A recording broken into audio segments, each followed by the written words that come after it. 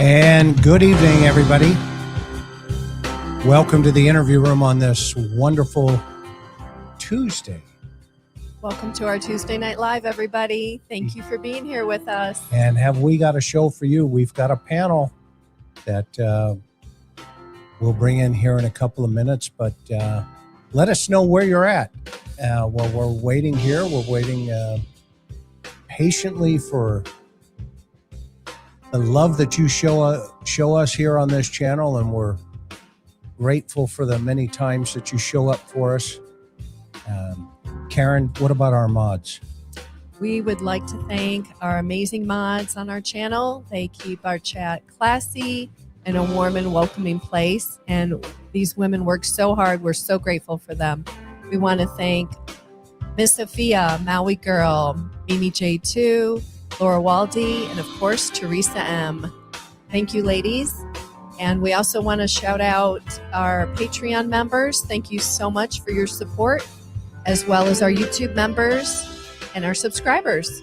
Yeah. And if you're here for the first time, and if you haven't subscribed, please click below and be a subscriber. We would be so grateful for it.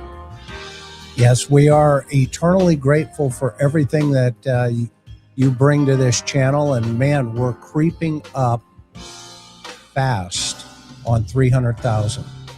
And how many? We got like 38 million views right now. Yeah. Thank you, everybody, for helping make this channel what it is. We couldn't do it without you. And what would we be doing? Continue to grow. What would we be doing? Well, your phone would continue to be ringing. It hasn't stopped ringing in 30 years for help when you need it. So, yeah. And tonight, all of our guests, you're going to see their links below. I thought it would be really cool tonight to have not only our law enforcement, some of our law enforcement folks. Dr. Gary right now is in with patients. I can tell you that, in Manhattan. And Maureen said she's going to try to jump in if she can. Dan is out tonight. However, we have in the upper, John Lamb is here tonight, and Bob is here. And then, of course, I thought it would be really neat to have a dear friend of mine. You guys all know him. You lab rats all know him. Josh Diaz from the lab. And Josh, Bob, John, welcome to tonight's program. Thanks for having me back. With enthusiasm. Man, we can't knock that out of the park. If the Giants just hit one over the left field fence. So Chris, just a disclaimer. I'm sorry, just a disclaimer. Really glad to be here. Is that a little more energetic, like a meth freak? Yeah. If you could show, that's hysterical. You guys, I love you guys so much. Bob, you're up. Yeah, sorry. I've got a thunderstorm rolling through here, and I use Starlink for my internet. So if it is cutting out on my end a little bit. So if I pop off, that's why, and I'll get back on when I can. Roger that. And hopefully Elon will keep you with us. Well, I heard today that some Iranian proxies are attacking Starlink satellites. I don't know how they're doing that, but apparently that's a thing right now. So I don't know if that's affecting my service or not. But it has been kind of up and down lately, not 100% like it normally is. Got it. Well, hopefully you're going to hang in here. John, what have you been up to today? And tell everybody a little bit about yourself, and then we'll go back to Bob, and then we'll drop down to Josh. Introduce yourself. I'm John Lamb. Good evening from the Shenandoah Valley, where it's warm, and apparently we'll get the thunderstorms tomorrow, Bob. CSI, homicide detective, hostage negotiator, and then an author. And the big thing that's going on is, and maybe we'll share this soon, is I've got the cover of the new book that will be coming out in the next month or so. And it's always a delight to be here. I want to thank the mods, and I love your subscribers and your viewers. And Andy now feels as if he's a media sensation because of all of you loving it. So, and tell everybody who Andy is. What's that? Tell everybody who Andy is. If Andy is my golden retriever, and he is a little spoiled. Not a lot, just a little spoiled.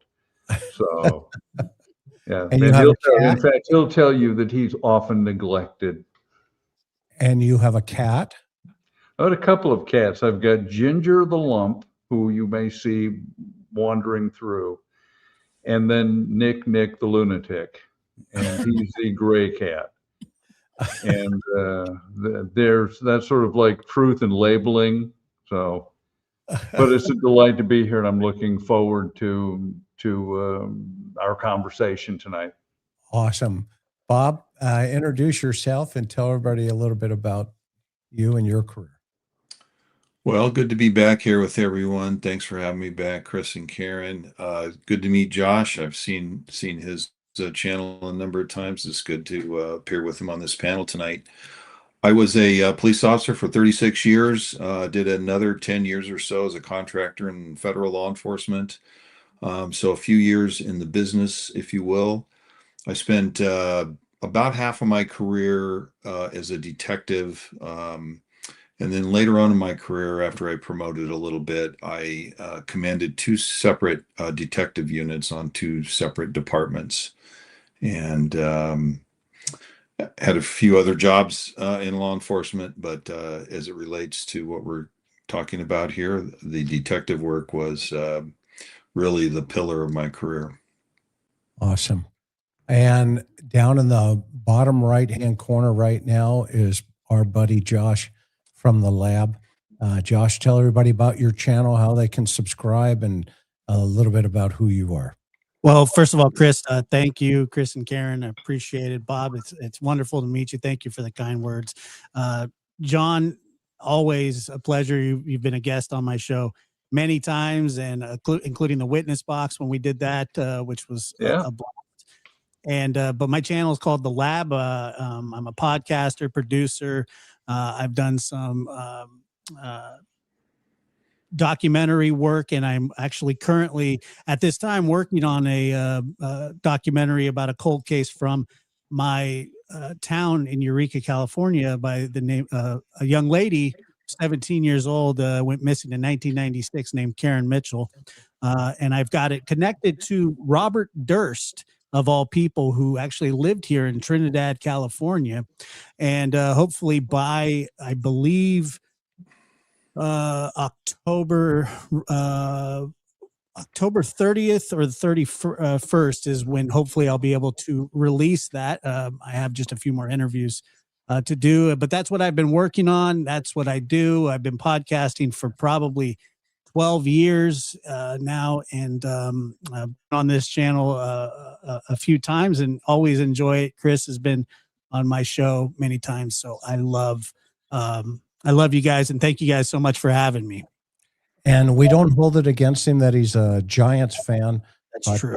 You know, we learn as you get older. You learn that the Padres are going to take the pennant this year. So, I got to tell you, Chris, I was thinking this the other day that from your mouth, Padres and I both have me personally have the same amount of World Series wins.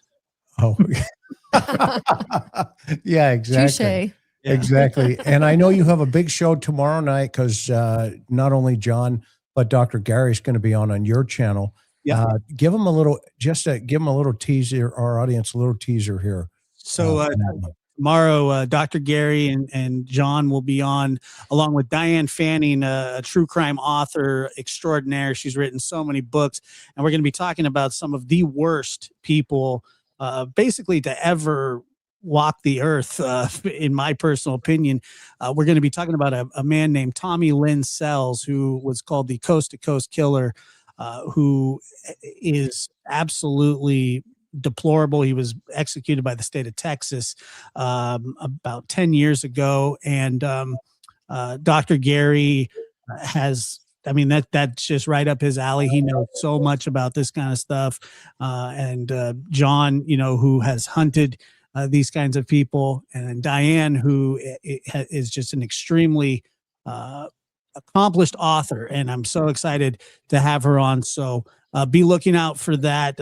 It'll be posted tonight, and you can hit that notification bell on the lab to be able to check us out. So thank you, Chris. Appreciate that. And Josh, Diane is also the author of a number of wonderful mystery novels. She writes those in along with true crime. So she's basically a double-barreled author, just a wonderful writer, period. I have her book, the one about the Tommy Lynn Sells, the Coast to Coast Killer. I was always fascinated by that guy because he was one of the coldest humans that I'd ever read about, watched his interviews. He was something just, it's amazing that people like that can exist, to be honest. And he's not your run of the mill serial killer. And Diane really captured him in her book. So she's a great author. It's going to be a great program. So make sure you guys get over to the lab. It's called The Lab. And on YouTube. And we'll have it in the link after the show. It will be down there.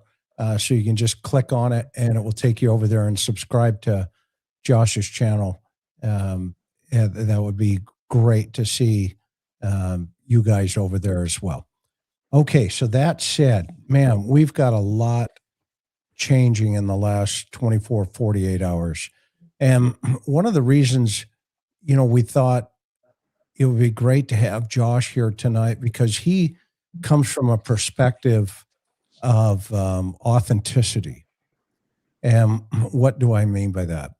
We've heard and we see, poor Savannah out there, on these shows, talking about, what it's feeling like and et cetera. And, it just tears everybody's hearts out when you see it.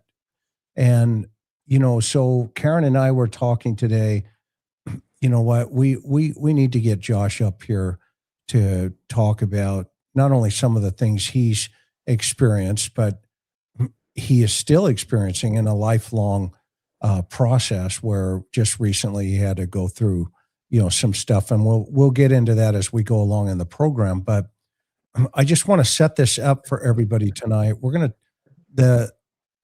Here's going to be the agenda. We're going to talk about the updated, circumstances that we've heard in reference to the house.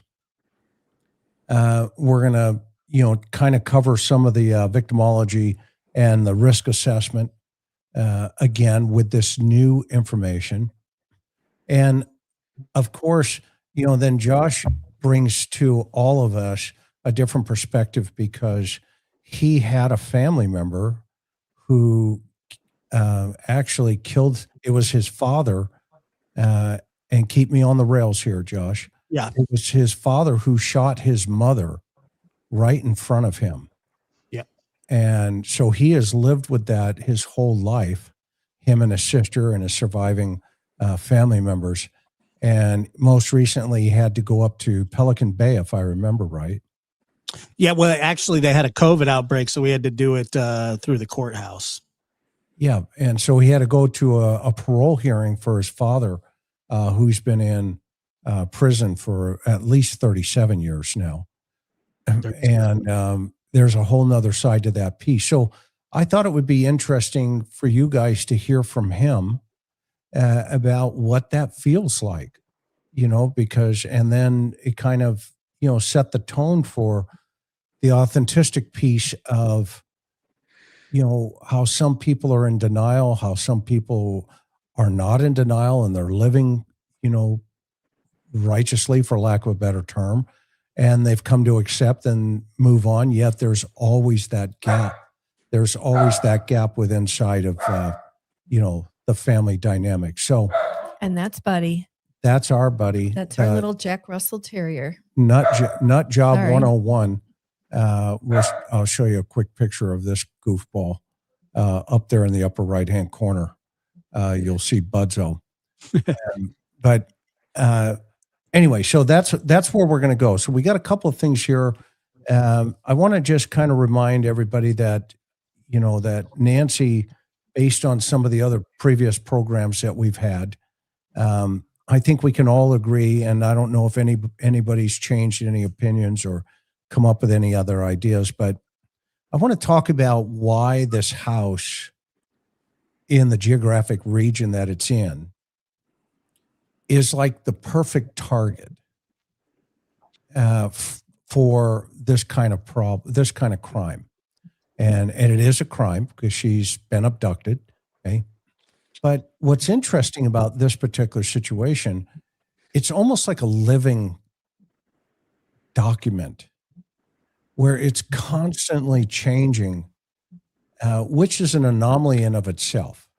You mean the investigation? Yeah, the investigation, and the information that keeps floating out there. So, I think we can all agree that Nancy Guthrie appears to be a low-risk victim. She's elderly, she's in a private home, but she's in a high-risk environment, meaning it's an isolated desert property with limited surveillance, limited neighbors, pitch black. And this mismatch often could indicate why she was such a target, or potentially why a predator would come after her. But it also shows what we're learning is that this individual researched potentially this location. And I want to kind of dive into why some of those dynamics made her house almost perfect for this type of strike. Taking into effect, the psychological factors that Dr. Gary has laid out in previous calls or previous engagement here, where elderly victims may be involved because of specific dynamics. And I'm just paraphrasing some of the things he said in the past, because they are seeking easy compliance. The suspect is, or acting at age-related fantasies and domination. Meaning, if it's an SA, he said there's a couple of buckets that these things fall into. So, to profile this situation, which many have done, one of the dynamics I think we have to keep in mind that the suspect has already analyzed what appears to be her lifestyle. And meaning he studied routines potentially, maybe visitors, maybe finances, and there has to be some way to connect those lifestyle functions back to the suspect. And so what you would kind of want to be looking for is, folks who were in her environment, recent repairs, deliveries, family disputes that could provide inside knowledge to Miss Guthrie. And so when we start thinking about the last bullet point that I have here is the offender-victim dynamics in abductions. Common themes include power assertion or instrumental motives, i.e., using the victim for leverage. The prop door revelation recently as yesterday might suggest staging to mimic a burglary gone wrong or facilitate entry into the house. there are two lanes that could fall into and two buckets from an investigative analysis that could fall into. And so the question tonight is going to be, has that changed your opinions? And Josh, weigh in here as well from your life experience. Has any of that changed your opinion? And if so, what's that brought to you guys? And that's how I want to kind of open up the very first question, what your thoughts are. So who wants to kick it off tonight? Bob, we'll start with you. How about that? Sure. I haven't really changed much of my working theory, my beliefs of this case. I still believe that it involves Savannah in some way, and I'm not sure how that is, but I do believe, I don't believe rather, in coincidences. And with the number of retired folks living in the greater Tucson area, I just find it hard to believe that coincidentally Nancy was the victim of this crime in a random way. I also still believe that this case involves at least two suspects, maybe three, perhaps even four. And the reason I say that is I don't believe that anyone could get out of the house with her, whether she was alive or whether she was incapacitated or not. I think it would be very difficult for one person to get her out into a vehicle and flee the scene by themselves. I think it would most likely take two, and I think perhaps there was a driver parked nearby or waiting, whether that's waiting in the driveway or waiting up the street or whatever. Hence the belief that I have that that device found in the suspect's pocket is a radio as opposed to a scanner or a Wi-Fi disruptor of any type. I'm very confident that was a two-way radio. So now with respect to the environment there of Nancy's home, it's fairly obvious that it's dark there at night, very dark. There's an absence of street lights. There's an absence apparently or diminished presence of lighting that residents use for good reason. And we all know why that is, the stargazer effect. And so, and I guess the thing that perhaps puzzles me a little bit is how the suspects got into the home. I don't think that Nancy routinely left her doors open. She may have left them unlocked occasionally. I don't know. I don't know if the family has said that or not. I've heard conflicting reports of that.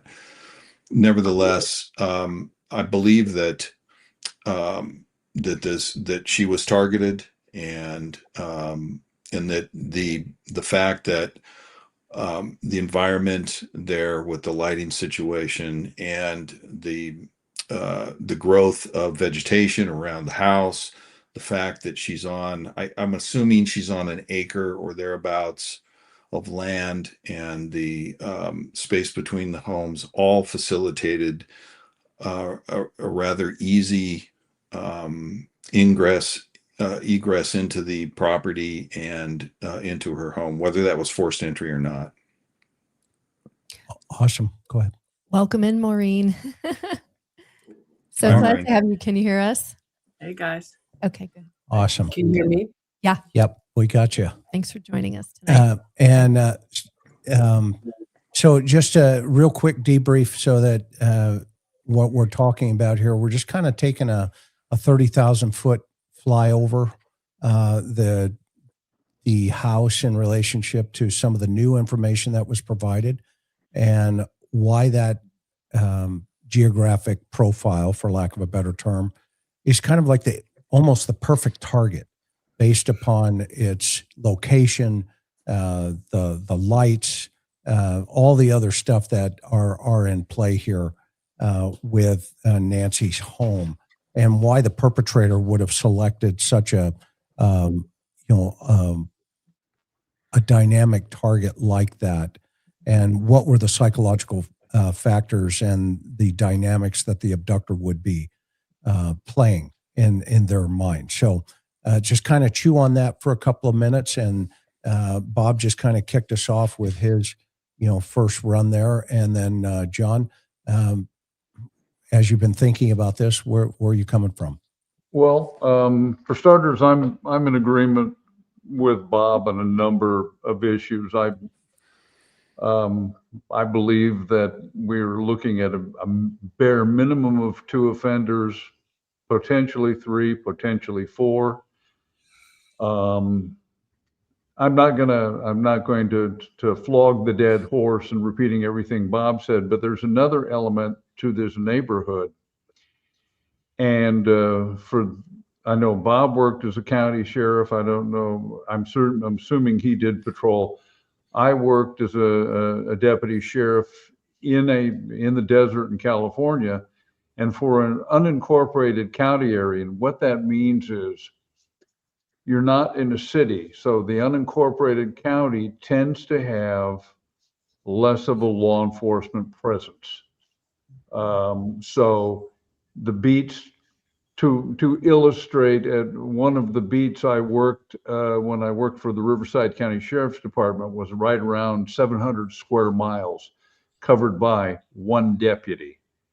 Now, I don't know what the personnel situation is for the Pima County Sheriffs, but I would not be enormously surprised if it was 1 deputy covering a large beat, which means that deputy may not even get into residential neighborhoods.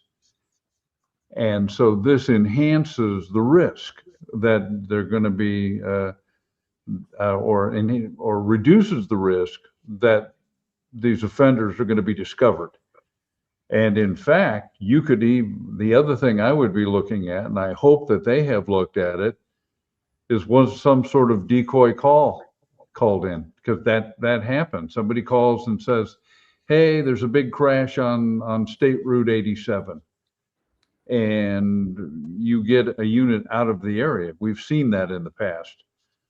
So, and the other thing I will just hit at is the temperatures were low. I don't know if they got below freezing. So I think we can pretty comfortably assume that Nancy did not leave the back door open. And since she didn't leave the back door open, we can also safely assume that the offenders propped the door open. And whether what it suggests to me is that whether they employed it or not, the initial intention was that she would be removed along that path. So nothing has changed as far as my presumption that this is somebody within Nancy's orbit. This is not some random stranger who drove down the street one night and said, that's where I'm going to hit. This was planned, and it was somebody familiar, as you said, Chris, with her behavior and her activities and her schedules. So that's what I think. Awesome. Maureen, you've had a couple of minutes to think about it from the LE side. What say you?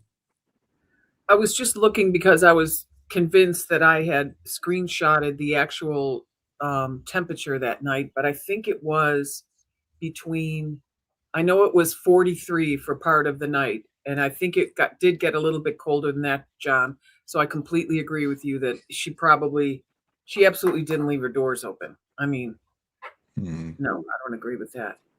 I don't know. I've been trying to convince myself today that, could this possibly have been done by 1 offender? Because as you guys know, I've been saying 2 offenders since the very beginning. Could it possibly have been done by just 1 person? And the reason I say that is because with the $1 million or $1.2 million on the table, either the other offenders have been eliminated, or, I'm just toying with the idea and trying to wrap my head around, is it at all possible that this could have been perpetrated by 1 person? And I think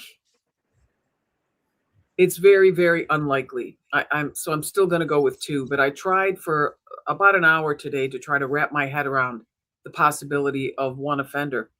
It just seems like there's too much going on with the doors propped open, the activity at the front door, the vehicle. We all know there's no way there wasn't a vehicle. And who drove the vehicle, and is he going to leave her in the house while he goes to get the car? And so I just talked myself completely out of that, and I'm back to where I was before, which is 2 offenders. I just don't see it being more than that because because I think someone would have gone for the money. And then with regard to why, or the motive, or why she was chosen, you go back to the investigation 101. Who benefits? Who's going to benefit from this? Because no one has benefited from it so far, unless some payment has been made that we're not aware of. So this, which is probably highly unlikely, right?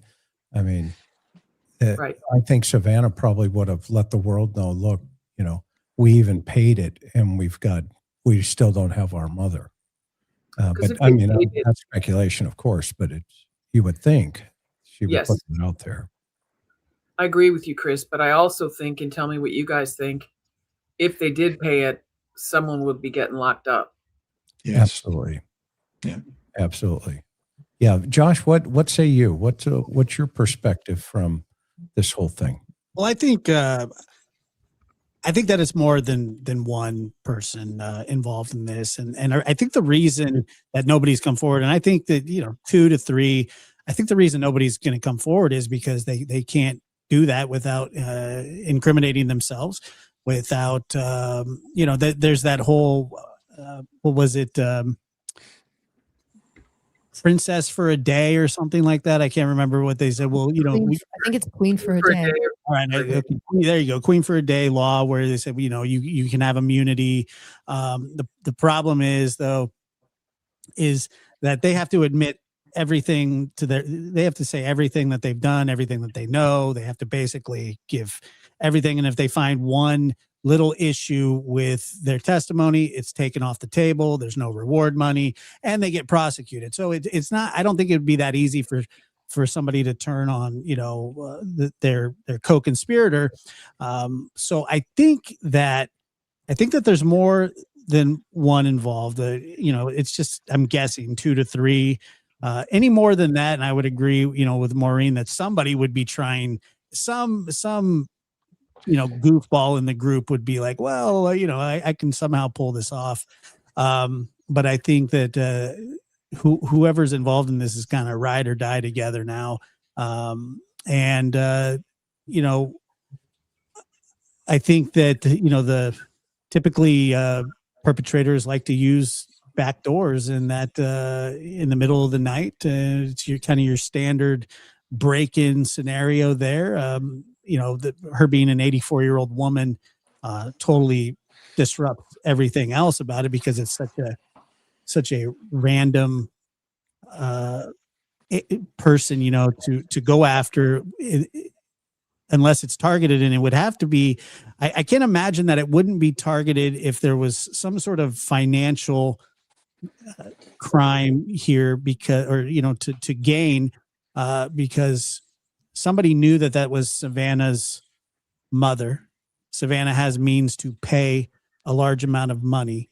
But I also think that it's some sort of home area nexus, that there's possibly, friends, family members that they know the area, they know the house, they know the security, they know that they're, that they could get in through the back door, they could get in and maybe out the front door, that there's a Nest camera at the front.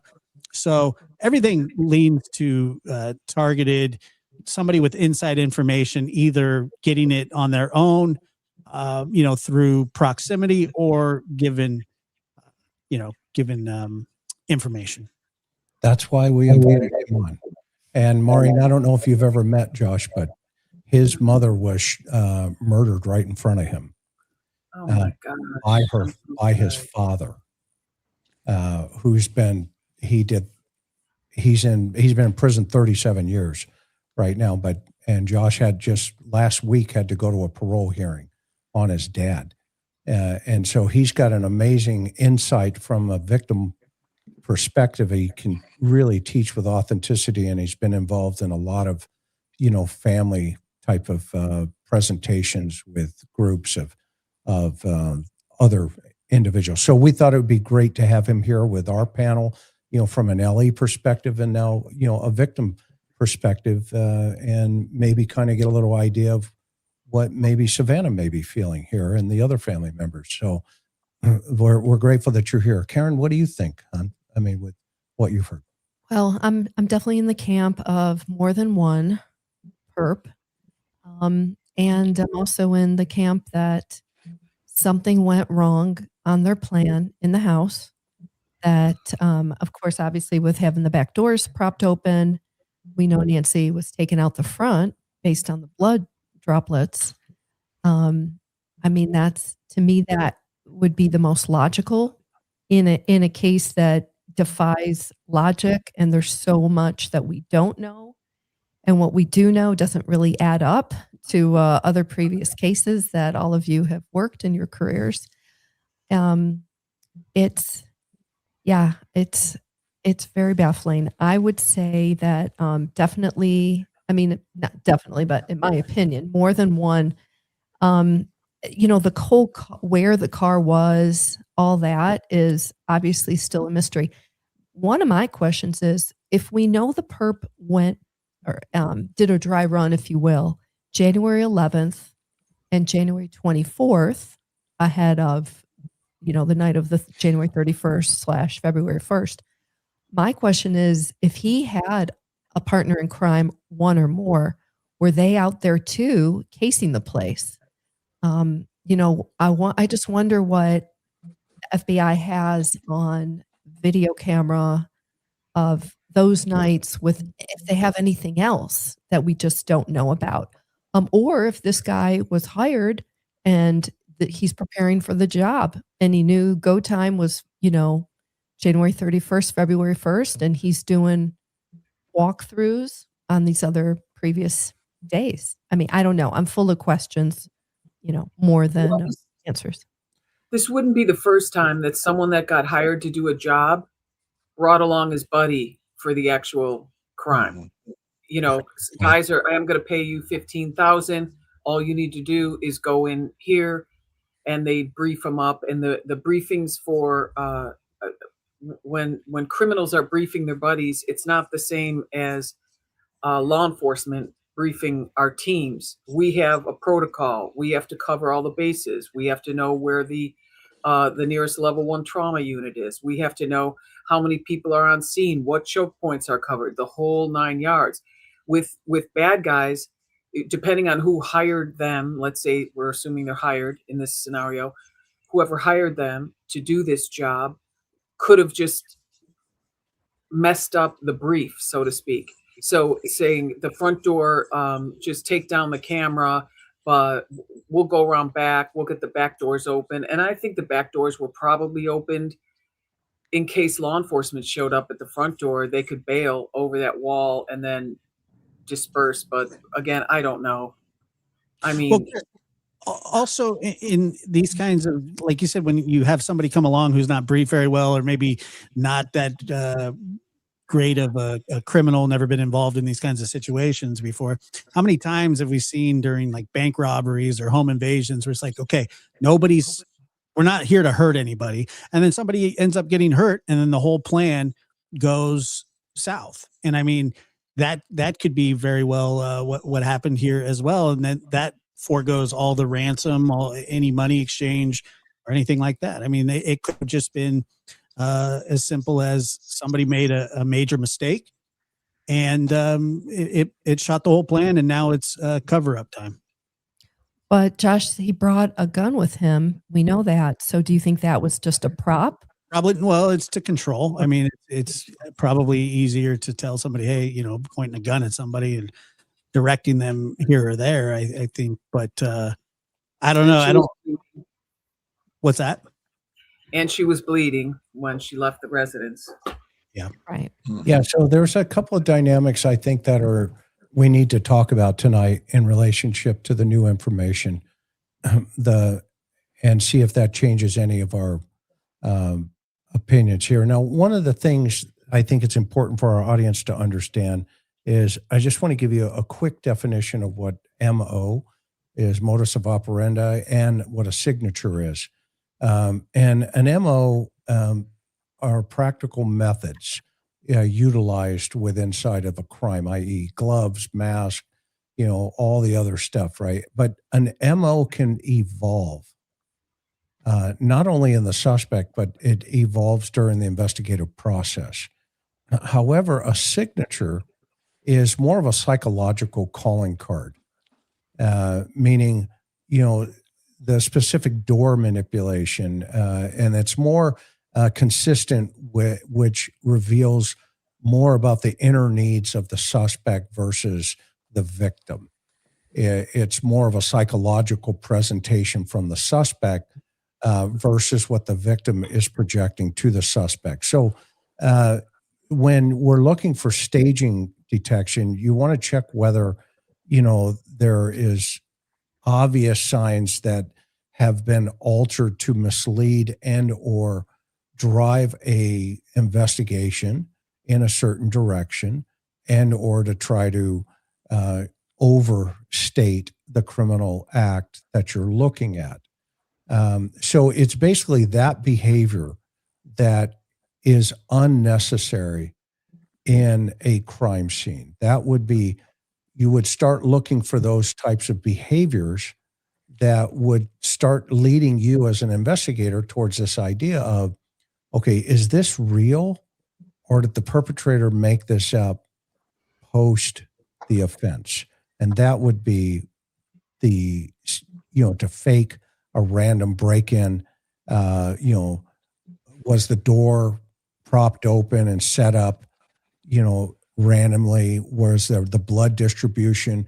And if there's evidence of that, what's the intent behind that to alter that scene?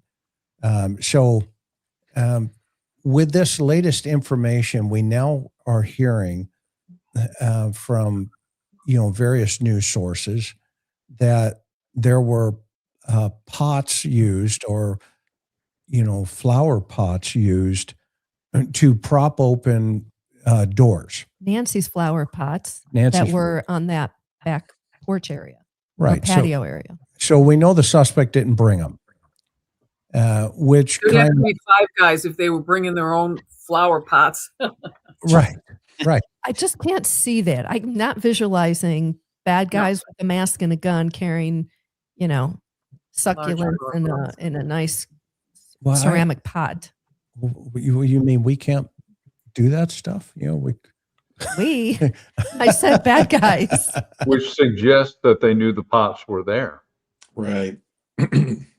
So again, it tells us that they're familiar with the scene, with the house, and maybe is that they're there, they're convenient, they're heavy. Okay, either so that or it's the FTD guy. Yeah, so they're tools, right, John? That's what you're saying. Exactly. They're tools, and the tools happen to be on site. Go ahead, Karen. What were you going to say? Oh no, I'm listening. Yeah. Okay, so this idea now is, okay, we've heard different things. They're the inner door into the house. Let me point that out here. Let me get over here real fast. Sorry.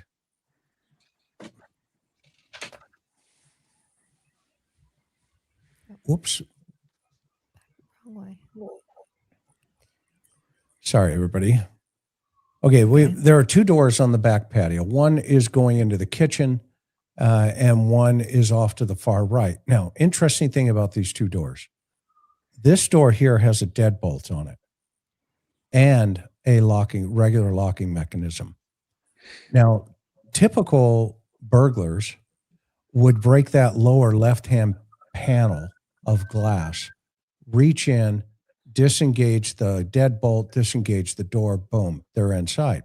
However, this particular suspect chose another screened security door into the kitchen which is a pull, left side pull. So again, the suspect has to go up to the door, pull it open.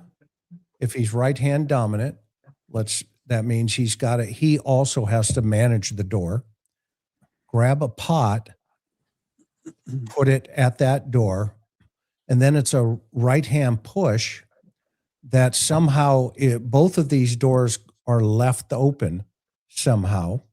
Okay. And so the suspect then right-hand pushes the interior kitchen door and uses a secondary pot. Does he bring it in? Is it in the house already? Where's that pot coming from? But one of the mysteries for me was the gate.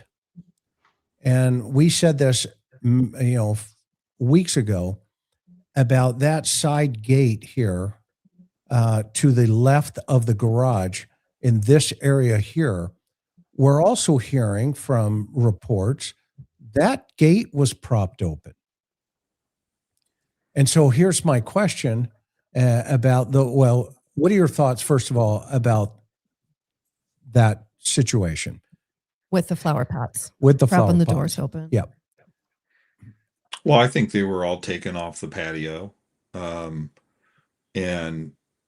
used as a prop. And I agree with John. It would suggest that the suspects knew that they were there and knew that they'd be able to use them. If propping the doors was part of the original plan going in, who knows? We don't know. Would that suggest carrying her out? Yeah, to carry her out, exactly. Yeah, particularly if the gate is propped open, as we're now, as maybe the case, because none of this has actually been. I mean, I know Savannah mentioned that the doors were propped open, but we haven't actually heard that from law enforcement, Right. And we don't know. And here's even a possibility that the back doors weren't propped open by law enforcement to allow in access to the home back and forth. If they're carrying equipment in there and stuff, that's even a possibility. So I mean, I tend to believe that it may have been involved with the crime, but there's always the chance that when she got on scene, the doors, because I've been at scenes where we've propped doors open as we're bringing equipment in. So that's even a possibility. Well, the interesting thing there is all of this information is, again, coming from a single source, and that single source is the family.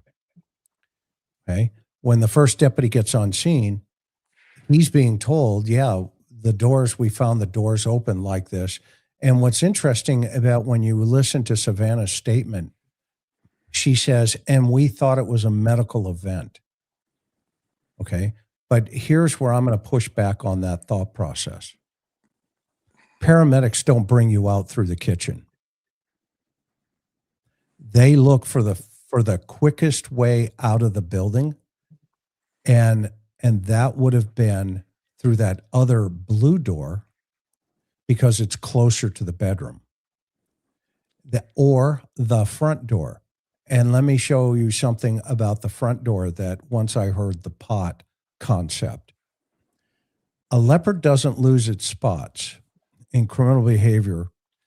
Suspects, if they are propping open doors and they're taking the victim through the front door, why not use that pot to the right side of the porch to prop that door open and bring her out that way?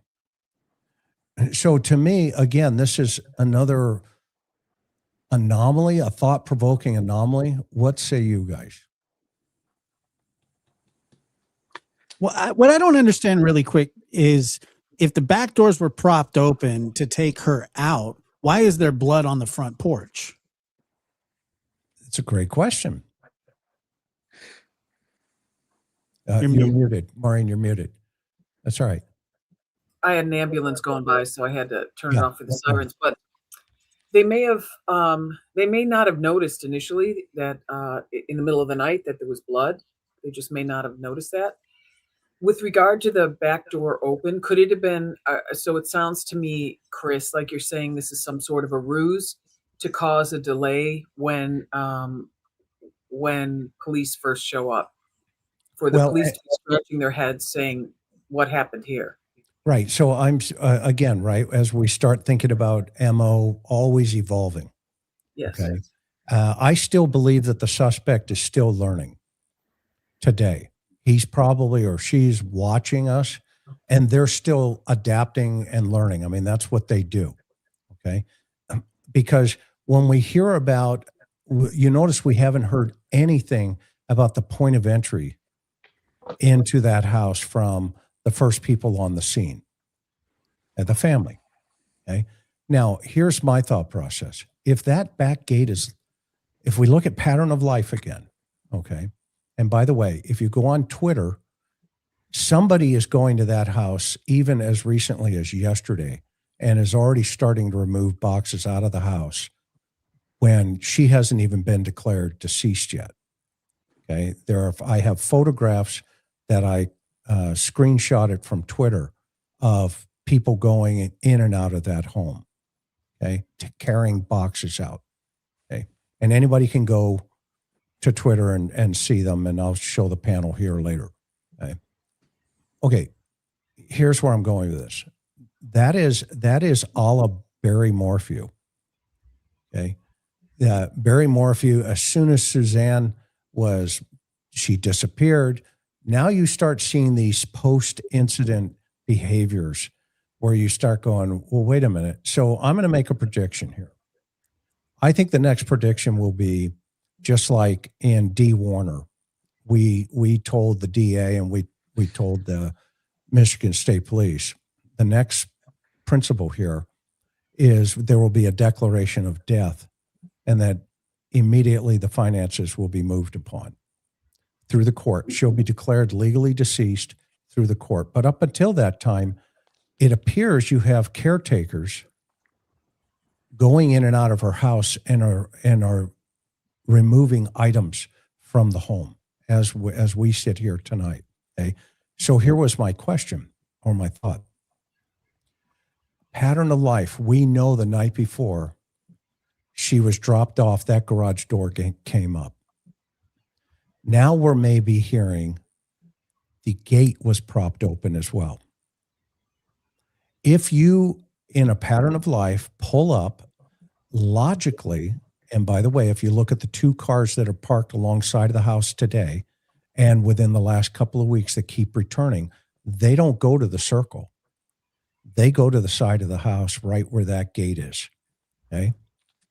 Why is this not a red flag that their gate is propped open almost with the lights out? The only blowback on that is the floodlights were out in the back, so they may not. 11 in the morning? Oh, no, I'm sorry. You're right. I thought you meant the night before when they dropped her. Yeah, no. No, you're right. You're right. The next morning you'd be able to see it broad daylight. You know, here's the thing that it is perplexing to me, and it's the timeline from the time Annie and Tommaso got there, which I believe was somewhere around 11:50 a.m. or thereabouts. Do I have that right? Yeah. And the time that they called off the search. And I know I keep going back to this, but they called out their volunteer search and rescue team. So we don't know where they staged. We don't know where they briefed. We believe they had a bloodhound there. So the bloodhound is going to probably come into the crime scene. We know they brought a shirt out at some point to use with the bloodhound.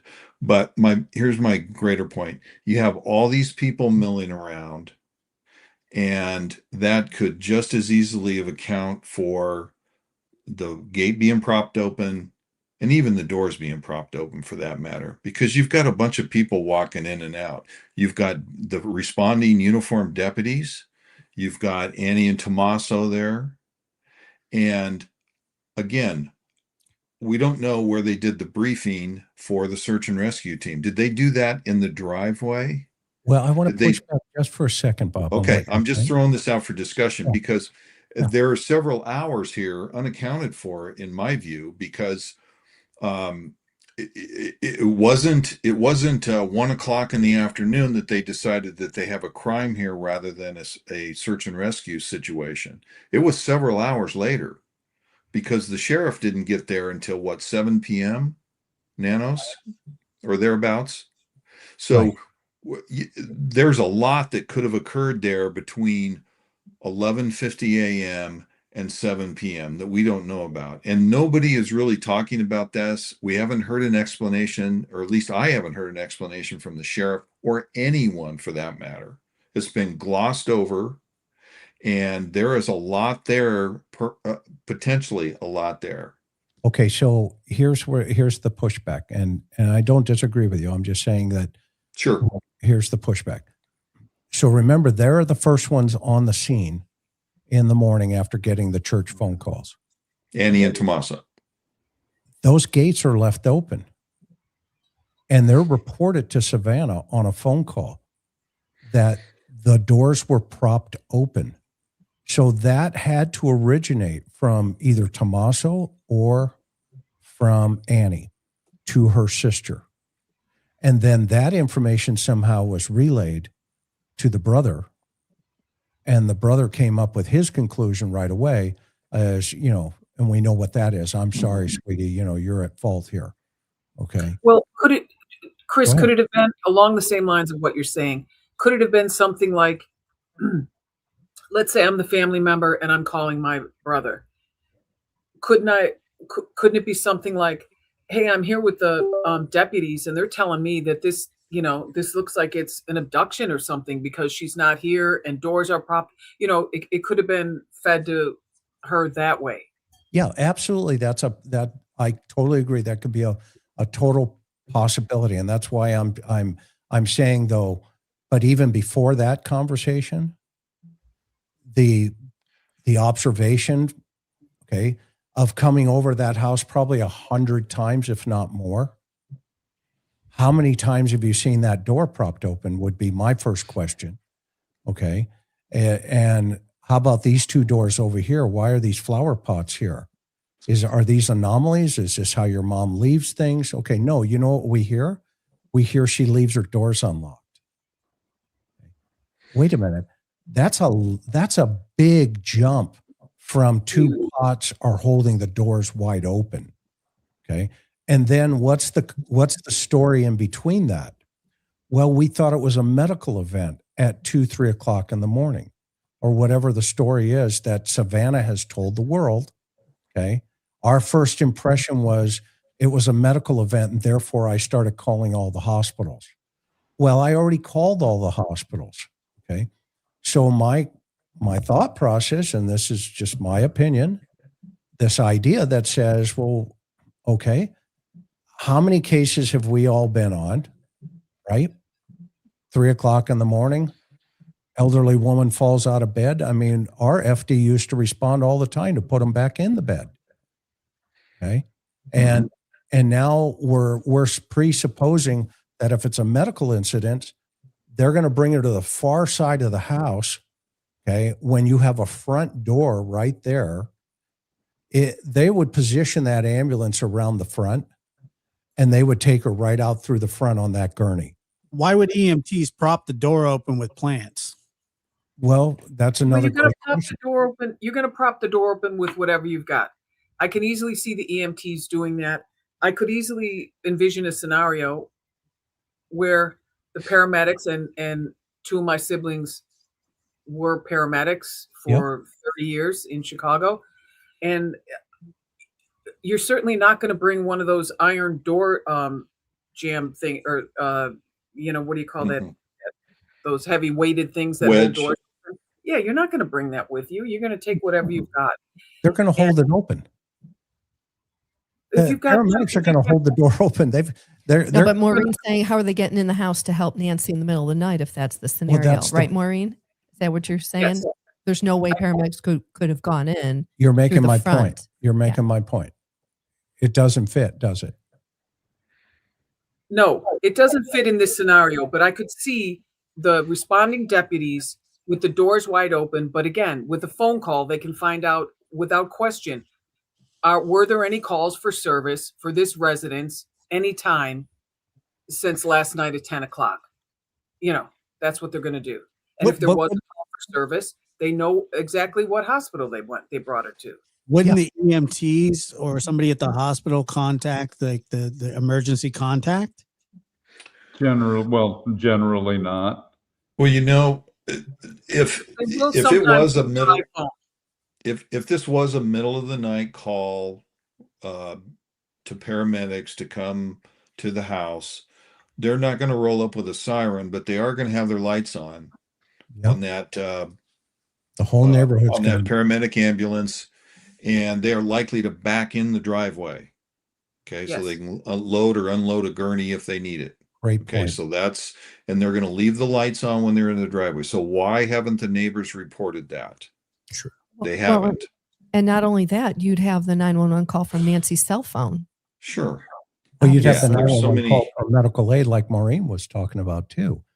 And because, I mean, and that's a 2-second press of a button on the radio. Hey, did we have, medics, Right. did we have a medical here last night? Negative. And for thank you. That's it. 2 seconds. That question is answered. And they would have known that. They would have known that responding to Annie and Tommaso's call of their missing mom. Yeah, they would have pulled that up on they would have pulled that up on the CAD, and they would know that the call history there at that location. Yes. Okay, so if Savannah is sharing that, it would be pure speculation among the siblings only, not in speaking with the first responders that were called to the home at 12 p.m. on Sunday. Well, I don't know, because Savannah said she was talking to the sheriff and she was talking to the senator or whatever. I'm sure they all talked to the sheriff. So I would hope that she would have fleshed that information out with someone in authority. Well, and she said, right, on that interview with Hoda, we were on the phone with the sheriff and we told him, no, this is not a walk away. We want you to, in fact, she was emphasizing, her point. No, this is our mother. There is no way she walked away. And that was several hours later. That was several hours after Annie and Tommaso got there and called 911 to report mom gone. Okay. So we're talking at least 3 hours, right? So what's happening in all that time? Well, we can only speculate, but John, I can take a pretty good educated guess on what's going on. John, I'm just going to say that it may be that the notion that Annie and Tommaso first clutched at the idea that it was an overnight medical response was this would probably be preferable to immediately thinking she's been abducted, our mother's been kidnapped. If I came back to a house, and of course I'm not related to somebody with the fame of Savannah, and that person wasn't there, would my thoughts immediately go to abduction for kidnapping or whatever? Or would I initially wonder, all right, is this a medical call out? But you nailed it with the, had it been, the neighbors probably would have come over because all the neighbors would have seen the lights. And even without running the sirens, and I know this because my wife went via ambulance a number of times in the final year of her life. There is while they try and be quiet, there is noise involved. The diesel engine, the gurney coming out, the radios. So they may have, the family may have initially thought it was a medical call out, but they could have, I would know why they would call the hospitals, call the dispatch center, you'd know immediately, but they may not have known to the that. deputies. Exactly. The deputies would tell you, Exactly. And so if deputies got the call at 12:03 p.m., let's say it took them even 10 minutes to get there. Okay, so just for sake of argument here. So about 12:15, the first responders are at the house with Annie and Tommaso, and they see the doors propped open.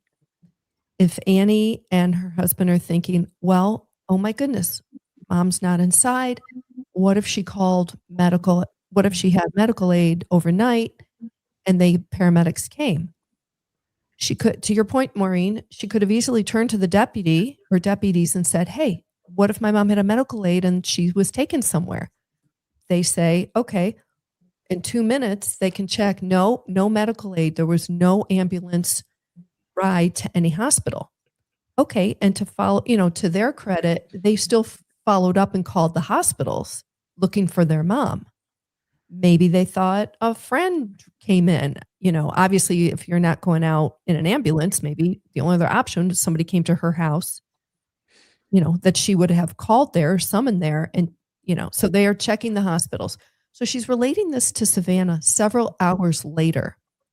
So by that time, the theory actually collapses because Annie and Tommaso could have checked it in a minute and a half with the deputies that swarmed their mom's home, because at first that Sunday afternoon, they're looking for a missing woman, a missing 84-year-old woman. Well, here's another thing.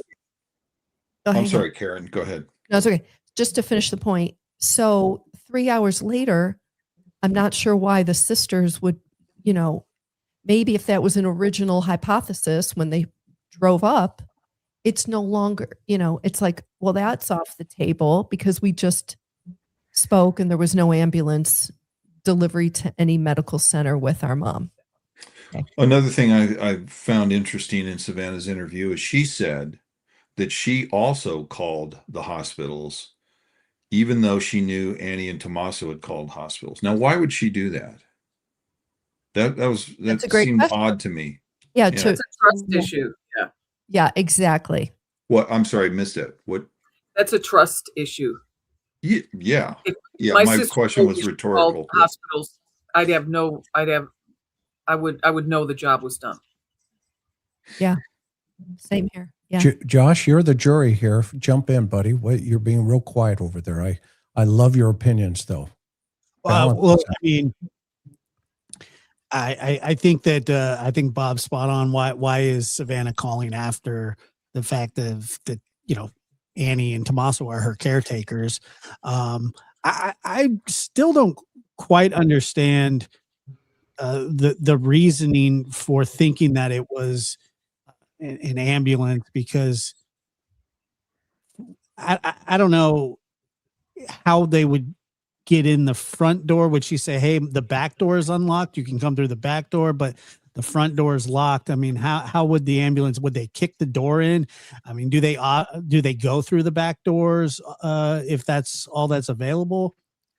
Let me offer this, because Yes. I just had this exact experience in a phone conversation with my 86-year-old mom last week, who lives alone, uses a walker in her home, and she fell.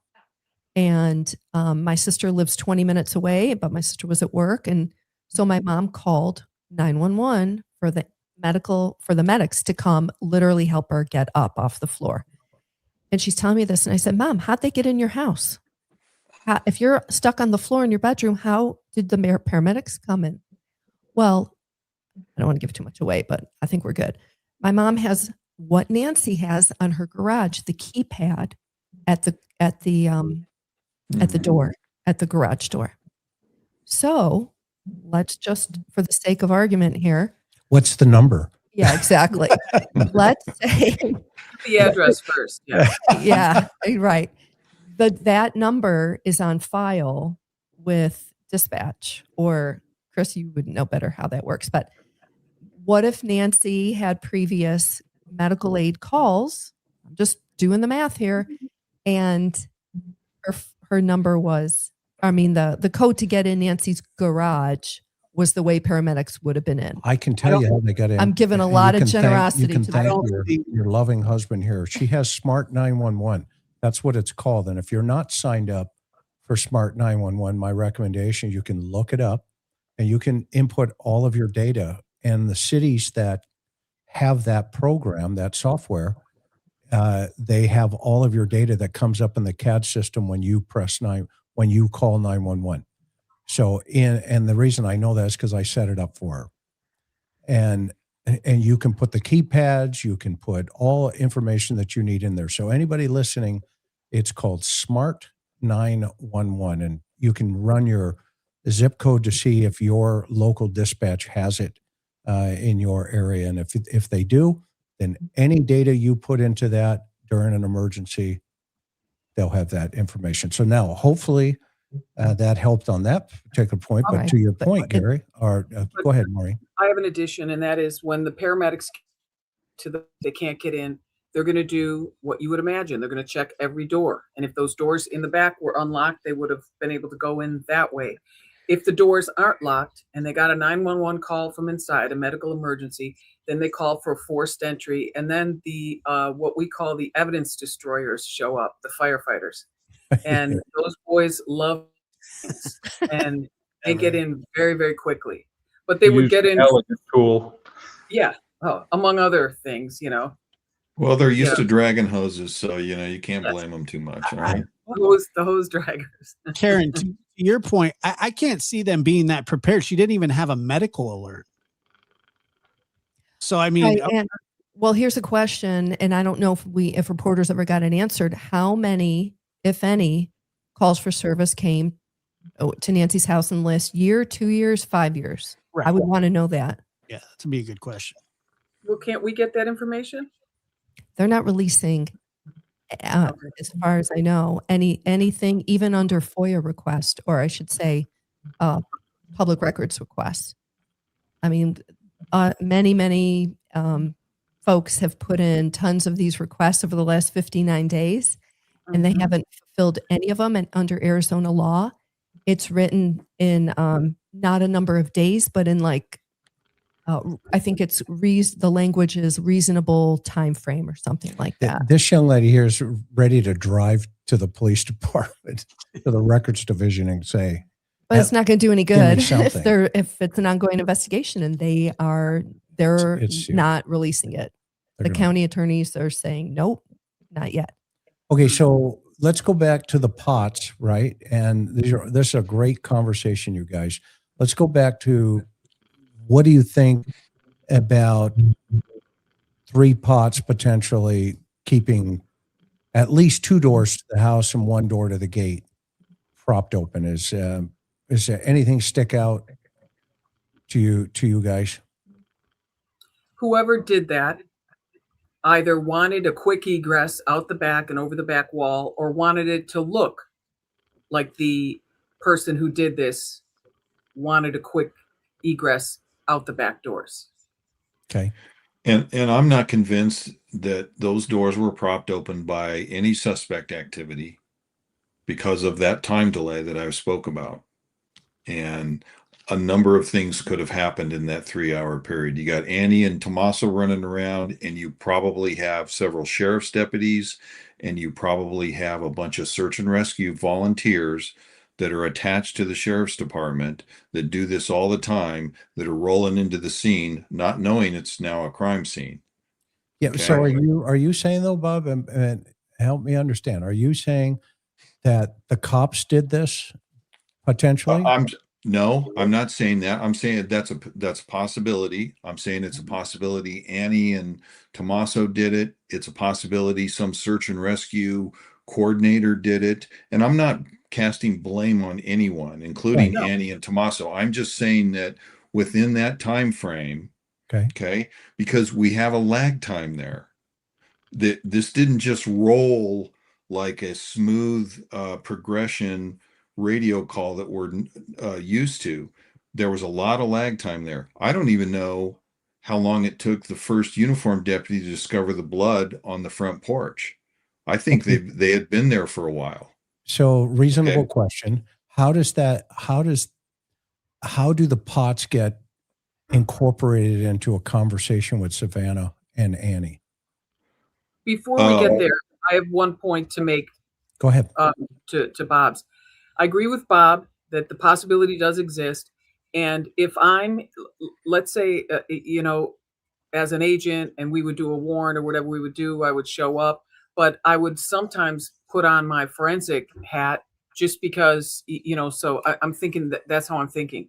So let's say the sheriff's deputy rolls up and they're like, hey guys, we may not know what we have here. So could everyone keep your hands off the goddamn doorknobs? Let's just prop them open. Okay. Mm-hmm. In case we need something. Mm-hmm. Simple as that. Or Right. whoever the sergeant was on scene just Who's said, the RP? Let's go back to the reporting party. Sounds like Maureen said that before at a crime scene. Right. But wait a minute. Yeah, she said it a bunch of times. I can only imagine. And we've all been receivers of it. Trust me, from others. Okay. 911, what's your emergency? My mother's missing. So, okay, the deputy gets there. Are the doors propped open or not in your opinion? we don't have that information. We don't know Yeah, that. Savannah says that they were open, that Annie and Tommaso reported they were open, and that this was what caused them to believe it was a medical alert. The sheriff reported they were open. So what we need to know about these pots, let's just go down the track that they were placed by the offenders. Was there soil in them? That would tell you how heavy they were. That might tell us something about the physical capabilities of the suspects. Because and if we're talking about a large ceramic pot, as we saw on the front porch, if that's filled with soil, well, you're talking probably 30 or 40 pounds. The ones on the back didn't look that big, John, and they look dried out. They don't look like they have, even if they do have dirt in them, it looks dry. And they're and not going to be that heavy. No, and you can drag them. You can drag them. And the thing is this, though. Mm-hmm. It suggests to me that whoever was there knew they were there, and so I can't make a determination as to whether they set this up to create a diversion. It seems like an awful lot of work, unnecessary work, to throw a monkey wrench into an investigation. It could just be that their original plan was to go out the back and something caused them to have to alter their plan. Yeah. Hopefully the first responding uniformed deputy wrote a report, or at least at very least made a significant CAD entry. And for those listening, CAD stands for computer aided dispatch. That's the computer in the patrol car. And so hopefully they would note that in there. Most likely they wrote a formal report on what their observations when they got there. And that's really the only way we're going to find this out eventually is to read that report. Right. So let's stay on that thought process and this line of thinking. So I found out that on January 11th, there was some Google activity to Annie's or to Nancy's address. Mm-hmm. Guess where it originated? Tucson. The other information that's been floating around about Colorado, okay, is not January 11th.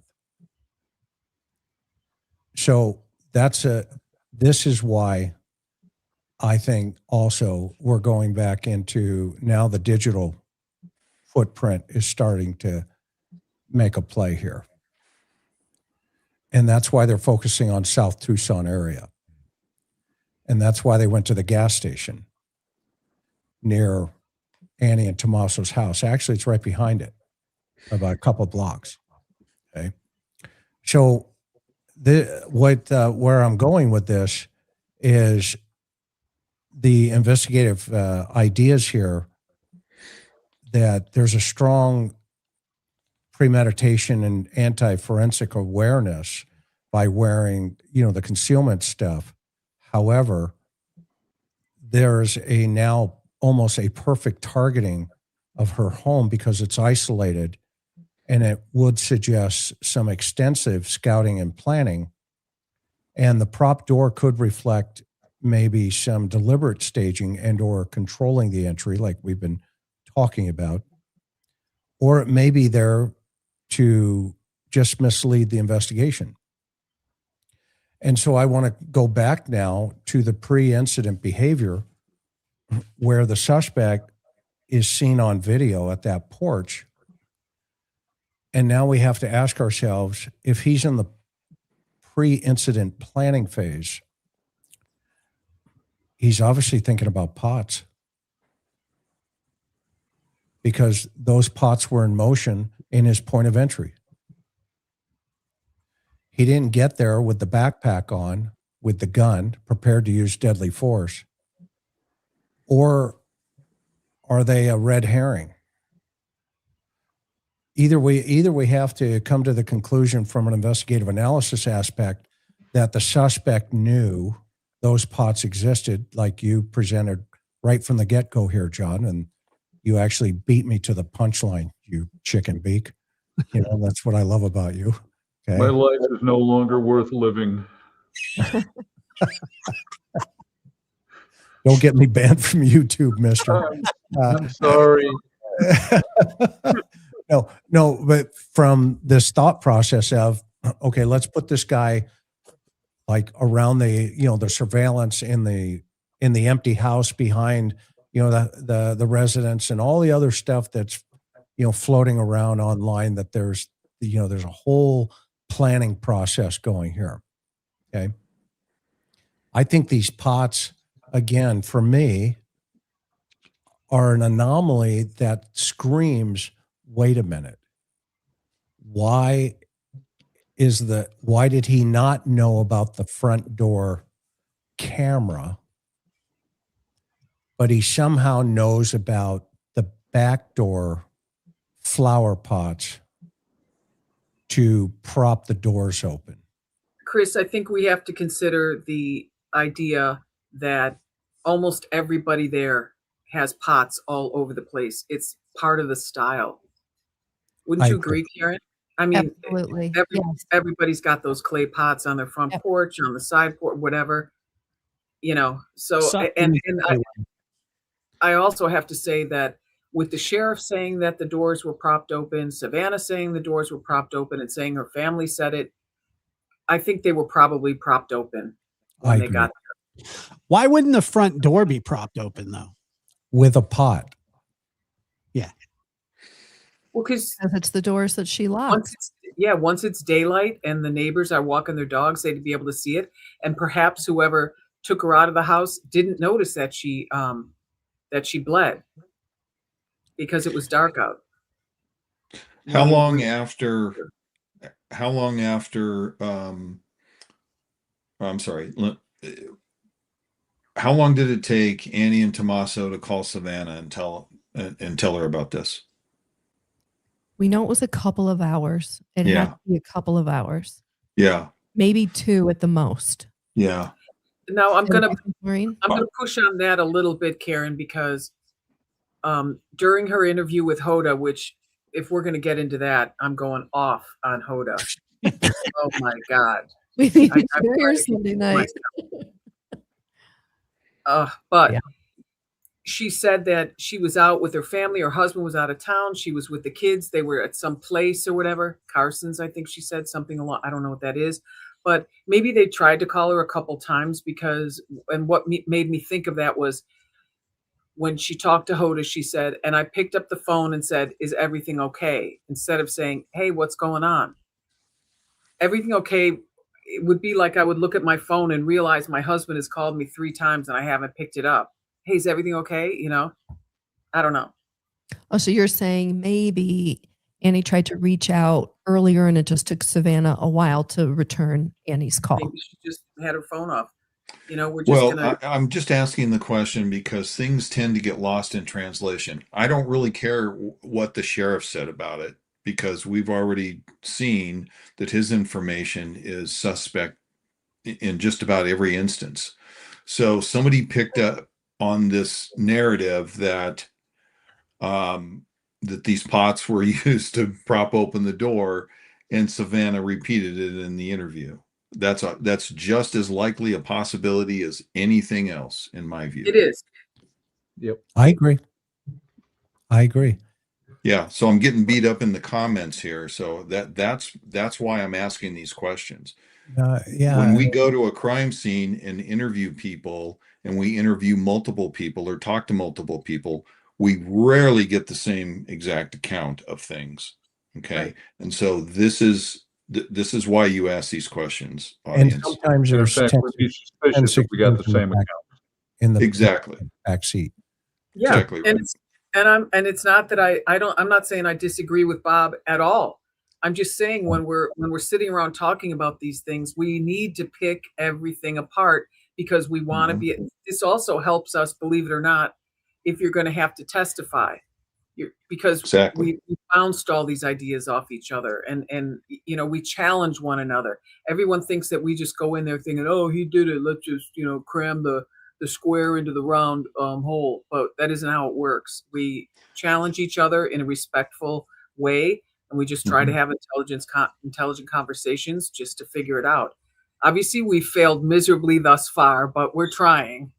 Well, And the first, sorry to interrupt you, Chris. The first account and the first witnesses, we don't just take their word for it. I'll use a Reagan phrase, and that's trust but verify. And that's exactly what we do. That's the job of an investigator, is to take that information and verify it if you can, or poke holes in it like a sieve. Okay. So that's the job. And journalism isn't entirely different. There's a saying, if your mom told you, go verify. Now, that may that's not very nice. Well, it just means it just means do your job and check with more than one source. It used to be 3 sources, and then it dropped down to 2, and now it's like, hey, I have a source that said such and such, and we always had to corroborate more than 2 if we were to run in the newspaper. So anyway.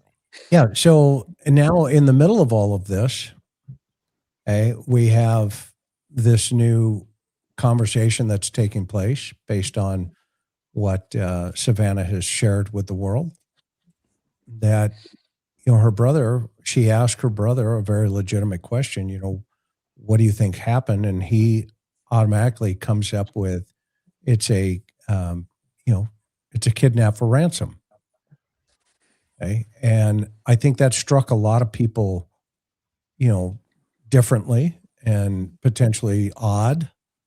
But, it's been measured off that, he was in the military and, this is the way Savannah played it.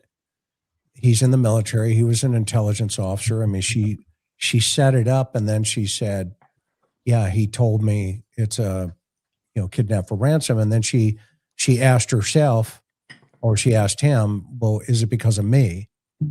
And, we know what that answer was. And we talked about that on the last program, but simultaneously then, within, a day or two, the notes show up. And the notes are 1 to TMZ, 1 to KGUN 9, and 1 to KOLD 13 News. And reportedly to the family, these are the ones that have been also most widely discussed. There were a lot of notes that were sent, according to Savannah. And then, of course, this guy that we can blame Maureen's husband for, in Hawthorne, he pops into the scenario. And tell me the Hawthornian. Okay, yeah, exactly. They say Hawthorne. Right. And the primary notes on February 2nd and 3rd, those are demands. They're escalating cryptocurrency payments, initially $4 million in Bitcoin by 5 p.m. Local time, February 5th. However, if it's not met, $6 million by 5 p.m. on February 9th, Monday. So there's a 4-day lag time. One note explicitly threatens that Nancy's life is in peril, or used an or else warning if the deadlines were passed. Okay. Now, what are the key critical pieces of that? Including specific non-public details about the crime potentially, damage of the floodlight, exact location of the Apple Watch left behind, and other sensitive information only someone who was there would know. Okay. One summary described the notes beginning with, "She is safe, but scared." However, there was a payment method. It was through a legitimate verified Bitcoin wallet addressed, and an address was provided at TMC, and others confirmed the address was real and on chain. Then there was a small transaction given, hundreds of dollars, to later observe whether that wallet was associated in any way and to the kidnappers, and that was through TMZ, not the family. So we see that there was movement within that wallet. Simultaneously, the sheriff's department hit a gas station right around the corner from Nancy's house. Coincidentally, in that gas station was an ATM machine that accepted Bitcoin, and you could also withdraw Bitcoin from that gas station ATM. Or check your balance, maybe. Or check your balance, maybe. Right. Okay. Yep. Now, what do you guys think about the first letter that was presented? And if we start thinking about the second piece of Savannah's interview, where she said, well, one of them sounded like an apology. So the first letter is, your mom is safe, her life is in peril, but she's scared. And then the statement to the public was,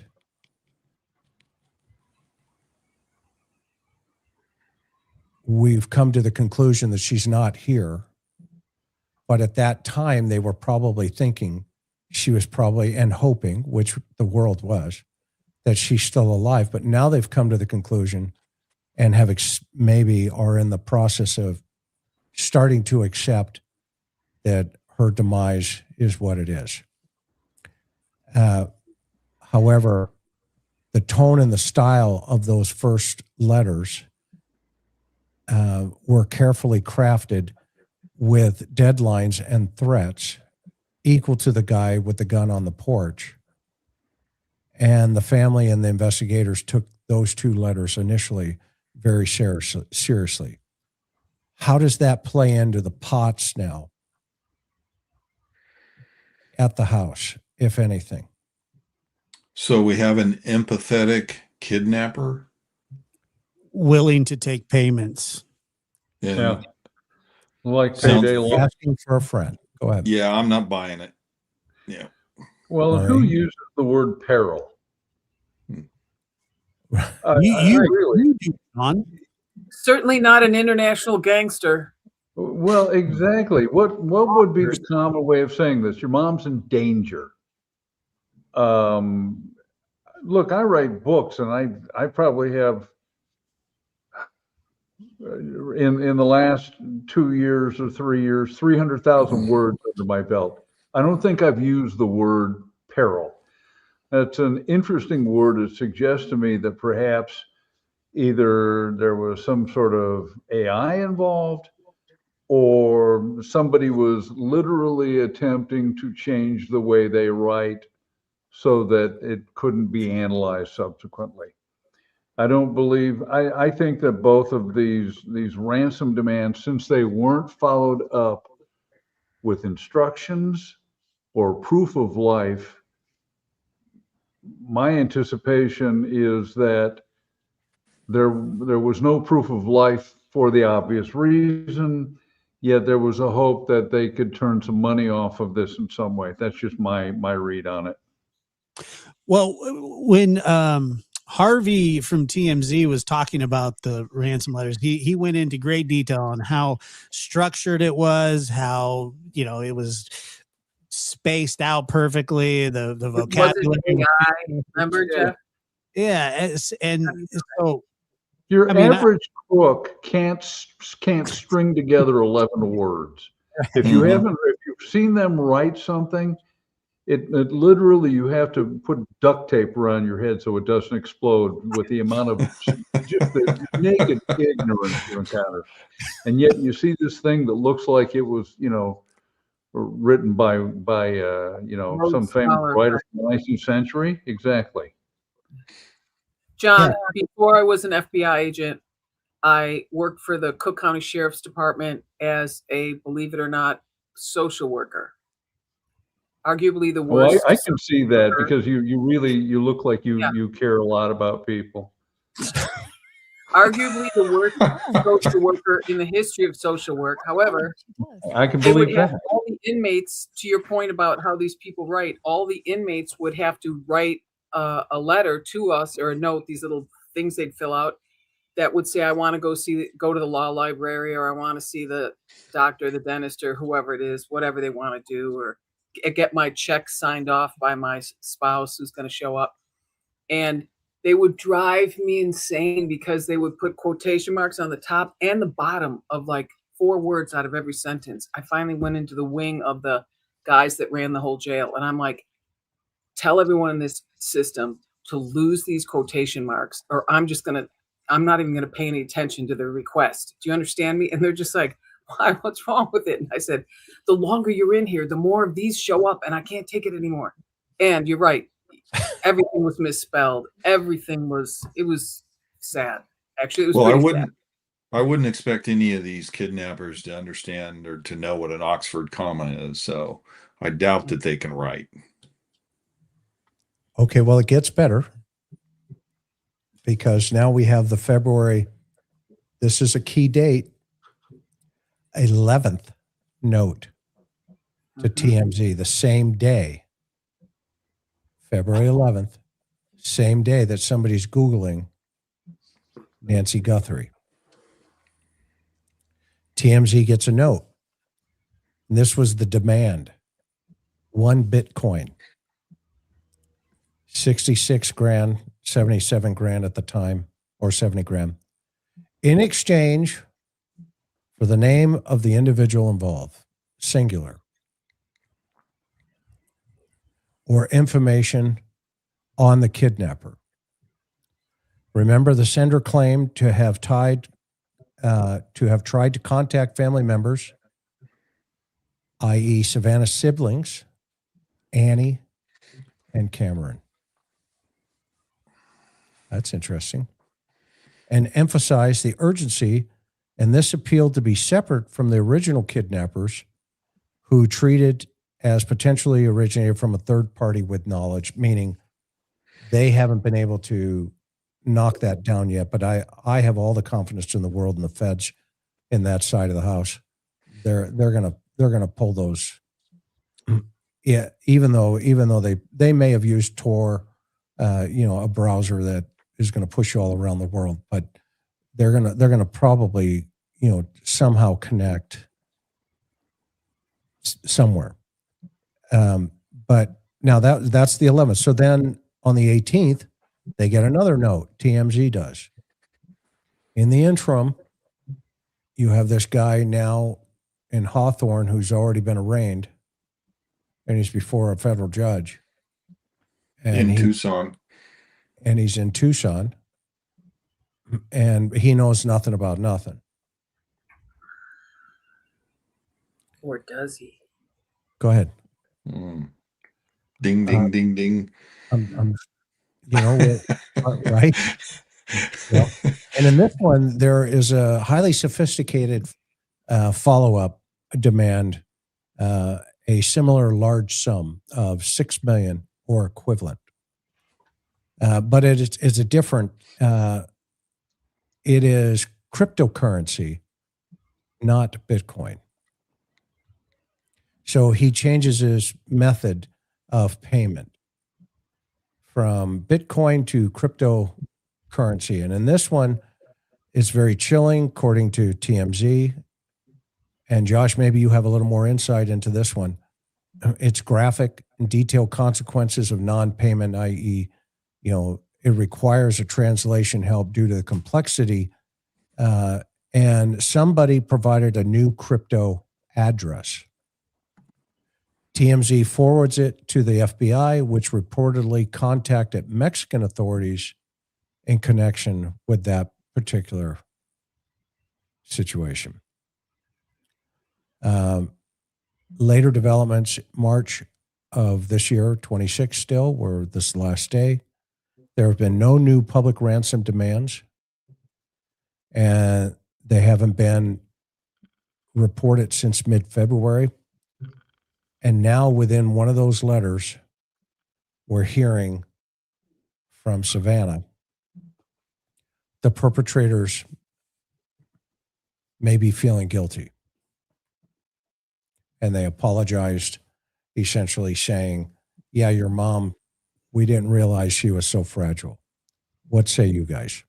Who does that?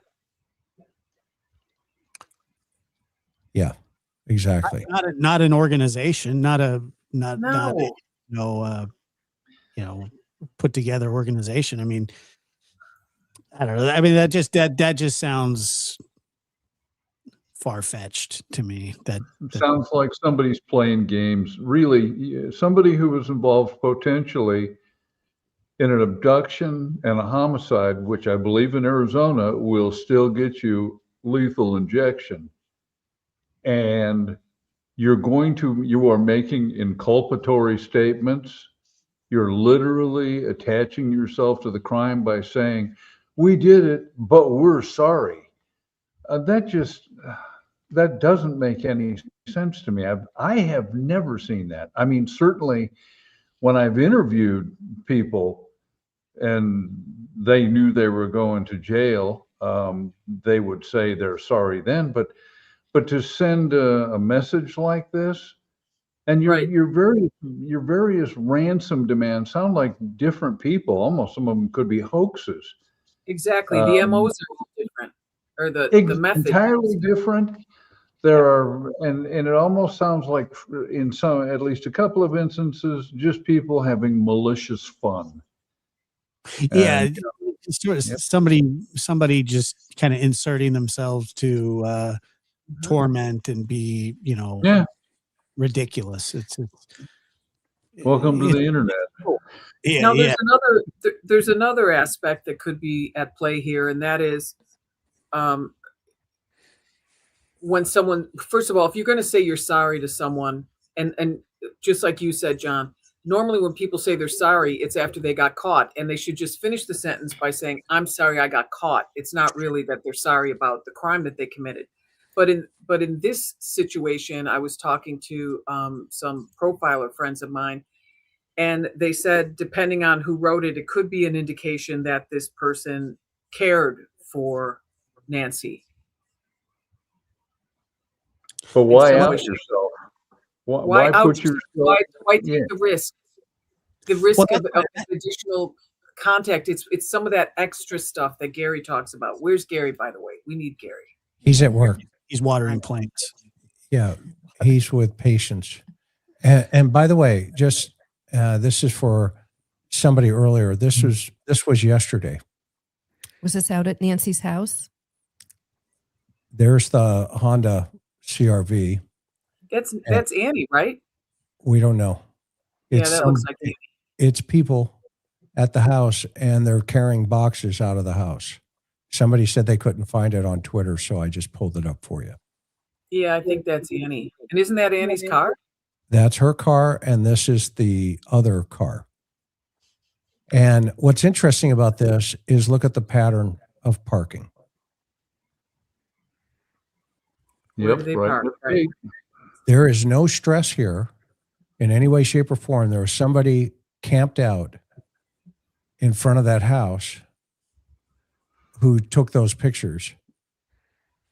And that kind of gave me well, that's interesting, the way they pull up to the house. And it makes sense when you say, yeah, I pulled up at 10:48 and I dropped mom off and I saw the garage go up. Oh, okay. Then he probably made a 3-point turn in that driveway. And in this particular picture, you can see his car is exactly in the same position that he probably pulls up and parks every time away from the garage door so somebody else can back out. And now what's interesting about that particular picture is right to the left there is a giant pot and the gate where the white car is going to the backyard. Who's Yeah, Tesla? Do we know? I heard she gave somebody the bird while that was going on. It would surprise me. I have a question for you guys as well.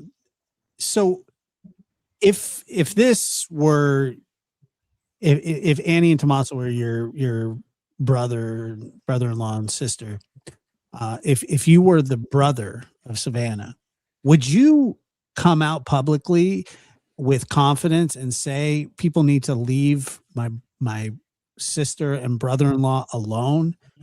They have nothing to do with this. 100%, without I question. I find that I find that odd that he's radio silent, because he has some sort of credibility. I mean, being who he is, and the kind of the stoic person that he is. I would defend my sister if I had confidence, I guess. And he's the one that's not emotional, and so it would you're right, it would hit in a very effective and level way. I think so. Yeah, I think so too. But if this were my sister and brother-in-law, we would all come out, and my brother-in-law would come out and say, guys, I know you think this is me, it absolutely wasn't me. Now, because of everything going on, I'm going to get an attorney or whatever, and I'm only doing that because everyone's telling me I should. But here's the 411. I had nothing to do with this. I loved her. Anyone can tell you that, blah, blah, blah. Yeah, That'd be great to hear. Yeah. Yeah, and I think that's what folks are kind of questioning. When does that kind of happen? Because at this juncture, people are going, well, wait a minute, why hasn't that happened? And this would be a good segue for you, Josh, because you teach with authenticity. For the audience that's just getting here, and there's almost 15,000 folks here now. Josh is a survivor, and he's lived these family dynamics. His mother was executed right in front of him by his father when he was a child.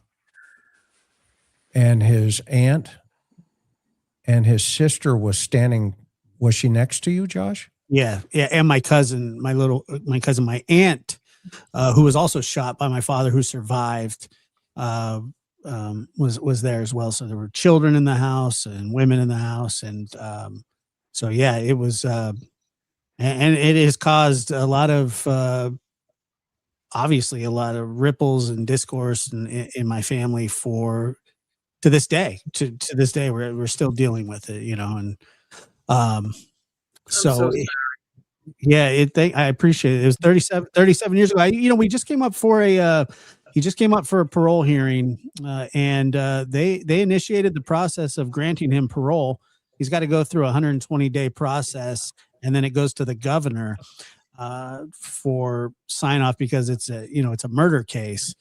And there were people family members on the other side petitioning for him to get out as well, which causes very hard feelings for a lot of people on both sides of the family. People petitioning for him to stay in, people petitioning him to get out, and so I that's where I kind of come at, where I go, I would try to have my family's back as much as I could in this situation, with any level of confidence, and I'm as a brother, I would be defending my sister to the end. I wouldn't be quiet about it personally. But I'm a different person, I guess. Well, Josh, just to comment on something you just said about the parole and it going to the governor's desk. About 5 years ago, Linda Riccio, whom I mentioned earlier, the infamous Fatal Attraction killer in Southern California, she was granted parole about 5 years ago, and it went to Governor Brown's desk for him to approve the parole. And I wrote a rather lengthy letter, about a 3-page letter to Governor Brown detailing this case. And it's a horrendous case. Anybody who wants to look it up, Linda Riccio, Riccio. There is an artist by the same name, so don't confuse the two. But so anyway, I wrote this letter, and Governor Brown overturned the parole board's decision, and she's still in custody. I just went again to parole hearing just a few weeks ago on this case, and same thing. So don't, if there is a chance, that the governor, I don't know what Newsom will do, but to my surprise, Brown overturned it. And I'm not saying it was just because of my letter. There were several other letters written, but I wrote a very detailed, lengthy letter on this case, exactly what she did. And it was a horrendous case. And fortunately he did. So don't give up hope. Well, I appreciate that. There is a review process, and we are able to contact the governor. And, I know a lot of people have a really poor stance about California politics. The fact of the matter is Governor Newsom has overturned hundreds of those parolees that were going to be let out. I've something that I've been looking into, and I'll fight it till the very end. I think that's sort of my duty even. So that is what I am planning on doing. But I really can't imagine somebody said in the chat, maybe the trust isn't there, maybe the confidence isn't there. I can't imagine what this is doing to their family. I couldn't imagine being Savannah and wondering just why are they at your house again? Why are they taking pictures in your house? Why do they have your car? Not saying that they did anything wrong, because I have no idea. But how could you not, in the back of your mind, go, this is so? If she was just kidnapped out of her home, why are they seizing your stuff? Why are they taking pictures of your home? Why are they checking? I don't know if they've done luminol or something like that. And so I can't imagine that the family dynamics are good right now. How could they be? Nobody apparently knows anything. And so, it'll be interesting once more of that is revealed. And I'm sure more of that will come to light. Right now they're all very quiet-ish. I mean, Savannah is talking, but she's not really giving much insight into the family dynamics other than, saying that Annie and Tommaso were such great caretakers of their mother. And, I hope that's the case, but I do believe that there is some second guessing and some questions going on behind the scenes. I'm sure there's been some tough conversations, even when people that love each other, I mean, it's the same thing. I have uncles that I adore that have been petitioning for my dad to get out. And I just say, I can't understand your thinking. I don't understand why you would feel that somebody that has done such a horrific thing would deserve it. It's not about being scared. It's not about me, it's about what's just and what's fair. And I think that somebody that receives a life sentence for a life crime should spend their life in prison, my father included. I told the parole board that, and Bob, I'll tell you what the lady at the parole board said to me at the very end. I laid into him about as good as I could, while being respectful. This lady, who was probably my age, maybe a little older, so maybe early 40s, she says to my dad, when it was all over, after they initiated the process of granting him parole, she says, Mr. Diaz, good luck to you. I'm sorry. I can't imagine what it must feel like to have your youngest child say that you should spend the rest of your life in prison. And I told her, I said, should I go take him for ice cream and go watch a musical? And then they cut my microphone off because I was going to keep going. And it really showed, I couldn't believe the sympathy. I could not believe it. I'd never experienced. I've been to seven parole. I could not believe that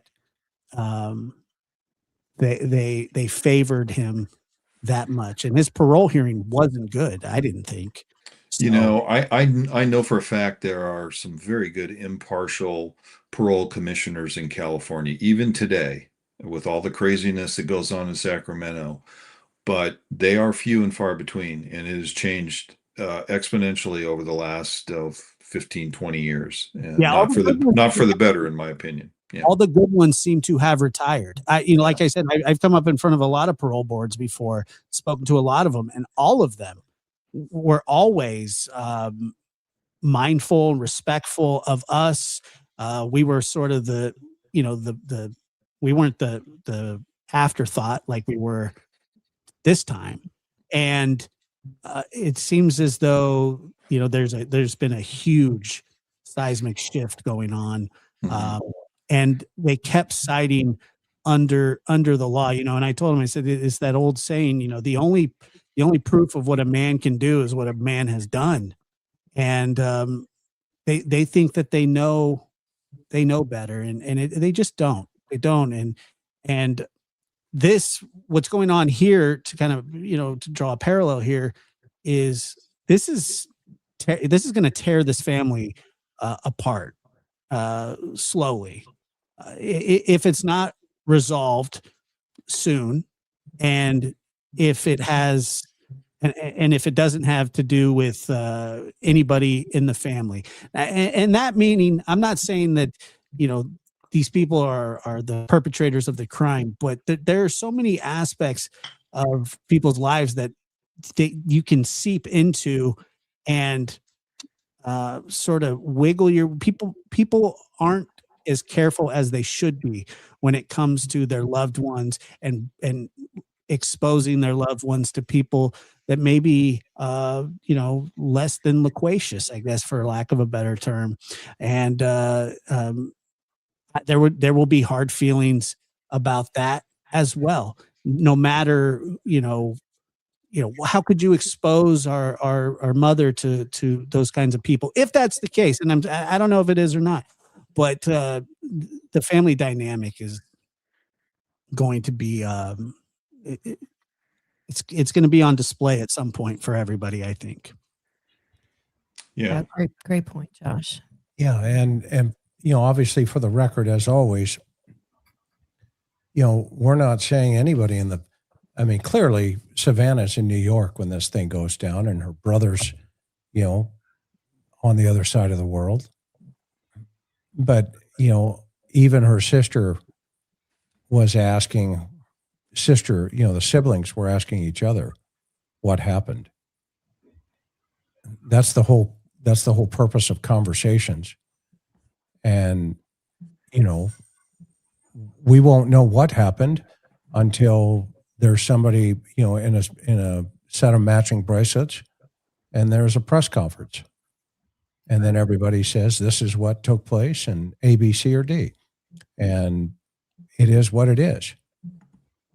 I think right now, that's the way everybody needs to, in the chat and in the world, needs to look at this. But at the same time, you can't be naive even to the point where you go, well, let's all have cognitive dissonance because we can't talk about anything. Okay, well, let's see how far that goes. Okay, that goes nowhere. And as a journalist, what was it like to get thrown out of a police department when you wanted information? Super frustrating. Yeah. It did happen. There was a officer involved shooting going on. And Was it John's, by the way? no, I don't think it was John's. It was I don't No, I remember. know who the reporter was that covered mine. Okay. Yeah, there was a and out at the scene there was a shutdown of information. And my beat was to go 5 days a week and stop into the police department, go look at the stack of the face sheets that were there for reporters and the media, and talk to sources and talk to people and find out what's going on, get the scoop so I could write stories for the newspaper. So the shooting went down. They closed off the scene. They pushed reporters back a half mile. So I said, you know what? This is a very big deal. I'm going to go to the police department. I'm going to go to the Heartbeat and I'm going to talk to, whoever wants to talk to me, whatever, put your finger on the pulse from the agency that was handling it. So one of the lieutenants, Dave Herring, saw me in the hall and said, it happened. This is 30 years ago. So I have no compunction calling people out. They're long retired. And that Dave Herring, what's that? that Dave Herring. Some of the panelist knows guy. Anyway, so he looks at me and he's like, you can't be in here. You got to leave. And I said, no, I'm a reporter. This is a public institution. Here's my press badge. I have every right to be here. So he pushed back and he said, nope, we've got an officer involved shooting. You got to leave the building. So we went back and forth for a minute or two, and I took the high ground and I left. I worked for the number 2 paper in San Diego County. The number 1 paper had a team of lawyers that would stand up for journalists who were getting kicked out of places that they shouldn't have been. Our newspaper didn't have such resources. So I knew the fight was going to be, I'd have to fight it there. And I was probably on my own. So anyway, I may have written a story that included being a couple of lines about being kicked out of the police department. I may have. Your mistake was expecting. But anyway, that's what Chris was talking about. What, So John? Karen, This is your mistake was presuming he knew the law. Yeah. Karen, so afterwards you went back as a PIO, right? Yes, I was After hired this as. happened. Yes. How'd you get along with Dave? I knew Dave very well back in the day. And I would say it was an icy relationship. He made a very inappropriate comment to me as when I was the PIO that had to do with my salary. It wasn't, it wasn't sexual in nature. It was a highly inappropriate comment about pay. So yeah, he's, it is what it was. You were like Maureen. You were the only female in the room in CENTCOM meetings. I sat in CENTCOM meetings, and it was me and Lieutenant Sheila Pockenjack was in there. And the only other female in that long table of folks was literally one of the secretaries getting people coffee and bottles of water. So, but yeah, I was the only civilian. I was a civilian PIO. So, I kind of learned over the years, try to be friendly, fair, firm, and friendly, as Chris likes to say. I pushed back. And, I did the best I could. I was pretty young at the time too. So, but I felt like I could handle it. Look, I'm from Detroit, Michigan, not Detroit, like not the hood, Detroit. I love Detroit, but I wasn't from the hood. But I just feel like my Midwest upbringing helped me to persevere and be tenacious when I needed to be, but still hopefully polite and, And tell them about your editor. You guys know who You know who her editor was? Tilt. Yeah. So my editor at the newspaper, this is in San Diego County, North San Diego County, is J. Stryker Meyer. He was a Green Beret who was sent into the secret war in Laos. You guys are probably seen him on the Sean Ryan show. He's written all the SOG Chronicles. Yeah, this guy, he's an incredible legend. He's also on Jocko Willnick's podcast.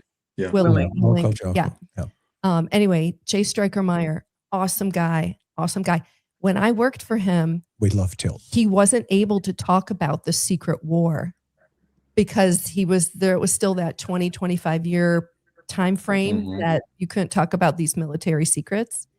And right after I left and then he retired from it, he started writing his books. And, I had no idea till I read a couple of his books. But yeah, he's an amazing guy. This guy had so many deep sources in the I'll say this and we'll move off. But in the news, that's what the special forces guys are known for. Oh man, getting in. Maureen, he was 18 to 20 years old. Those couple of 2 years, and it might be a little longer.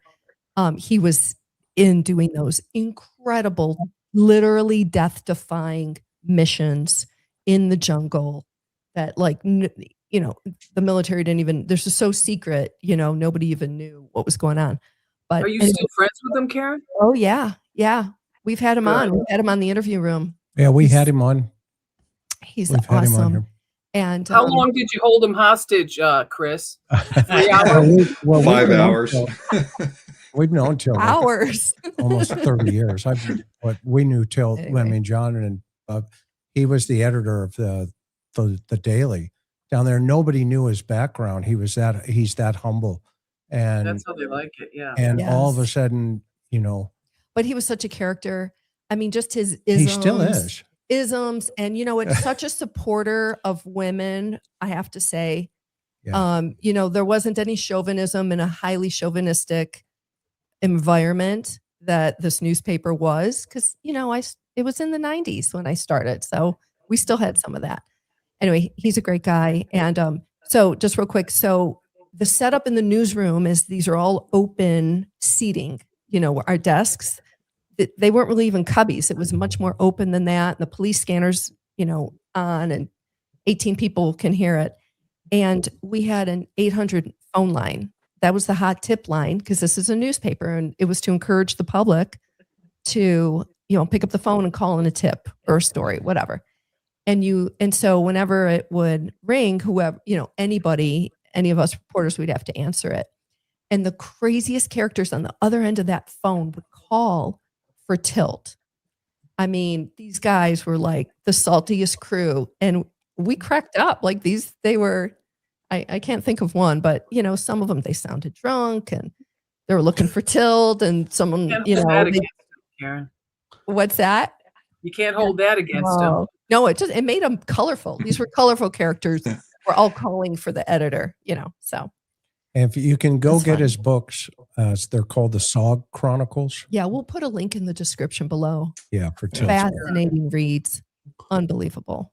Yeah. Great stories. And this is our history. This is modern American history, military He's a history. war And so hero. he is 10 absolutely times a war older. hero. A lot of war heroes in Oceanside and There in North were. County, as you guys well know. And you remember Larry Moore from Carlsbad PD, highly decorated Navy SEAL, Steel. Yeah. who rarely ever talked about any And of his. what a great artist, an amazing artist. Yes, he was. Yes. Yeah. Very I mean, talented. that was the great thing about, the area there. And obviously we had Coronado 32 miles south, and they all came to Oceanside to fight the Marines, and it was a great time had by all. But okay, back to Nancy Guthrie. Nancy real fast. And we got a Chris, couple of questions up here. Go ahead, Maureen. I wanted to ask you three LE guys this question, because it just blew my mind and really incensed me, because I can't hold back. I have to go after Hoda. Sorry. Yeah. I never had anything against her. You never before have to say sorry here. I never had anything against her before this particular interview, to be honest. But to have Nancy Guthrie broken, crying, saying that this is her fault. She was told it's her fault. This is how she just falling apart in front of you.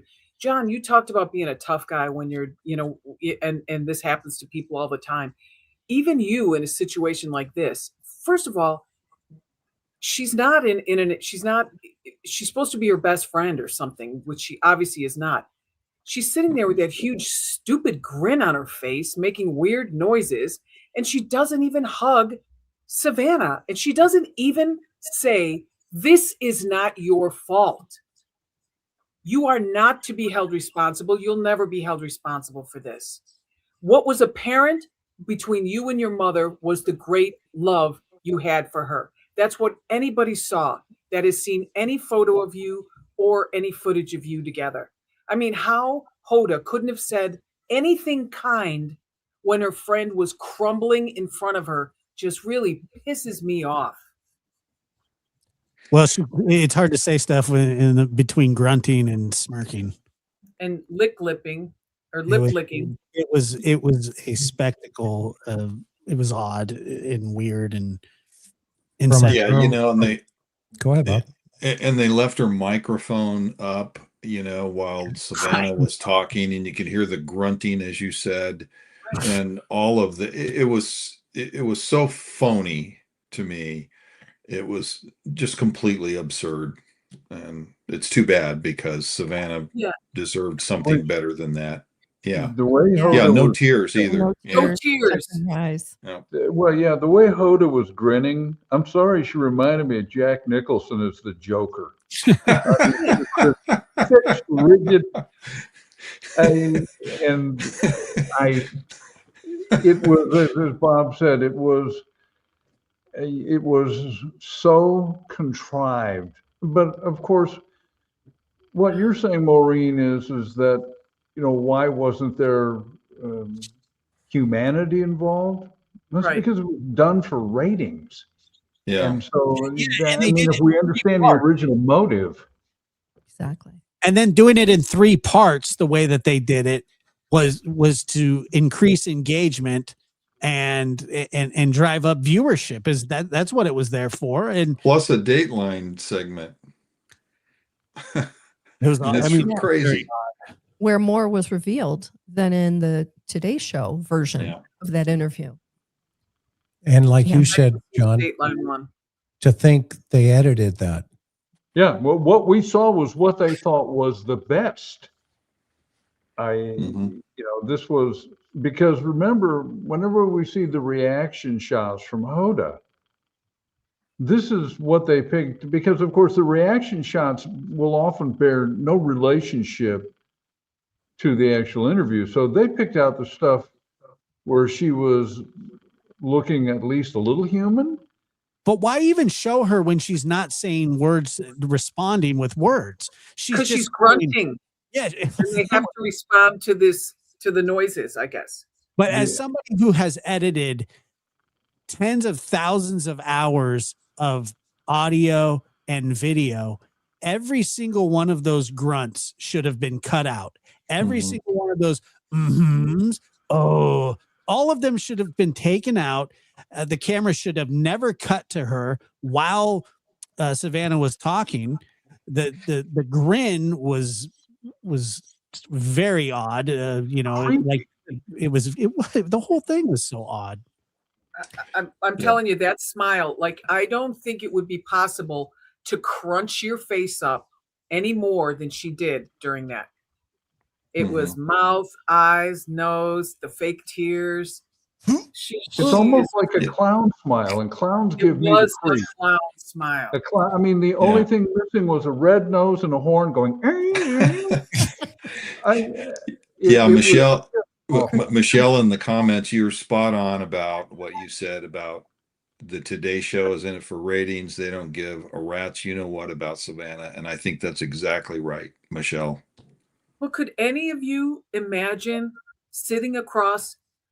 I mean, I've done interviews where I just met the person 3 minutes before that, and this guy that lost his brother, and I'm talking to him for 3 minutes, and he starts crying, and I instinctively just hug him. What else are you going to do? or you There's shut up and no let them talk. compassion. As an interviewer, right? It's not about you. It's about the person you're interviewing. Yeah, when you become a student. I interviewed Craig Scott. He was a surviving Columbine survivor. He was in the library when the massacre happened, and the person on the right side of him under the desk was killed, and then the left side of him was killed. And it was a pre-recorded interview. And I cut out every single little piece of noise that I made while he was telling the story, because there were times when I would, because it got emotional, where I would, yeah, no, I understand this and that. I cut it all out because it was important to hear him and not be distracted by the things that I was reacting to, because some of the things that he was telling me were horrific. I mean, they were absolutely horrific to hear, and so sometimes you get some sort of reaction, but it was over the top, to say the least. And I'm surprised that an editor or a producer or whoever let that get out that way. How everyone in the chain of that production felt it was appropriate to show her zero compassion or humanity. Correct. Blows my mind. Yep. No one said, hey guys, why don't we try this again? And we're sorry to, rip your flesh from your bone a little more, Savannah, but can we do this one over, and this time show her a little love? It's just, I swear, I don't think I can ever watch that channel again. It was bad. Yeah. Welcome to NBC. Is it any wonder the ratings are in the toilet? People don't watch that. People are on YouTube. And yeah, they got a bunch of ratings because they, took Savannah's interview and made it 3 parts. And just, great decision putting Hoda there, of all the people in NBC to interview Savannah. Obviously it was going to be a lightweight interview, but yeah, I don't know if they know how much disdain people have for that. I've seen Hoda interview before, and she was the worst possible one to pick. It was almost like it was done on purpose. Deborah says she looks constipated. He sounded constipated. I didn't want to say it, but you're right. Well, the grunting. Yeah, she looked it too. There was some grunting. There was the grunting. And I got to give a shout out to, hang on for a minute. I wrote it down. Oh, Alex from Crime Network. That's where those pictures came from on Twitter. So I just need to make sure that I tell everybody where that came from. That was not anything I did. I just, took a screenshot of it, but he has them on his, his Twitter page out there, Alex from Crime Network. If you want to go see all those pictures where the cars and the people are removing things from the property. Okay, so we are 2 hours and 15 minutes into it. Still almost 14,500 people here still. But I want to get to some of these questions up here. If you guys, do you still have some time? And if not, I want to be sensitive Absolutely. to that. John, Bob? Yes, Josh? I'm good. I'm good. Okay. So some of these are comments. Let's see. Maybe Perps thought she was regular mom, then found out she was nationwide phenom. So much unexpected pressure that went straight underground. That's a great point. A lot of this, unfortunately, we have to be honest here and put on, the sheriff's shoulders from the get-go. He should have let his people run the PIO podium, and I think we wouldn't have near as much misinformation and or confusion. And he should have left his skilled homicide investigators in the unit. Yeah. And, Yes. he should not have diluted his unit there. I'd like to know what type of kidnappers close and possibly lock both heavy front doors. How considerate front and security doors. That is a great comment, and we have asked that ourselves. Why in the world would perpetrator do that? This is Jason, the digital chase, who was on Josh's show recently. You can go watch that episode on the lab, THELAB. Great insight. He's a smart guy. Keep Yep. tech reasons aside and walking drive-by. How many times would criminals physically scope a home on the property? Only so many times you can go to decide the point of entry and take the risk. Absolutely. And then prop the doors open with Flower pot. flower pots. Possibly entered through the garage, 2 minutes. NG, drugs, sleeping, left propped open doors, gate for others to remove and stage. Thank you. Appreciate that. Hi from the UK. Did Perp know she didn't own a firearm? NG, even at 84, could have shot them, yet they were willing to take that chance. Great point. And it's evident of the fact that you see the perpetrator bringing a gun to the scene. So that person was prepared that night to do that. Why didn't he do that in the other nights? I'm just curious. That makes me. Practice runs. Yeah, or bring the firearm in the other pictures potentially. Where's that gun? That was weird. It He may almost. not have had the gun yet. Yeah, maybe he thought he saw something that he needed to escalate it into. Okay, I need to have something more here. It almost seems Savannah is sharing these stories mostly support to back up her sister to be not involved. That's a great point, and I can't disagree with you, Patty. You just wonder, like we keep talking about, cognitive dissonance, which means you don't want to believe facts that are potentially staring you right in the face. We don't know, but that evidence will show. And that's one of the other reasons we wanted Josh here, because when those facts do come out, God forbid, whatever they're going to be, if they do involve some circle back somewhere in that DNA chain, then that's going to be devastating. That's going to be devastating. Am I right, Josh? Yeah, and I truly hope that that's just not the case. It makes everything worse, and not that the situation's going to get any better. But it definitely can get worse, no question. Yep. And remember, the adult service came after Nancy had gone missing, so probably nothing was up to date. That is a great point as well. Point. I thought that was also unusual. We all talked about it afterwards, that it was probably just a CYA get out there, hang a door card, but for anyone that called for a walk away, because that was the initial call, it probably just went right over to that unit for someone to follow up.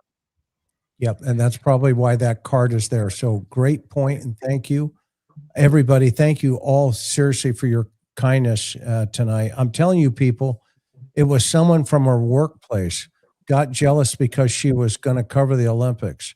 Jealousy is crueler than the grave. Just wait. Wanda Akamanis. Is that right? Am I pronouncing that correct? Wanda K. Manus? I'm sorry if I'm hacking your name, but you should see me drive. Donna McCartney. No need to hurt her with this discuss. Something went wrong. Disguise. Yeah. Something went wrong, so they set up a ruse to make it look like a kidnapping. Chris, are you a better driver than Tiger Woods? Not much. Oh, God. Poor Tiger Woods. Much. Yeah. Someone, Sympathetic figure if I ever heard one. Huh? Soon. That tiger almost landed in the woods. Let's see here. It is. This is from New Jersey. Would you read that one? It's highly recommended that elderly or anyone with a severe medical condition or allergy have a medical alert device. Great point. Great advice. And she takes care of those who are suffering. Oh, thank you. That's awesome. Nina says Sheriff Nano sent the SWAT 2 places right away and is radio silent since. Yeah, that's a really good point. Maureen wasn't being serious about poor Tiger Woods, by the way. No, we know that. Yeah. No, I'm not. There's people in the chat like, poor Tiger. It was Lydia says Banfield reported that the prop doors were the screen and interior doors of the one side kitchen door. Same threshold. Yeah, we heard about that. And we talked about it earlier in this stream. So that answer should be up front there of the stream. Okay. Mama for Coffee says, I have a sneaking suspicion that family dynamics are not what they seem portrayed to the public. Hence the delayed communication and weird vibes. Yeah. And like Maureen said earlier, calling behind Annie calling the hospital again. Yeah, great point. And so we need those sibling dynamics a little bit more. And at this phase in the investigation, I was asked recently that I felt this phase, where they're at with this investigation right now, they're going to have to go old gumshoe. And they're going to have to sit down with people, and this case will be solved. If the DNA comes back, nothing here, nothing to see here, they're going to have to sit down with people, and they're going to have to do a compare and contrast on statements, and then stay with it. All right, John? You're going to need to get individual statements obtained. Absolutely. And as far as I'm aware, the only interviews that were conducted by law enforcement were with all of them, them present. They need to be separated if they haven't, and they need to be re-interviewed. And it may not even be, not because you're necessarily looking at them as persons of interest, but there may be a tiny nugget of information that's been overlooked because maybe in the initial interviews, there's already a preconceived notion of what they're looking at when you need to back up, and it may be information that seemingly was unimportant at the time that may give them a tangible lead. John, you sparked something of interest. I want to ask the panel before I forget it, which is highly likely. Do you guys, I want to know what each of you think that each of the siblings and partners, spouses, were separately interviewed beyond day one. And part of that, does it matter if they were sitting on a couch inside Nancy's living room and having this interview, or should it have been conducted at the sheriff's office in an interview room with proper video audio recording? Go. The initial interview with Annie and Tommaso at the house, just an initial, this is what's going on. But then once they realized that this was a crime scene, they should have been taken to the sheriff's office. And interviewed separately. And interviewed separately, yeah. Okay. I agree. Yeah, I agree. You need to memorialize you need to memorialize with the videotape and get the interview down pat. And so yes, the initial, as Bob said, the initial interview right there where you're just collecting some basic facts. I don't have a problem with that. But there should have been a far deeper dive done under the controlled circumstances, and it needs to be recorded. And I don't know if that ever happened. Let me ask my follow-up question to all of you. Do you think that happened, that it actually happened sometime in the last 59 days? I'm not so sure, but I think the spouses, like Cameron's spouse and Savannah's spouse, would be very, very interesting people to interview because they're not as emotionally attached as others. And you can ask them the harder questions at the beginning, because at the beginning, obviously, this is a very traumatic, very dynamic, very emotional situation. And you can talk to them like, hey, did Nancy have too many people, or did they do background checks on these people or not, or whatever? I mean, you can ask questions that the others might get offended by to a certain extent, but you still you got to get the answers. Okay. Bob, do you think that happened? Yeah, I think the FBI interviewed the spouses. Was that the question? Well, I'm saying the question is, were formal interviews done of the 3 adult children and their spouses?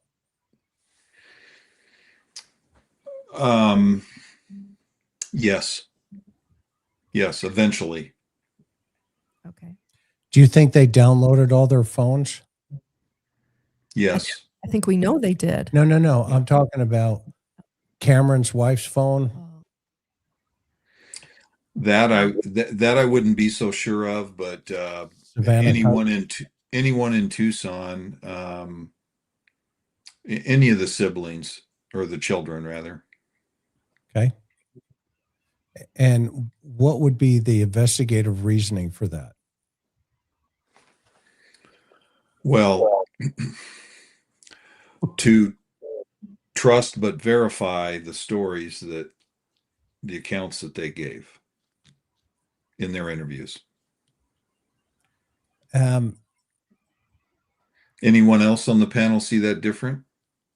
I wouldn't necessarily think that the spouse's phones would be downloaded, but I would subpoena records. I mean the siblings, or I'm sorry, the children. The children's phone. So Annie, Tommaso, because he was there in Tucson. Those two for sure.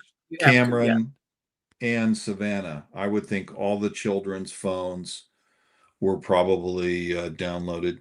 Yeah. John, what do you think? I don't know whether in-depth interviews occurred. As far as downloading the phones, I would insist on all three children. And depending upon if information was revealed from either the interviews or the downloads, I might want to spread the net further to get corroboration if there's something that comes up that I would feel to be suspicious.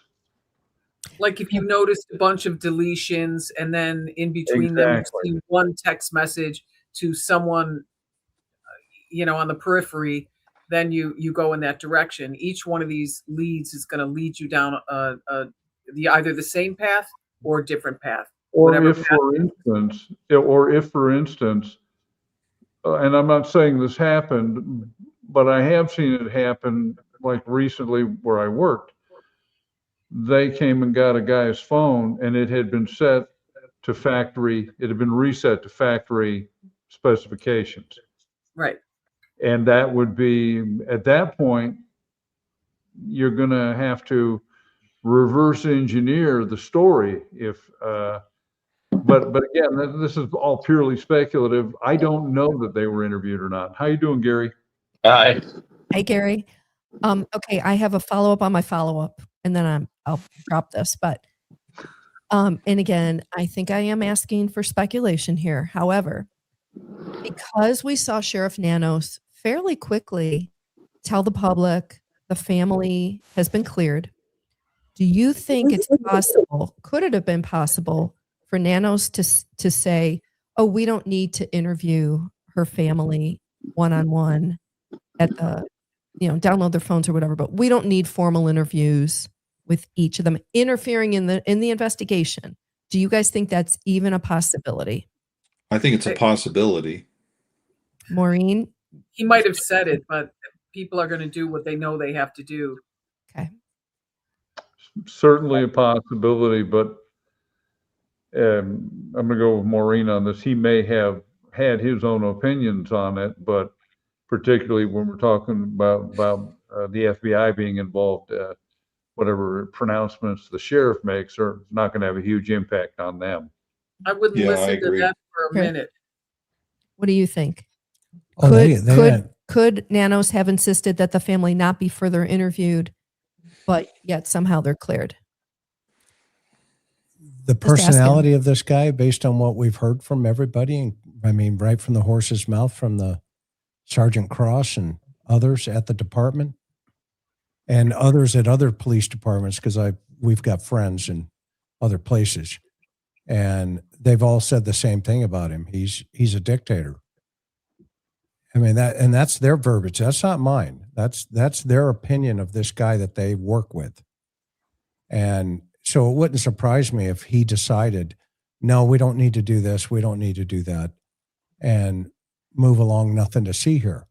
Now, do I think he would have done that in this case? I find it highly unusual. I'm with Maureen in that camp that, you know what, somebody is going to come behind him like the feds and go, hey, we need to talk to you. And I think he's arrogant enough to have maybe made that proclamation, but I don't think he would have been successful. The FBI would have just overridden him in a heartbeat, I think. And so would a seasoned detective. Yeah. Yeah. Well, maybe not. Yeah. If it's a detective on his department, I'm not so sure about that, because remember, he's retaliatory. Yeah, And you get sent to the jail if you. Yeah, I mean, you've already seen that with the 3 senior guys. Yeah. So they may have. Let's just say that, you know, he did make that pronouncement. I don't see a guy that's in their homicide unit for a year going, forget him, I'm going to do what I want to do. I mean, not knowing what we know about how people get reassigned. Especially if it's a new guy. Yeah, exactly. Chris, Karen, anybody that's been suspended 8 times as an officer is completely capable of anything, I think. Let me correct you. 37 times. Okay, well, no, 37 days, not 37 days, 8. Right. Yeah, 37 days, 8 times. Okay. But it doesn't make me a bad person. Thank you. Yeah. Gary, we missed you. I'm glad you're here. Yeah, well, you know, had to work all day, so but I'm in the office still. I just wanted to jump on before you get home. But you guys have been on for what, 2.5 hours already? Yeah, we're just getting warmed up. We're getting around. He's like, no. Get me out of here. We're going through the questions, Karen. We're going through the questions. Oh, okay. You're up to the questions. Okay. Yeah. I'm going to watch back later because I assume you guys talked about all the interesting little developments about did you guys talk about Banfield's reporting about the door being propped open with flower pots and all those kind of interesting things? Yes, I want to see what you guys say. Gary, Yeah, we covered the flower pots extensively, Gary. We didn't talk about that one time, actually. Yeah, right. And so here's another one. Could the doors have been opened to ventilate cleaning solutions? Also, the cameras were removed to conceal the vehicle as she was taken away. That's a great question. That's an interesting point. Yeah, man. Thank you, Silver and Soul. You always come up with good stuff. MAGA Mama. I feel like they were going to take her out the back until the neighbor's dog was alerted. What do y'all think? Great panel. Yeah, we heard that was the dog from, I believe, the neighbor in the back to the back of the house, that's right? a good point too. Yeah, that is a great point. Yep.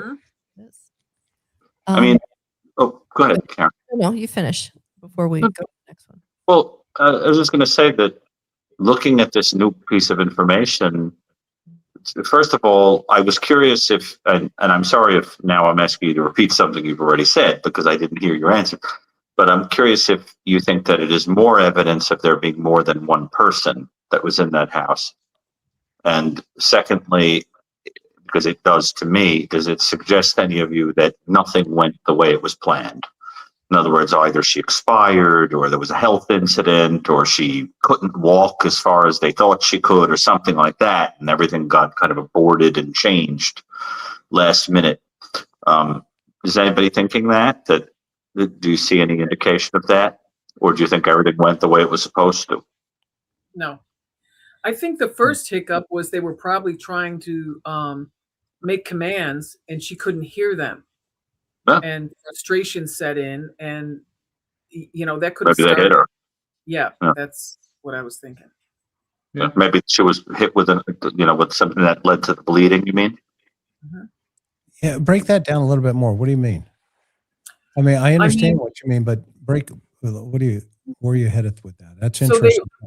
So Gary was saying, that something happened where they couldn't walk her out the back, and I really like the person who posted that the dog in the back, because we know the dog in the back was barking because the neighbors already reported that, and they said that the dog doesn't do that normally, only when there's something out there, etc. So perhaps they were set up to bring her out the back door, but when they went in, their plan was, to give her oral commands, what to do, get up, get your stuff, we're out of here, whatever the heck it was. But not realizing she didn't have her hearing aids in and she couldn't hear anything. And she was just frightened to death, the poor woman. And they're like, why aren't you doing what we're telling you? Smack, And that Or could start. she gets scared. It's a health thing. Yeah. Gary, can you tap your volume just a little bit? You're coming in pretty hot here. You mean lower it or heighten it? Yeah, just lower it a little. Oh. Not much. Not much. Okay. How's that? Much better. Thank you. Okay. Thank you. It's weird. No, but I'm saying that the other possibility, of course, is that she fell, that she became frightened and had a fall, which, Chris, you mentioned that you thought was a distinct possibility, that they didn't want her to be hurt. I mean, it's precious cargo. If it's an abduction attempt, she might have accidentally fallen.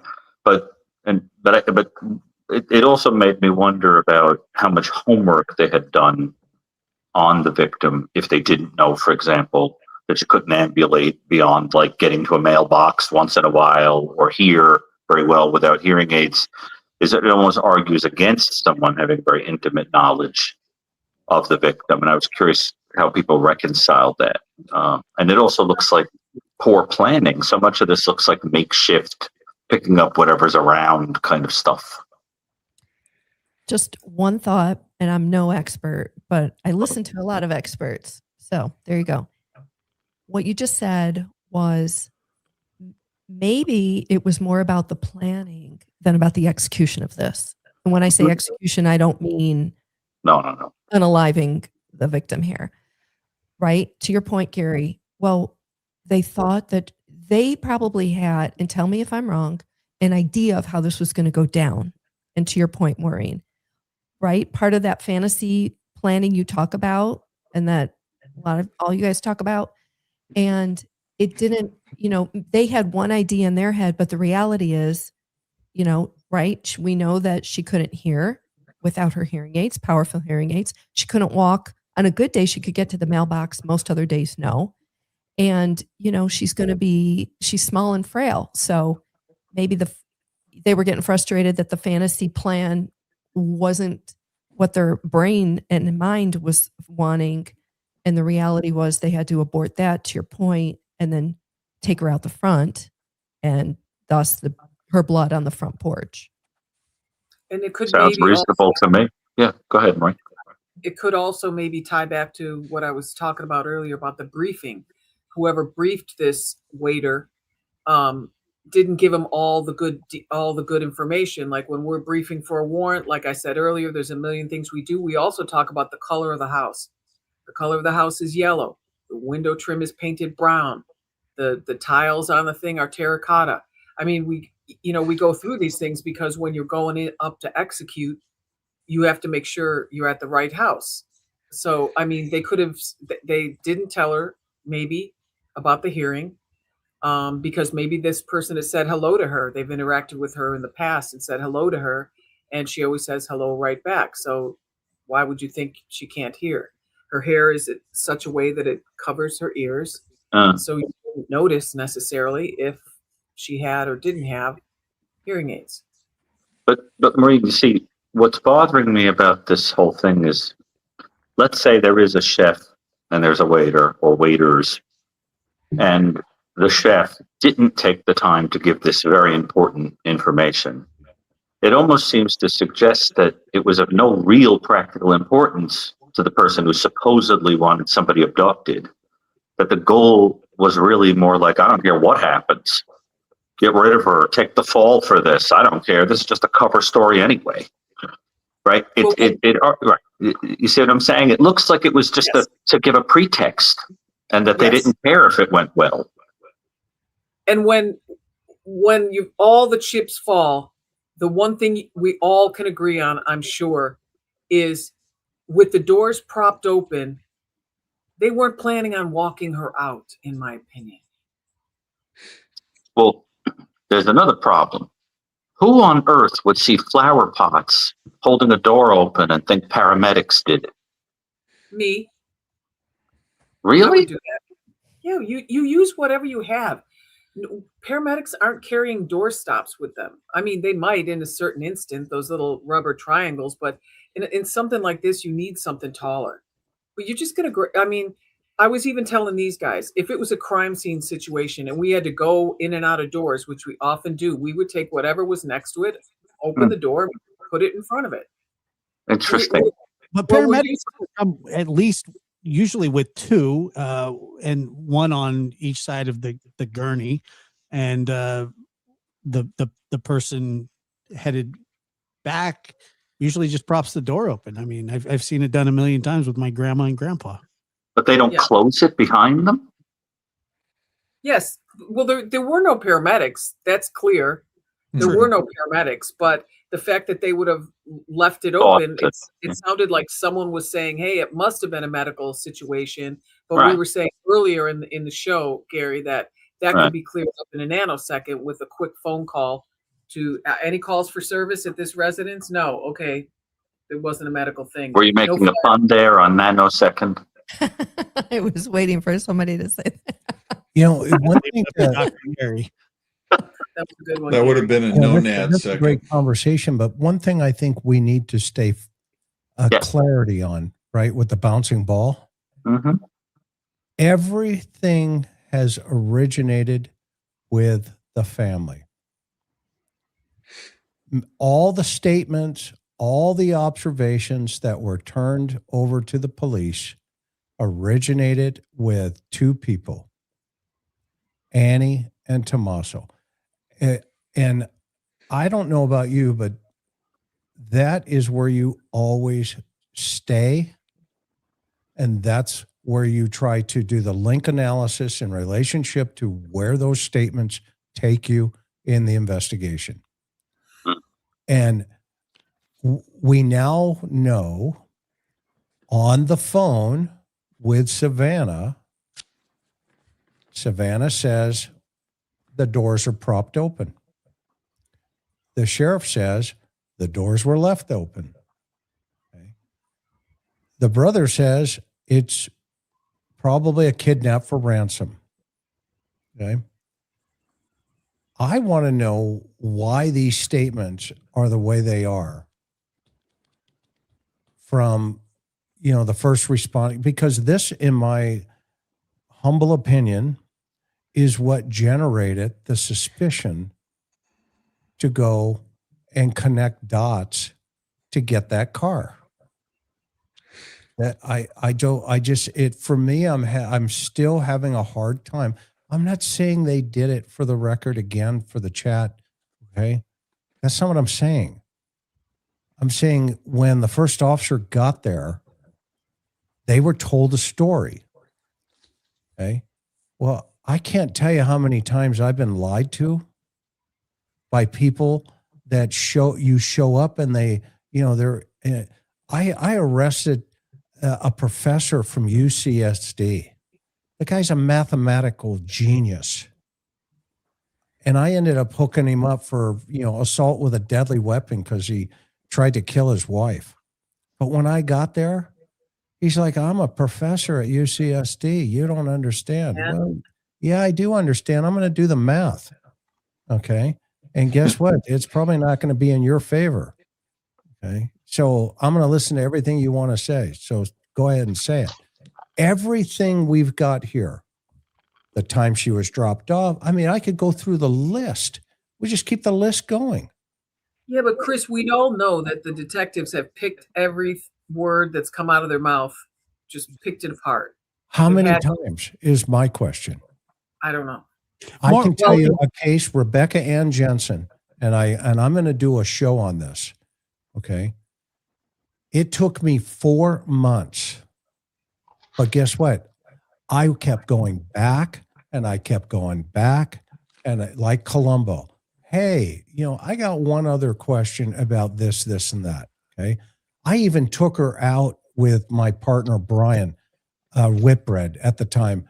I even took her out and said, show me what you saw. Recreate this for me. And by the way, this was a woman we found buried. Okay.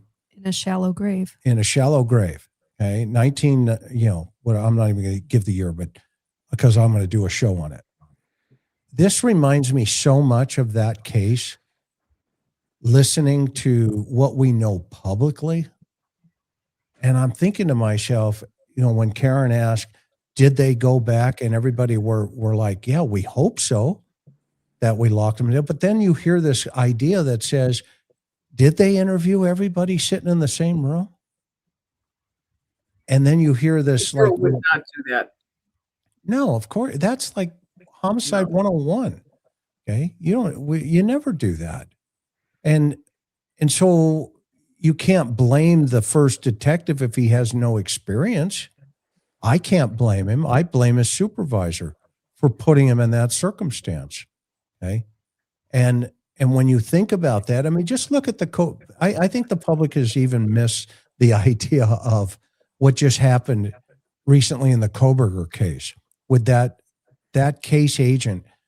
The guy's a cop for 2 years. Detective Brett Payne. Yeah. 2 years they made him the lead detective. Never on a worked quadruple a quadruple murder in ever. Okay. That's why the ISP guy, that Lieutenant Gunderson, is sitting next to him during all the 48-hour interviews. Okay. And then when they're asked the simple questions, it was a Dateline program. Well, what do you guys think the motive is? And they look at each other. Remember, Gary? And, it's like, well, we're not really sure. Okay. Well, meanwhile, on his phone, they've downloaded like 50 pictures of Ted Bundy. Okay. And Brian dressed up as Ted Bundy playing cosplay, giving the thumbs up. Okay. Which Ted Bundy did in trial, which Gary, knows about. And all of those linkages. And to this day, if you asked them, right, John? Right, Bob? Mm-hmm. If you ask them, hey, what was the motive behind that? You know what they'll tell you? Well, we're not sure. We're not sure. It's violent pornography, violent P on the phone, Chris.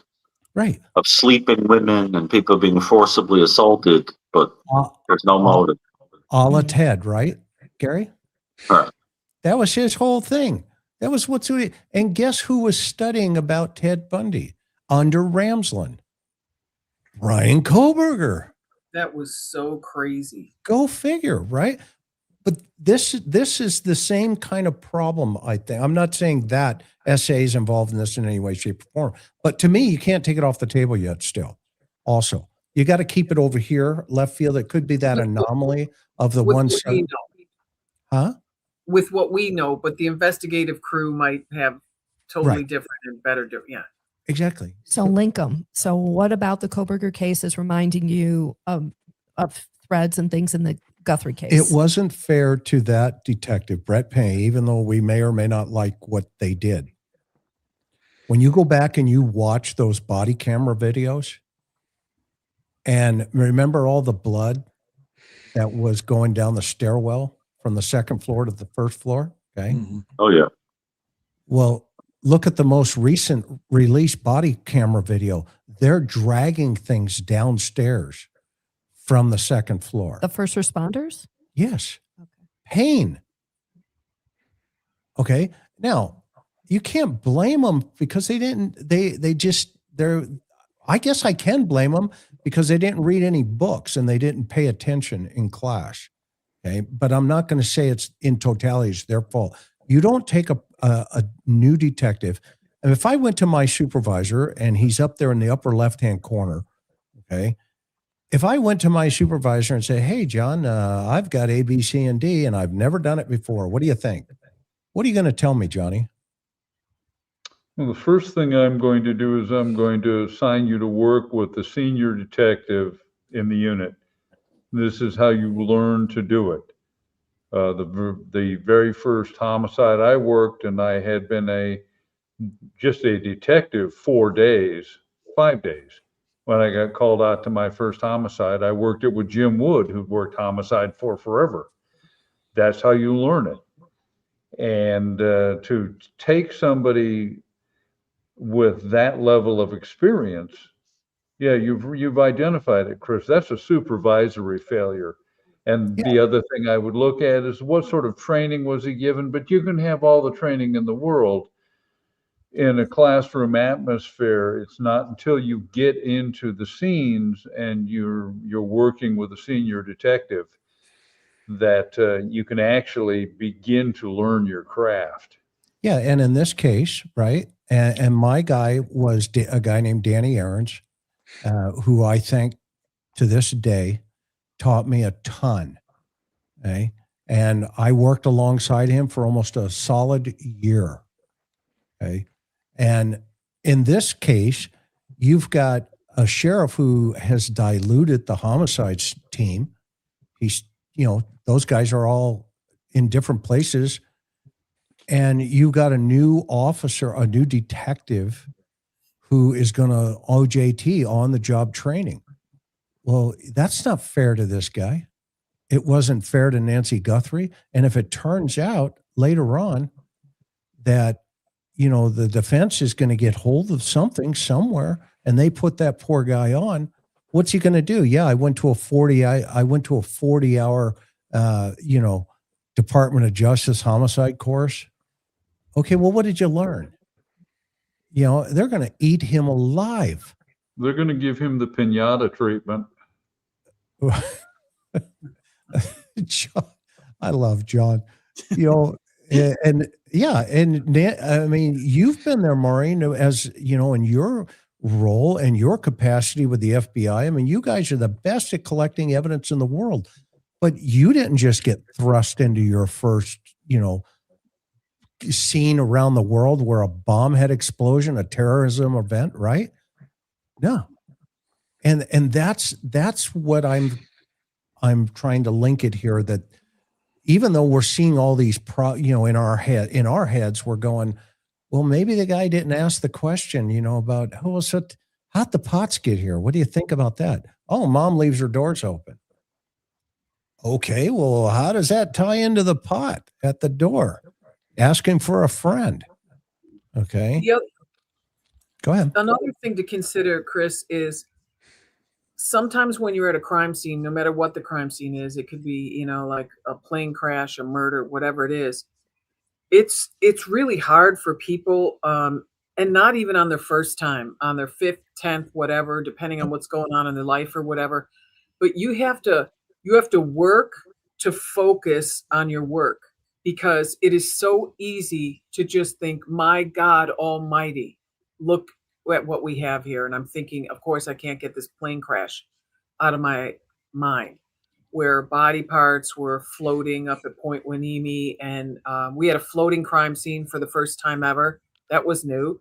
And we're trying to hide the remains from being seen from family members who, remember that flight from Mexico that was supposed to land, I want to say at John Wayne, but then or Long Beach, and it ended up inverting upside down and went all the way to Point Hueneme, where it crashed, and every soul on board died. We worked that for like a whole week. And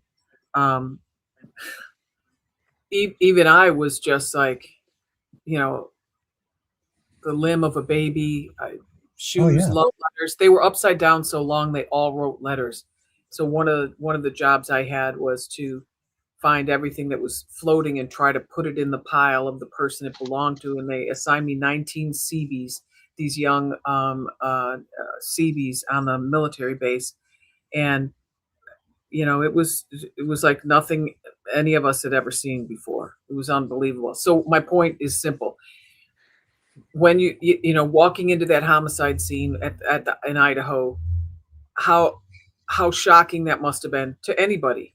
I mean, and you're trying to simplify things, break it down to the basics. Let's, like baseball, what do we have to do first? What comes next? And sometimes you find yourself just having to take a breath, and, and the smell of everything is another thing that just, Well, and that's a great point. And that's where we're going here. I got to be honest with you. When I saw the photos of that case, I thought, this isn't that bad. Because of compare and contrast. I mean, it's bad. The Koberger case, the crime scene was really bad. Okay. But to be honest with you, it wasn't that bad.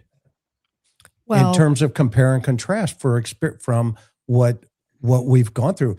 My first homicide scene was a guy who was hit with a hatchet. And we counted right off a mission, remember, Johnny? We counted the streaks, the cast off on the ceiling. And then we tried to do a compare and contrast to the body. Okay. With the overlapping. We had a plane crash. We had a plane crash because we had an airport where one of our guys, they crashed in a lettuce field. Okay. You know where I'm going with this one. One of our guys is standing in the lettuce field and we hit it with the light. It's the pilot's brain. And he's got, oh my crap. And he pulls his foot up. Okay. I had another caper, a suicide at a subway out in front of a subway. A guy put a gun underneath here, blew the top of his cranium off. His entire brain dropped right next to him, a one-piece elliptical mass. There was no way that could happen. And we talked to the ME, and the ME said, I'd never seen this in my life. The gases popped the top of his head off and dropped it right next to him. I'm going to jump in real quick. Thank you. I'm going to rein this back in a little bit.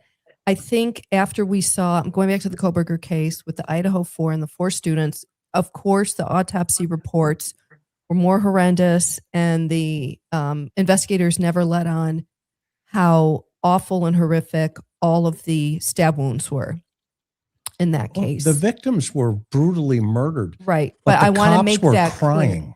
I want to make that clear because your statement could have been taken, could have been misconstrued. I'm not trying to say that. I'm sorry if that's how it was taken. Yeah. And let's just maybe segue back with Nancy. And we were actually told it was a clean, there's reporting out today that it was basically a clean scene in the house. Spotless even the word spotless was used. But how could that be if there were blood droplets inside the door mirroring what was on the porch? And how reliable are these sources? Well, that front door, you guys, is like that 4-inch thick walnut or something. And it has a small window at the top and the Satio tiles on the floor in the entryway. So it's probably a dark little entryway. You may not have noticed them right off the bat. And who knows if there could be a rug on the inside that has like red roses or some floral print, you may not have noticed right away. And if they don't use the door, going back to what they normally do as their normal course of coming in, going out, etc., you've got these doors propped open in the back. One would assume that whoever left through those doors. So you're looking in the bedroom, you're searching over here, you're looking in the attic. Did she fall in the garage? Is she on the other side of her car? Is she behind the washing machine?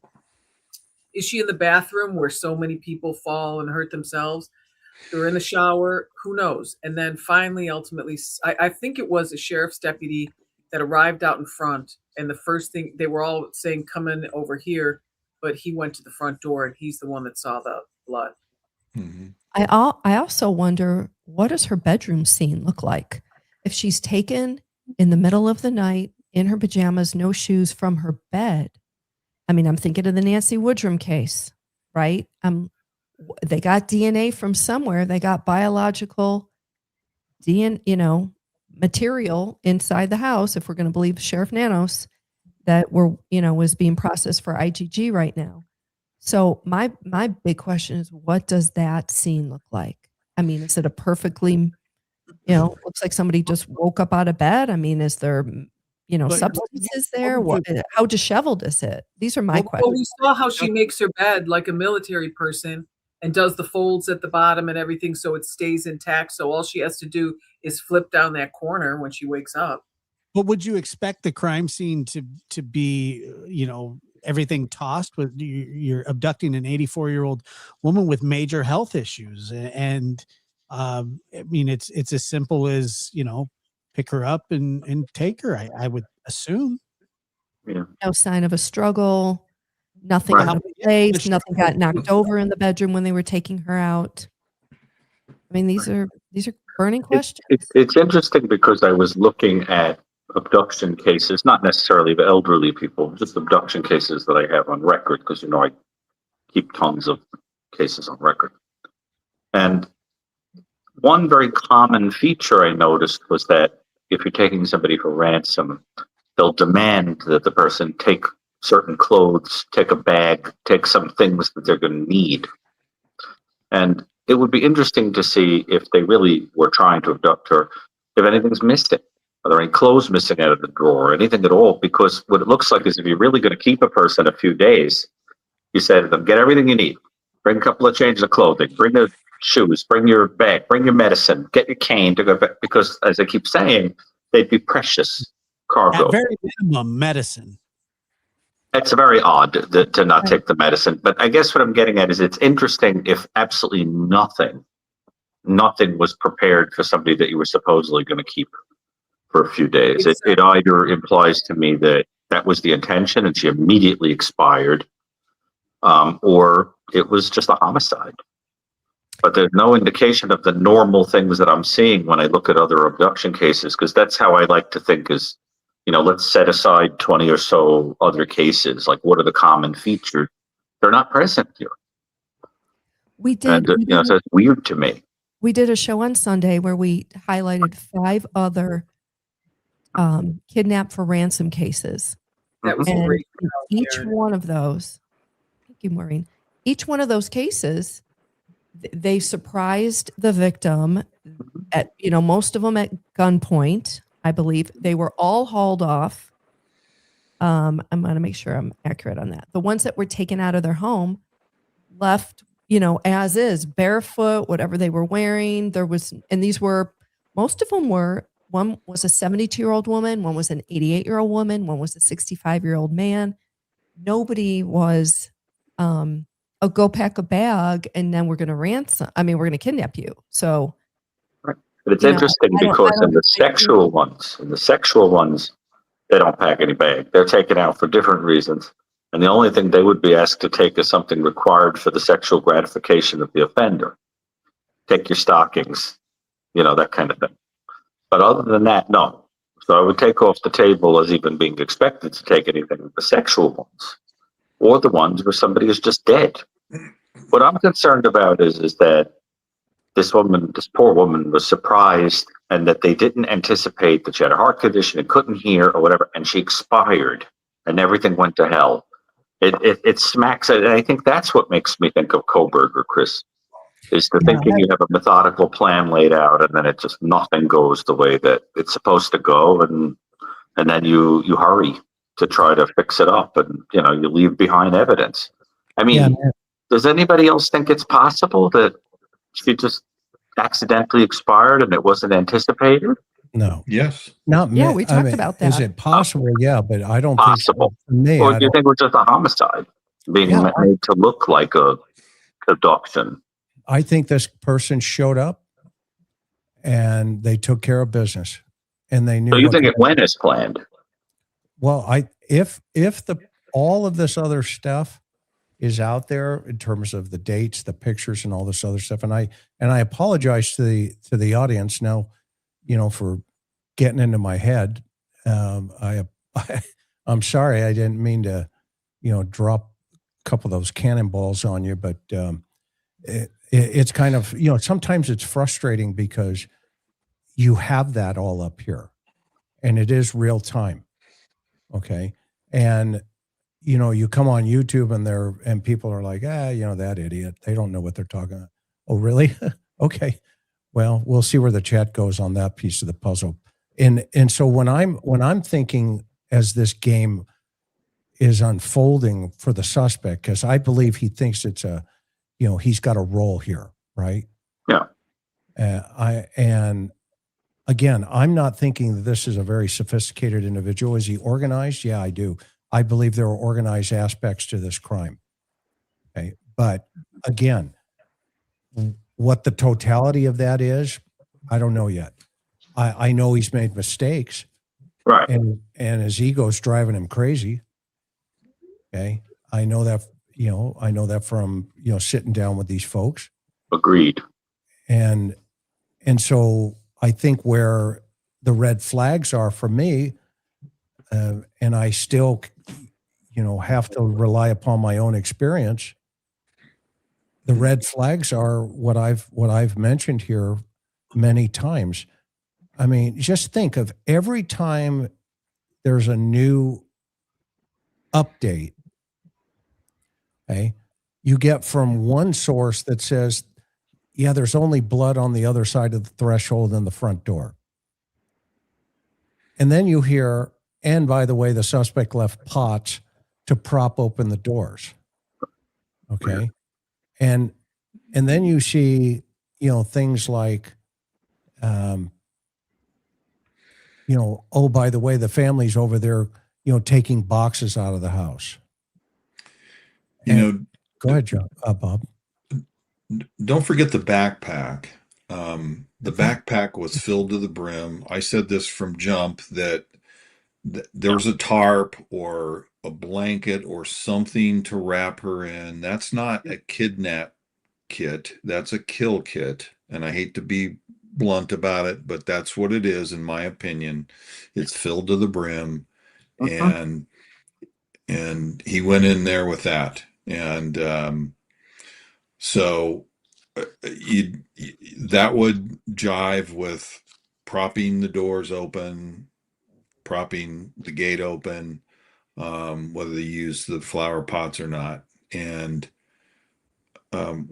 we've kind of dropped the backpack point, but I wanted to bring that up because that's a key part of this. We talked about the gun and the Mexican carry thing earlier, but we didn't talk about the backpack. And again, that thing was filled to the brim, and it didn't look like it was that heavy, in my opinion. Exactly. It was very smooth, like it was folded in there. Right. And it wasn't heavy when he leaned over to grab that foliage. It didn't flop to one side with the weight if it had heavy instruments in it or whatever.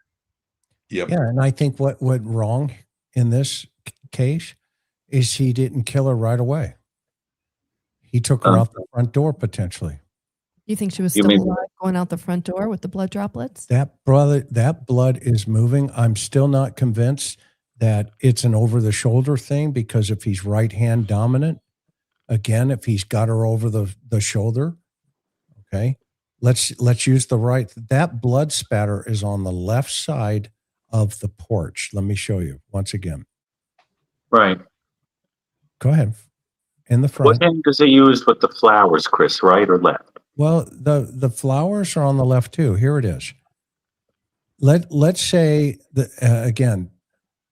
I mean, if we walk through this one more time, where if he's, first of all, the door inside is a left pull because the hinges are on the left side. So the suspect has to reach up with his left hand and pull that door open, or stand to the side with his right hand, pull that door open. Okay. The front side or the front door, he has to just push open it. So it's a right hand swing as well. Okay. So if you've got her over your left side, then this blood makes sense. Yeah. Because as you're coming out, that blood is coming down from the left shoulder. Yes. But if he's right hand dominant, which he showed in the gun positioning, then why is he carrying her on her left side, trying to manipulate two doors? It's like moving a sofa when you have to get it through a door jamb. You're going to hold it with your strong hand, your weak hand. It doesn't matter. You got to get it through however you can get it through. Right? Yeah, right. Yes. But he's got a bag of, I know I use this analogy a lot and it gets me in trouble, but it's reality. When a body, doesn't pump blood anymore, it's a bag of concrete. And murderers do not think about that until the heart stops. They don't realize, oh crap, I got to move this thing or do something with this right now. Okay. So the fact that he went in there to take her, let's run down that lane for me, to take her out of the house. Okay. I think that's where the anomaly is here, where you've got, whatever this timing is, because why doesn't he just go in there and go, boom, you're out, roll her up, and then, just drag her out of the house. Why is he going to throw her over his shoulder? What? I mean, that's exertion to the suspect.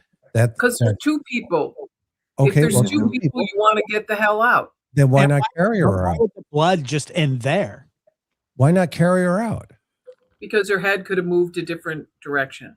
So if the injury was to the face, which for some reason that's the only thing that works in every scenario I've run through my head. Right, but again, if he or she has gone through all this time, weeks, to plan this thing, to prop the back doors open, allegedly, no, all of this stuff, okay, to not get caught on camera, but I'm not really sure how to take this thing down, so I'll just use some weeds, okay, all of this timing that the suspect has invested in this situation.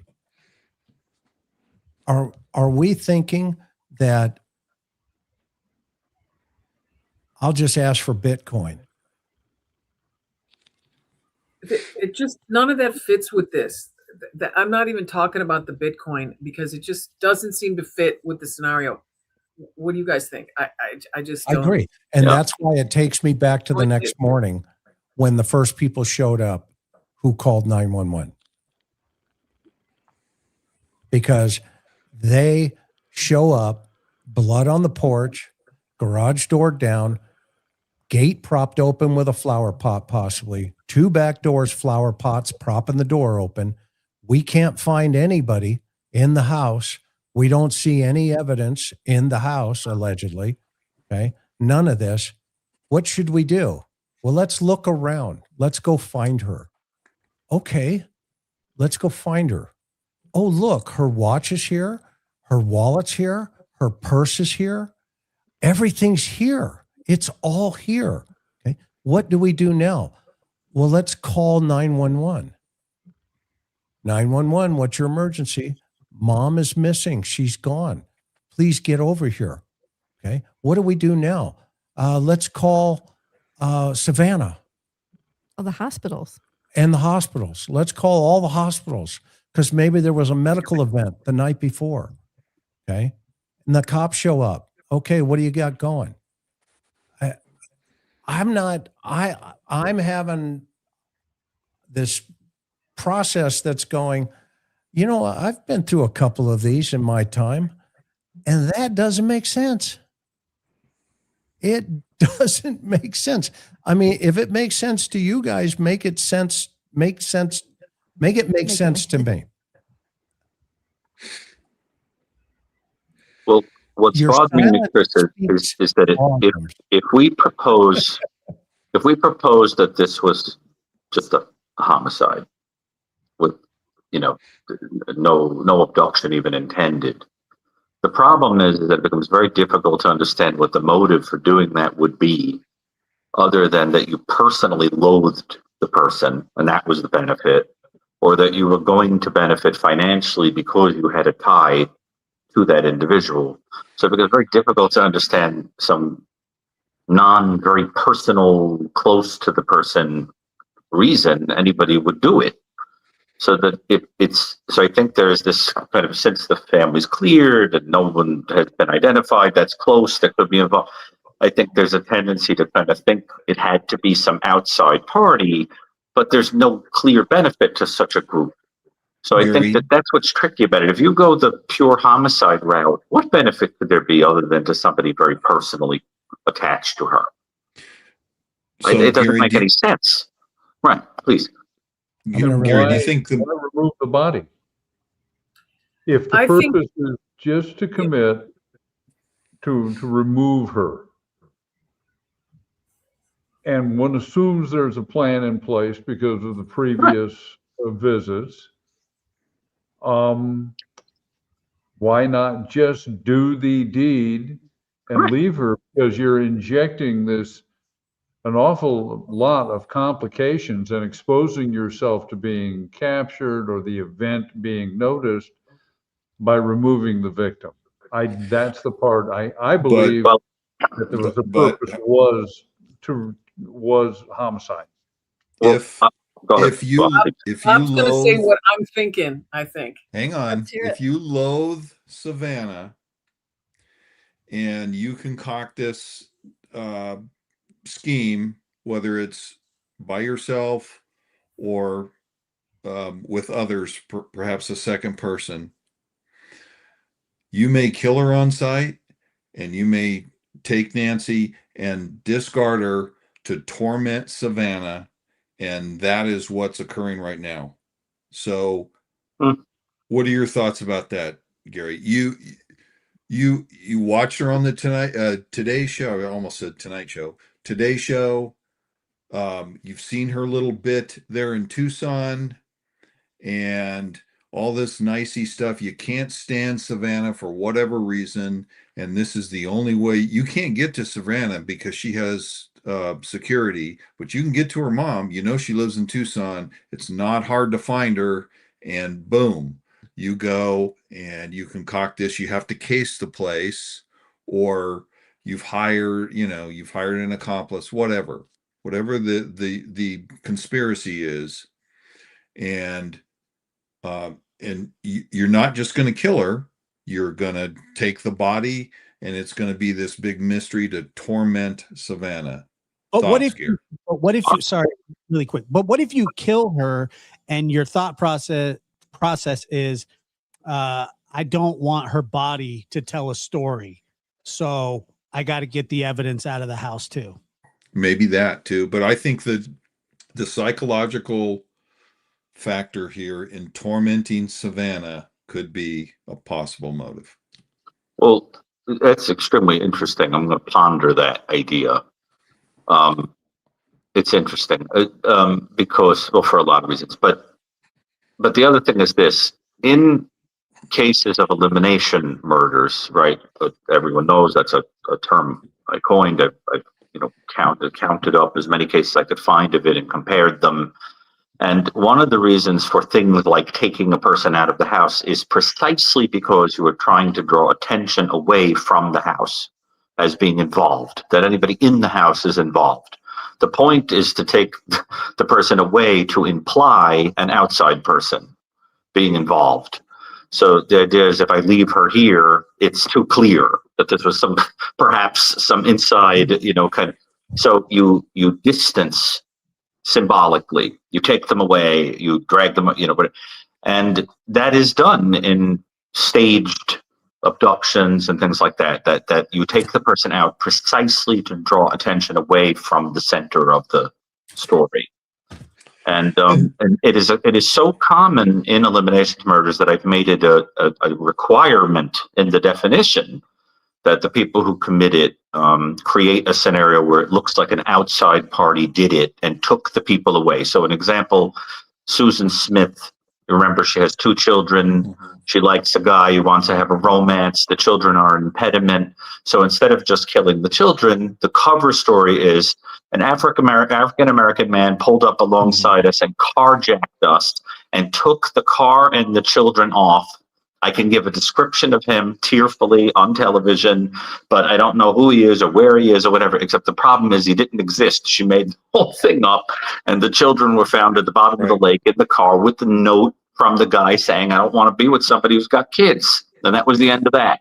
But the whole point was she needed to draw the attention away from the scene with this ridiculous story about.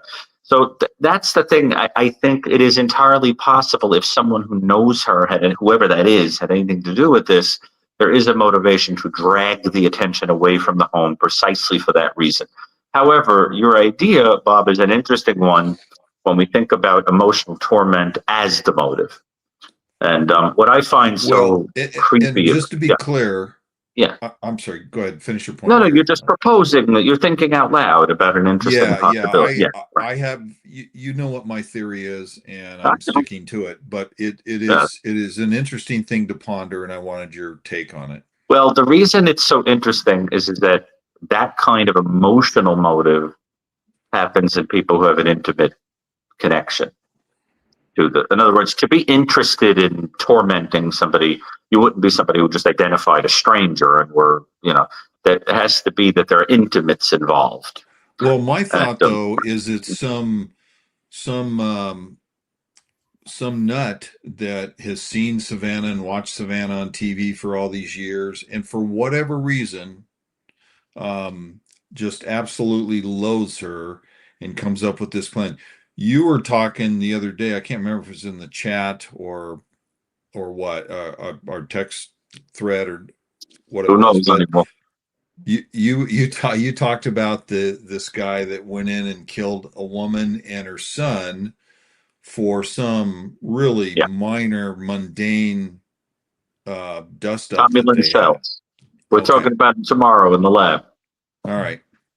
So, and I realize that's a little different from what I'm talking about, but it's that it doesn't take much to trigger someone. And if it's somebody with deep psychological problems that just absolutely cannot stand Savannah, this may be the only way they feel they can get to her and torment her. Well, the problem is that in cases like that, first of all, that kind of stalkerish preoccupation with a prominent person is usually perpetrated by people who have a mixture of psychotic, narcissistic, and depressive personality features. And you usually see some signs of disorganization or lunacy in the way that the crime is committed. You mean And like putting flowers up on a Nest camera? Well, that's pretty bizarre. I mean, that looked to me more stupid than an improvised than crazy. Okay, but it's not- but it's but an it's- interesting point. But Yeah. it's nonsensical, right? It's nonsensical, definitely. But there were definitely signs here of preconcerted management. You know, people who planned this out and had at least a somewhat cohesive kind of plan. I mean, it didn't look to me disorganized like you see in a madman.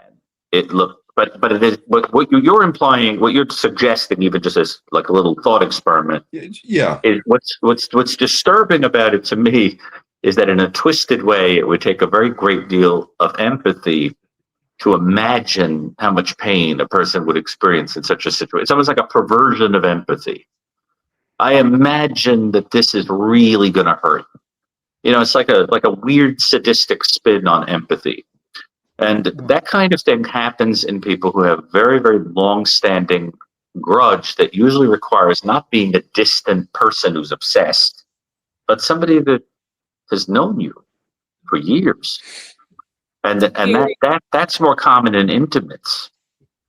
Yeah. Well, this person don't you think it's possible? watching Savannah on TV for years and years may feel like he or she knows her. You'd have to be pretty crazy. I mean, you'd have to have a delusional belief that there was a special personal connection between you. Usually when that happens, it's an erotomanic idea, meaning that you think there's a romantic connection between you and the person. I've seen plenty of that. But the idea that you have some personal connection to the point that you have a kind of grudge or a kind of it happens, but it's so rare as to be something that should be very low in the bed. Okay. More common would be something like, I have a personal resentment towards you and I hate your guts, or you are an impediment to a personal thing I desire.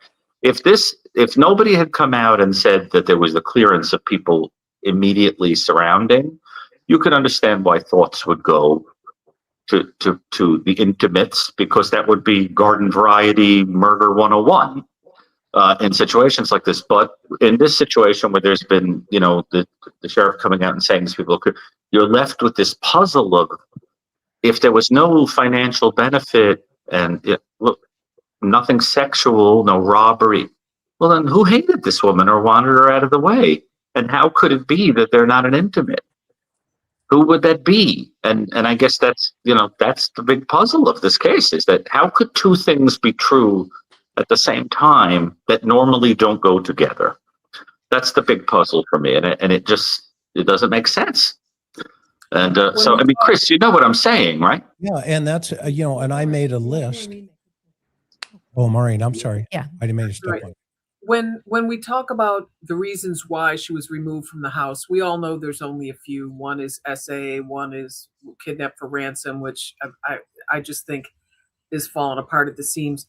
But another one could be, and I'm asking you, Gary, could be it's far more likely that murder cases without a body are not solved. So Yeah. this person thought they were being smart in removing the body and disposing of it. They really increase their chances of, getting away with this. Yeah, like what Stalin said, no body, no problem. Yeah. That's right. That Stalin famously said that, right? Look, Ann Burgess, Dr. Burgess and I, and Victor Petreka up at Boston College, one of our areas of research is cases that involve the butchery of bodies, mutilation and dismemberment. In fact, we gave a definition that is used widely of how to distinguish those terms, mutilation and dismemberment. And what we found was that the primary reason why people are going to take a body away is going to be, and especially if is to cut it up or burn it or whatever, is simply to get rid of evidence. Just like you're suggesting, Josh, is the person thinks it's going to increase the probability of getting away with it. And there would have been a lot of it, but it's interesting to be smart enough to do that and yet leave blood droplets, which is what gives me the feeling of sloppiness as this descended into what you didn't plan it to be. I mean, you guys know better than anybody. Medical examiners can get a lot of information off of a body, and that's what I've always sort of thought that that's the way that they were covering up this crime. Right, but if I know Chris, and we're friends for a reason, Chris, you're probably going to say that it doesn't look like the blood from a person who is deceased, but a person who's moving. Right. So now what? Yeah, I think Well, you could punch someone in the face. Hmm? You could punch someone in the face Right. while they were in their bed, Mhm. lay the tarp on the floor right next to the bed, roll around to the tarp, roll the tarp up like a burrito, Yep. pick it up from both ends or one end. And if you're carrying it like this, you may, for all we know, the offender may have blood going down his back at this point, but it doesn't show up in other places. But let's just say it's contained in the tarp and they get to the door and they're trying to whatever, like they hear the door barking in the back. So now they move to plan B to go to the front door. And as they're doing that, the head just moves a little bit where the mouth is filled with blood and just spills slightly as they're going out the door. And it gets on the inside and the outside. Yeah, Put her in the car. You wouldn't be able to tell if the person was alive or not if it was just blood droplets still coming out of somebody, could you? Right. Yeah, you can. Well, You can- dead you can bodies tell. don't bleed.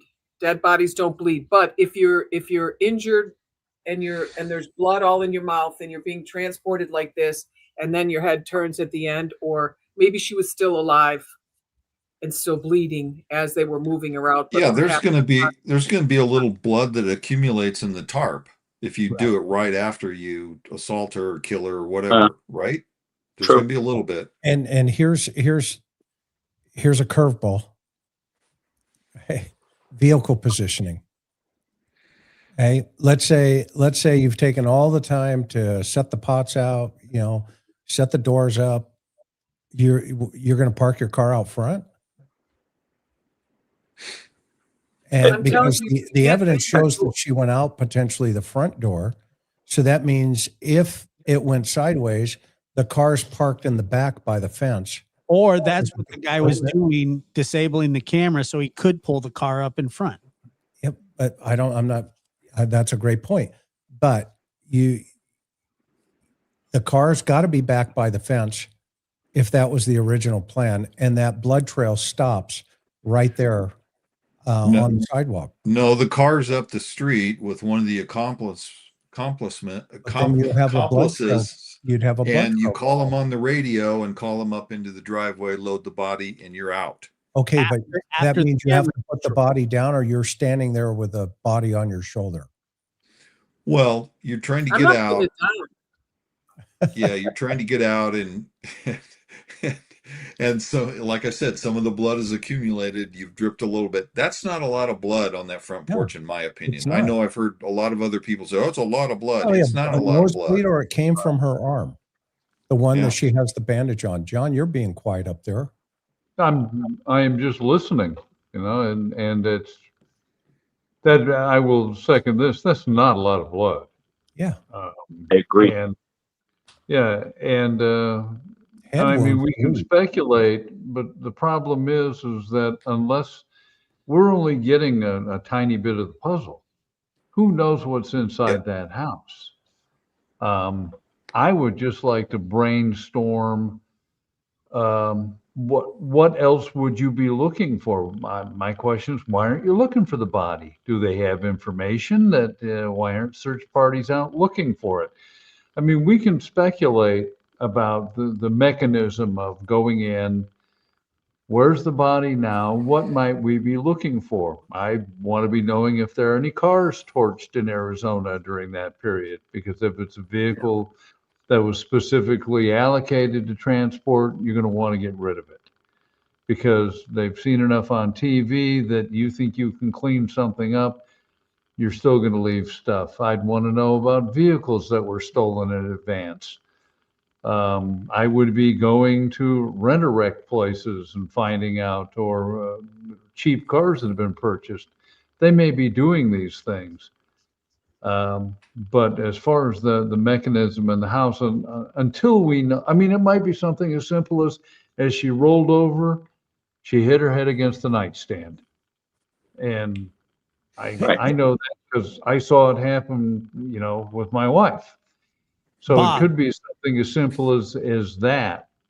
But Bob, I have a question. Do you think that it's possible that the guy that was the porch guy was the driver that was waiting in the car? They radio him. He comes up, tries to get rid of the camera, and then that's when they would bring her out. Then he pulls her up after. That certainly is doable. Yep. That's an interesting comment. Yeah. But he's got on the backpack, so he's got the kit with him. But it could possibly be. He could still be the driver. Is my point.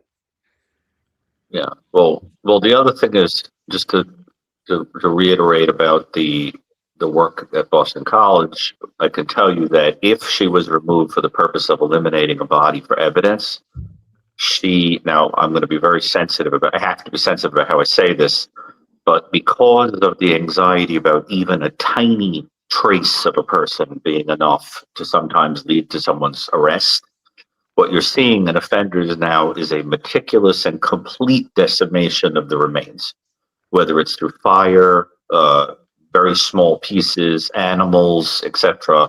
The idea is you're not finding anything of the person. It's not like the old days, I'll throw them in the ocean or the water or whatever. Now it's more like there must be no trace left. So, what you would have to picture is a situation where the person is taken off and then generally there is something done to completely eliminate any trace that the person was ever here. And it's difficult for me to envision anything that didn't involve the desert. But I don't know what else anybody else thinks about that. I mean, the desert is just too obvious of a place, but right. I mean, in terms of animals available and all that, but you'd need a complete decimation of the remains. Do you guys also suspect the desert as the dump site? Yes. I do. And if you guys recall on I want to say it was the third night after she went missing, the coyotes were so loud and it sounded like there were 50 of them. Yep. It was so loud, it was deafening. And I thought if I were there, I would have tried to go over and see what was going on with those coyotes. They'll even eat the bone, right, Chris? Yeah, they'll eat the bone. They won't eat the mandible. They won't eat the teeth. Yeah. Well, we found teeth in scat when we were looking for this body out in the desert. And we had forensic anthropologists with us from, I think it was either USC or UCLA, and they were saying that the whole body will get ripped apart. The head is the prize, and that goes to the highest location. So if there's a mountain or a large mound, you will generally find the prize piece up there, empty, of course. But and Chris is right about the jawbone. But sometimes they can eat the teeth, and in the scat, you break it up. We had to break all of it up that was seriously, that's what I have to do for the next 2 days. break up scat, but we found some teeth and we found hair. And now, as we all know, you can get a lot of information from hair. Yeah. I mean, I know we have to, it's a horrifying thing to talk about, but we're talking about it like with a clinical tone, just to sort of understand what happened. But it's very difficult to envision a world in which, if Josh, you're right, that the purpose of the removal was to eliminate evidence, where I wouldn't, based on all the cases I've studied, particularly over the ones that are associated with more recent, post DNA kind of, where there's going to be any remains found. Yeah, I really don't think so. I don't. Does anybody think that someone's going to discover an intact body somewhere? No. I really don't. You're going to find clothing. Yeah, I feel something like that. I feel like, Gary, there needs to be a search effort to try to find, to your point, clothing or some trace, or even if it's skeletal remains. Yeah. It's the like there forensic was never an anthropologists and all the PhD students and the FBI ERT team, and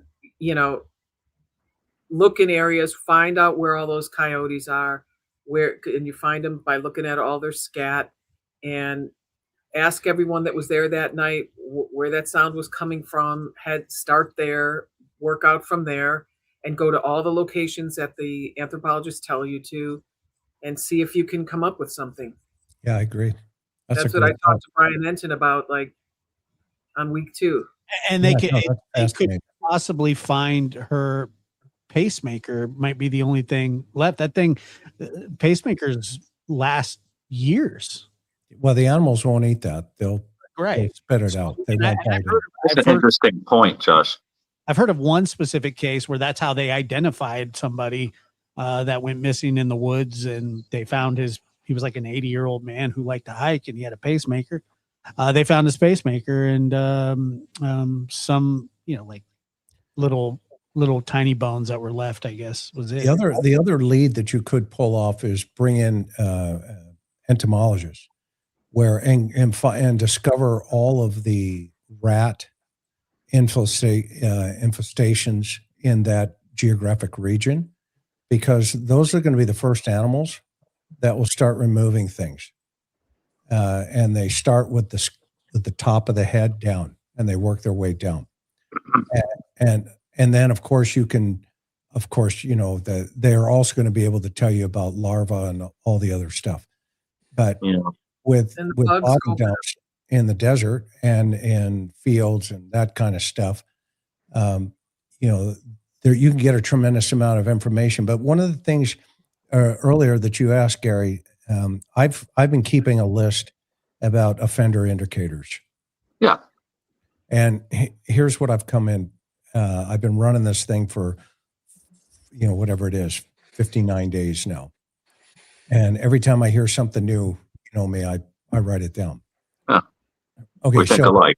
Mm-hmm. Yeah. Most likely in this situation, there's somewhat of a premeditation here, because we have the face covering, the concealment, the gloves, no prints, and of course a backpack for the kit, tools, restraints, or escape, whatever it is. Okay, this is a clear, in my mind, indication of planning as well as forensic awareness. Now, what I mean by that is this person knows that people like Maureen exist. And that throws a curveball into an experience level of the perpetrator. Either they've done a lot of reading, which kind of goes towards their controlled behaviors at the scene. They approach this individual approaches with a secure door at night. He was very comfortable, even though knowing that door was secured. He used a flashlight, but was that a prop? Now we hear about the prop flower pots to maintain access in and out of the house potentially, or was that staging? So that tells me, and based on listening to you as well, Dr. Picotto, this is an individual who's probably average above intelligence, but not too much. Right. Male. I'm not going to give any age because that never works. But I think he's employed. Because he's free on weekends. Because of I the think he's weekends. free on the weekends. And that understanding these traits for him has helped prioritize his ability to stay out of the limelight. And his motivations, because I think it's a male, I'm going to stay on the table with power and control, or SA, which is common in, stranger abductions and vulnerable victims. But in this one, she's such a low risk. The second one that comes in for me is financial, for two reasons. There's an isolation in that house, so he had all the time in the world. And the ransom or theft, i.e. he wants to steal, gives a reason for him to have all the planning that he needed necessary to put the concepts together about why he would take her out of the house, and then potentially come back later on and say, hey, I didn't know her heart was that weak. So that shows that this individual has spent a lot of time coming with familiarity to the perfect house. And so the third piece of this is personal, or the third motive for me, personal. A grudge. And the fact that there appears to be a possibility of a stranger, that would lead into what Bob's theory is a relationship to, an obsession. But I don't see him living vicariously through Nancy to get back at Savannah. I can't make that jump yet, because again, the offender scouted the house and the area, so he lowered that risk with a high reward target. Right. And Chris, in cases where you obsess like that, there's generally prior contact attempts. I agree. Emails, letters, etc. I mean, I'm aware of cases where, that I've been asked to look at, or evaluation been asked to do, with stalker behaviors, obsessions like that. And there are sometimes hundreds of emails or voicemails or whatever, because it reflects the obsessionality required to be that wounded and not letting it go and all that. And it's hard to believe that, this just came out of nowhere with no prior contact. Behavior of, if he took an item or from Nancy, how is he going to stimulate himself with that item now that she's out of the picture? Right. And the fact that he chose this remote location with minimal eyewitnesses late at night, and the timing and all of that kind of leans back towards, for me, the planning prospect. Now, that would fall under the organizational bucket at the BAU. Okay? The disorganized bucket would be the fact that he left visible blood at the scene and exposed. That would indicate to me, based on my training and experience, impulsivity and an incomplete possibility of cleanup under duress. But I can't lean to that because there's a possibility he spent a lot of time there. However, the gear also suggests that the organization aspect of this dominates in this suspect's mind. So the signature piece of this for me is the use of disguise, the minimal interaction with any video or footage. He's cautious, and he's a repeat offender somehow because he's been able to avoid detection at this point. And what I mean by that, not that he's a career criminal, but he has mastered the ability internally to play this movie over and over again, and then executed it with a couple of anomalies. The fact that he targeted her in the desert shows that he has no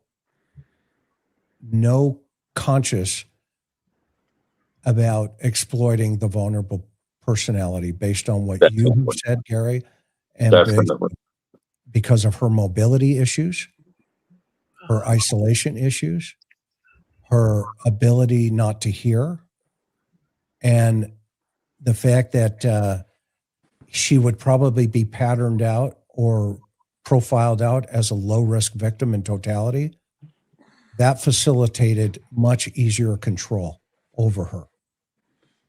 Okay. Now, what does that mean in the long run for us? And how do we catch this guy? Or how did they catch this guy? I think he's right there. What do you mean by that? I think this guy is this person who did this, went in there with one target in mind and the time they were going to drop the 400-pound bunker buster. Right? And it was going to be at that, date and time. I think your observation recently, Gary, about the dates, the 11th of January, that was fascinating. Wait, what was that? Weird, but fascinating. Weird. Well, what's your theory about the date? It's not a theory, just a kind of intriguing little thing that I pointed out because, in my work, with the types of people that I treat and work with and study and my interest in evil that I write about is I know that January 11th and January 31st are very significant dates in witchcraft. Oh, yeah.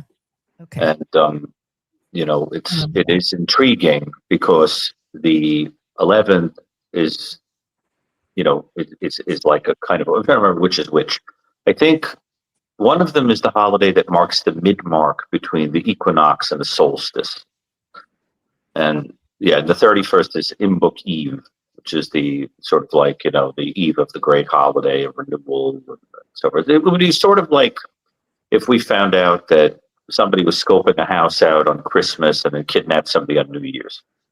Like a sort of interesting little thing that in the world of witchcraft and Wicca, those are significant dates. I don't know if it means anything, but it is interesting. Just one of those things to dog ear, but I can't think of a world in which it means anything. In southern Italy, Wiccan is a big deal, isn't it? Common. It's trendy, In fact, it's funny, the word paesano, which everybody knows to mean like a local person that comes from the paese, the town, has actually the same root as the word pagan. Pagan, pagano, means local, that you have a religion that comes from the local town, the local area. But those words have the same origin, which is kind of interesting. But it's an intriguing thing, to think about. But Chris, I'm trying to understand something. So you're talking about financial motive. Don't you think that if the motive is financial, that it's more closely tied with what would have been an intended abduction that went south than just a homicide? For a homicide to be financial, it would have to be that you would benefit from like a will or inheriting a house or something like that. So what would be the financial motivation in the non-robbery where you just go in and eliminate the person? What would you get? How could you, unless I'm just not getting how that could be a financial crime. One case in Arizona, it was two boys out of California. Yeah. They were in Scottsdale. And they tried to pull off a Bitcoin, scam against the elderly.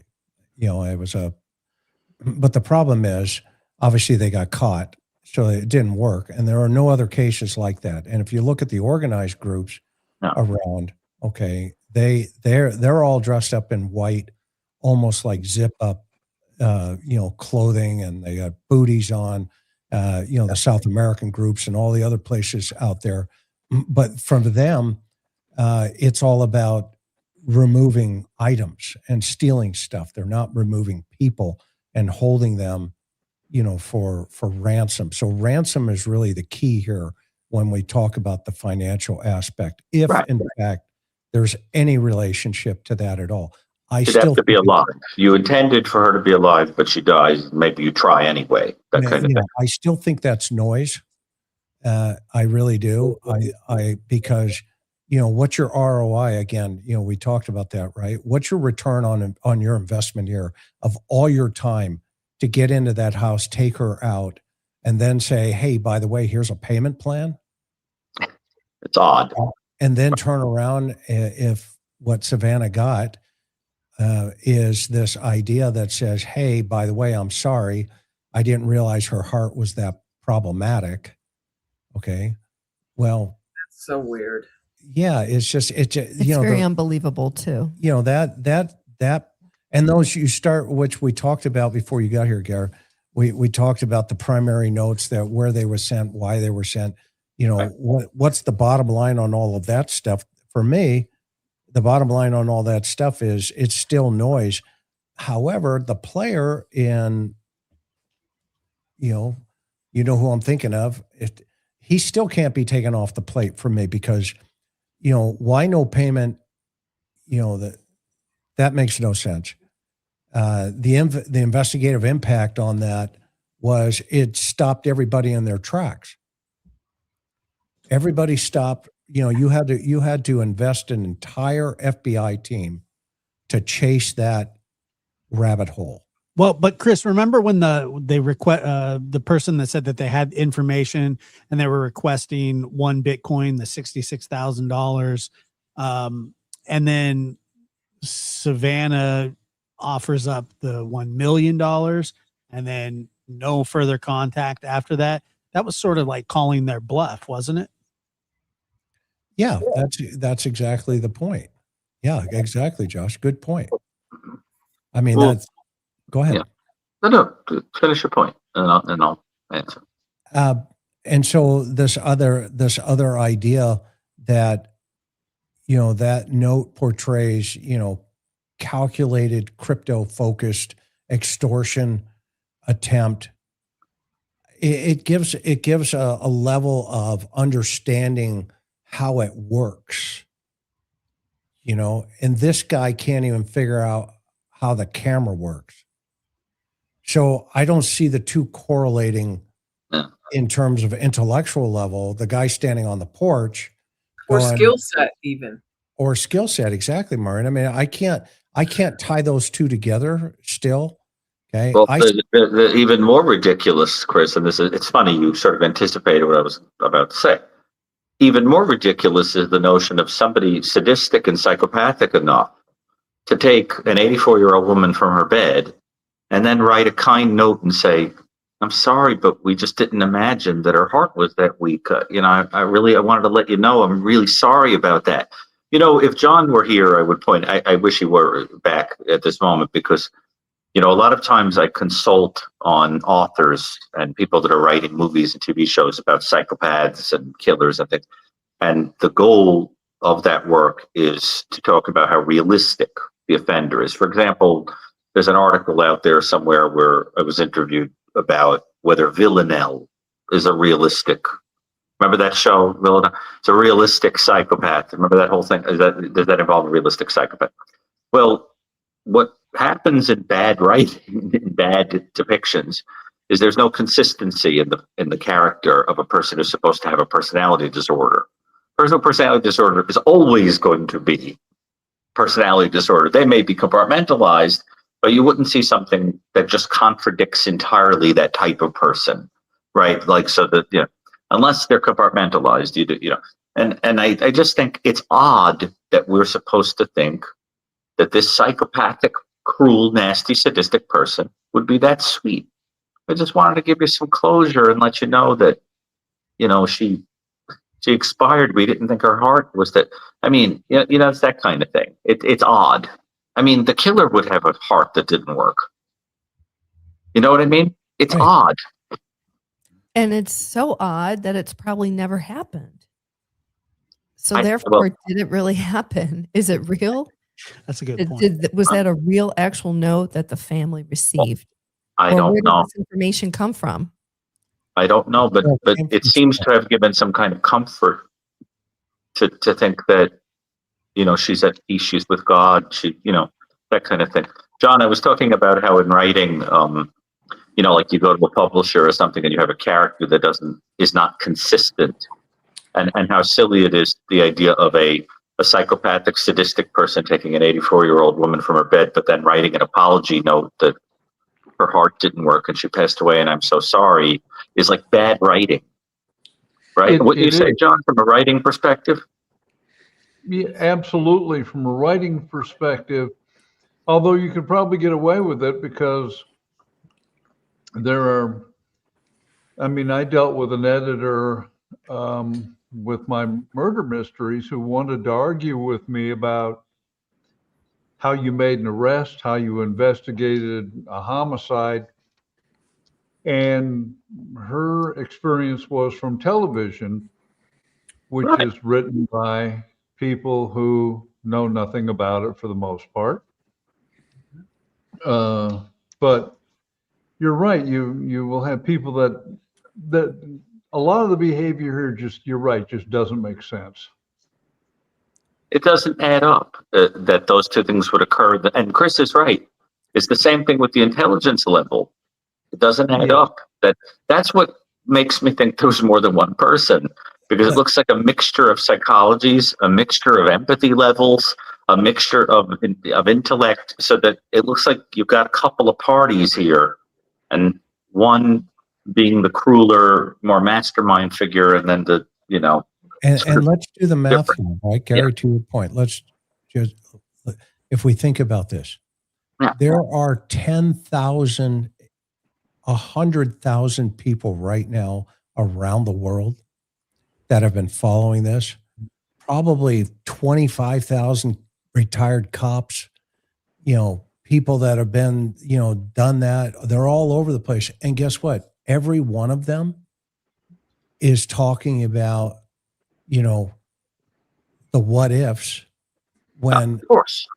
where including me and all of us, right? Yeah. But at the same time, you know, you think about the simple minutia, very, you know, close things that are right there in front of us. And I've learned, you've learned, we've all learned, you don't leave. And I gave the analogy of the puzzle. You don't leave unless you can answer. Now we've got the pots. Okay.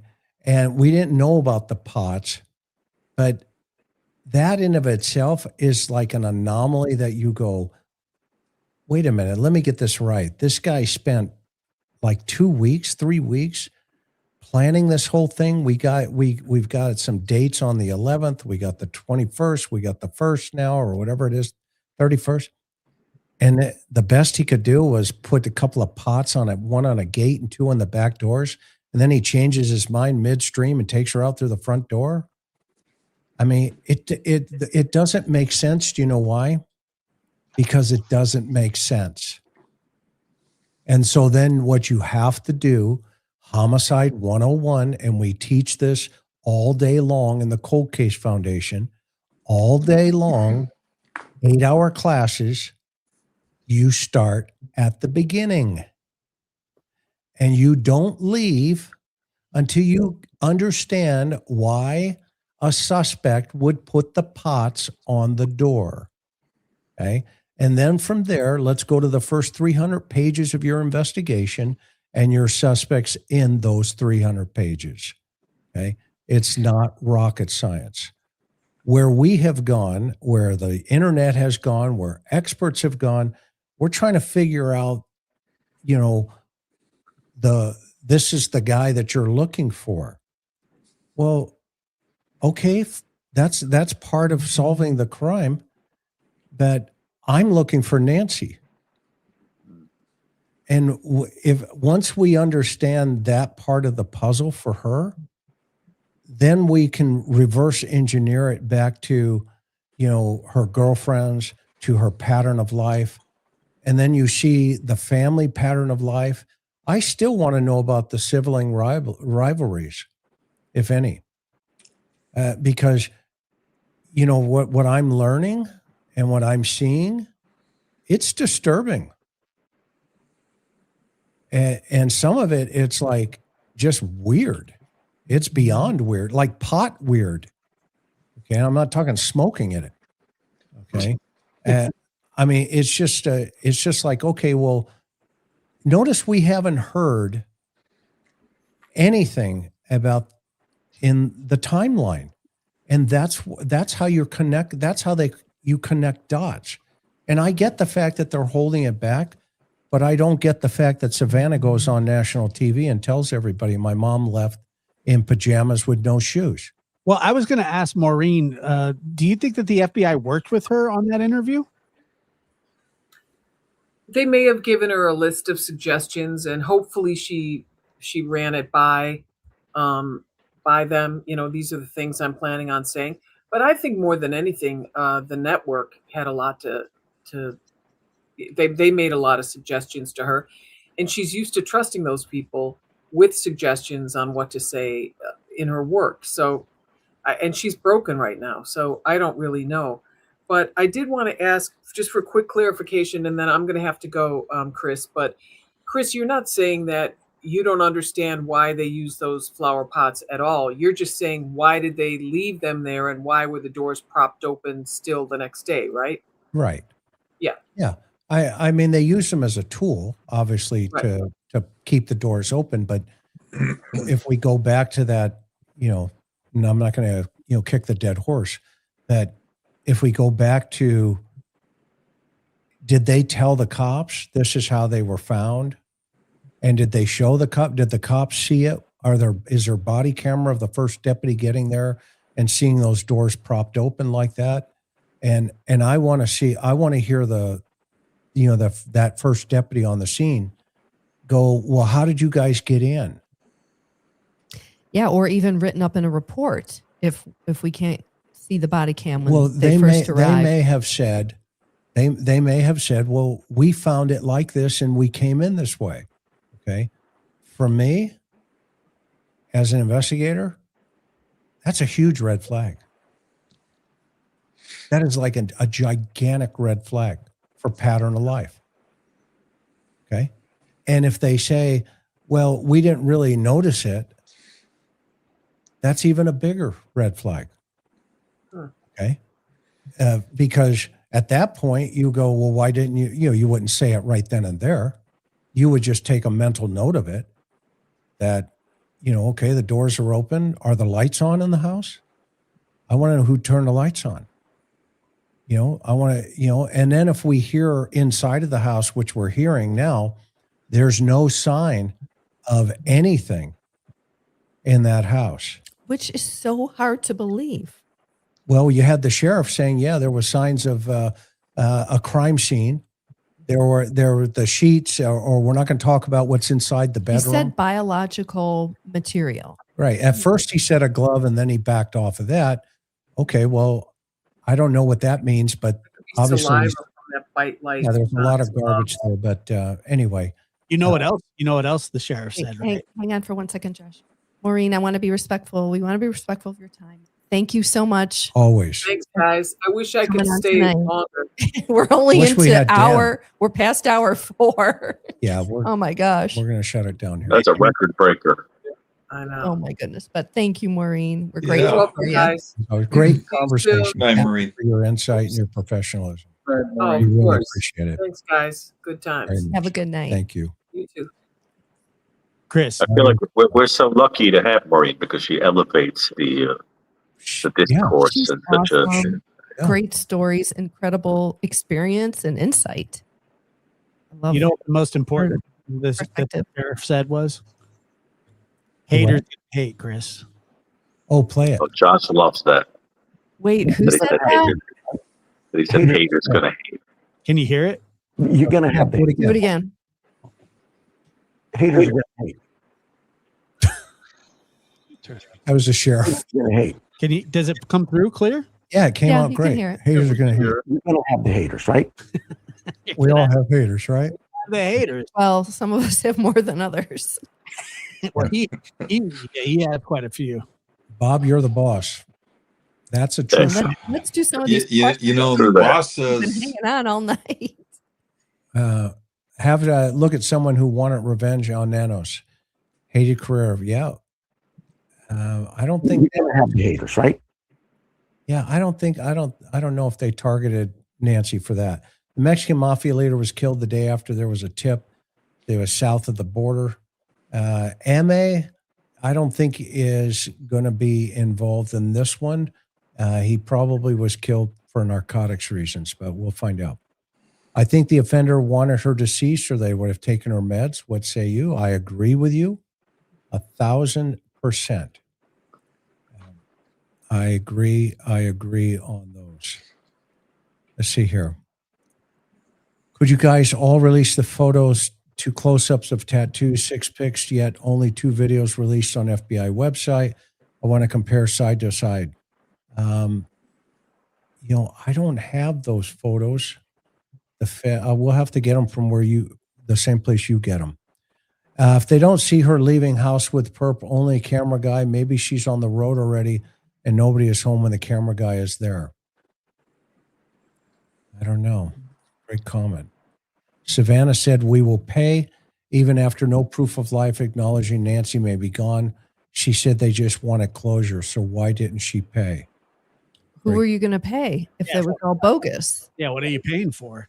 Who are you giving that money to? It's not even about proof of life at that point. Like, you'd want to know that they're the ones that have her as well, even if she's deceased. Why take her if the backpack was a kill kit? Thoughts? well, the kill kit had a tarp in it, probably. And so that was part of the greater plan. Or could it have been like a kidnapping kit, maybe? Hey, can I ask Well, where that maybe, came from? but Where the tarp concept came from? it just looks, the way the backpack is molded, Right. it looks like it has a tarp in it. Okay. A folded tarp. Yeah. All right. Well, Or similar. But Chris, this gets back to what I hope I was clear about earlier, but just to sort of quickly reiterate it, is that in cases of elimination homicides, elimination murders, the idea is that if you eliminate a person right there and you leave them, and there's no robbery and there's no SA, it's just too obvious that it's someone who's an intimate and has some personal reason to do it. So you take the body out to throw the scent off. That's the whole point. That it's just to give the impression of an outside involvement. But it's meaningless. It makes no sense. It's illogical. See, because the person is not sophisticated enough to know how to do it in a way that stages realistically what you would see if an outside person is involved. So that's why, I think it's sort of intriguing to think about why take her, because that would point us to the motive, and currently there doesn't seem to be one. It doesn't make any sense, right? That also looks like bad writing, doesn't it, John? Yeah, exactly. Looks like the publisher would be like, no one would buy this because it doesn't make sense. Yeah, but they would identify it as a plot hole. The plot hole, exactly. That's a great way to put it, and that sounds like the title of the podcast waiting to happen. The plot hole. Plot holes. Yep. But of course, again, let me be clear, because in case the audience is misinterpreting us, as they sometimes, unfortunately do, is that we are not saying that to cast aspersions on a family member. We're just saying someone who knows her. There's an intimate somewhere in here. That's all. An intimate could mean anything, from a person who knows you from church, a person in the neighborhood, the mailman. You know what I mean? It's just that they have to know you. So. Yeah, it comes very clear that, it doesn't make sense. So plot hole. You don't leave the house. I love that, John. That's how I'm going to refer to it going forward. These are plot holes, like bad writing. Yeah, exactly. Honestly, can anybody leave the house yet? No. always a good idea in a homicide to think simpler at first, right? But It was simpler through the whole process. Maybe that's why I had luck. Occam's razor. I'm a simpleton. I mean, it would be hard to leave the house since that's where it went down. Yeah, I mean, all of these things. I mean, from day one, I've been saying, where's the timeline when they got there in terms of how did they get in the house? Right. The garage door, the all the other stuff. Okay, it's just weird. And when it's weird, that means it's not true. That's the bottom line. The truth or lies sound just like that. They don't make sense. And people lie to lie. Remember that. They lie on top of the lie to cover the other lie. And they adapt. They adapt. And they adapt quickly. oh, the tangled web we weave when Amen. first we practice to deceive. Yep. Meant to look like a walk away, no ransom note, except cops do a real search to find her. Yep. You know, I hope this poor officer that got stuck in the middle of this thing, you know, I don't know who it's going to be. Savannah had said she'd pay for Nancy, alive or not alive. See a picture of her pajamas to prompt Savannah to start the exchange. Maybe. But I don't think she paid it. I don't understand, Chris, why she didn't appear on the Today Show with the siblings. Exactly. It would have had a different impact, right? Don't you think from Karen, from your background, I mean, wouldn't that have hit differently Absolutely. in terms of media coverage and everything? Absolutely. It would have brought down the temperature and all the things that the family is not happy about, what's going on. If everybody sat, 3 of them on the couch, and were actually interviewed, and could just tell us what they know, that would have gone really far with the public. Yeah, I mean that's again. I felt like I was being, Manipulated. like Ronco, $29.95. The waterbed complete with a headboard, footboard, mattress liner, heater, strips, deck boards, algicide, and a standard pedestal. I'm like, what? Did I just buy a waterbed?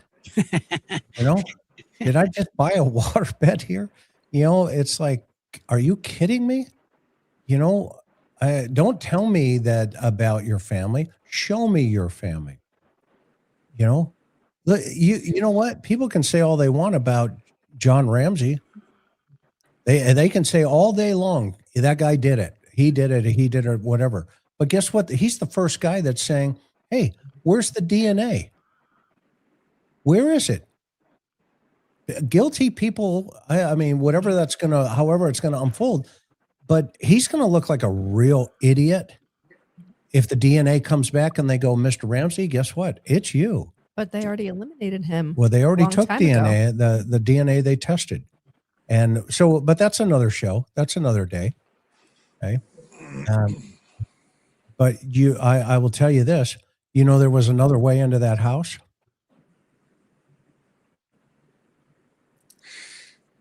That's coming. You watch. The only reason I know is because I've been involved in it. That's the first time anybody heard that tonight.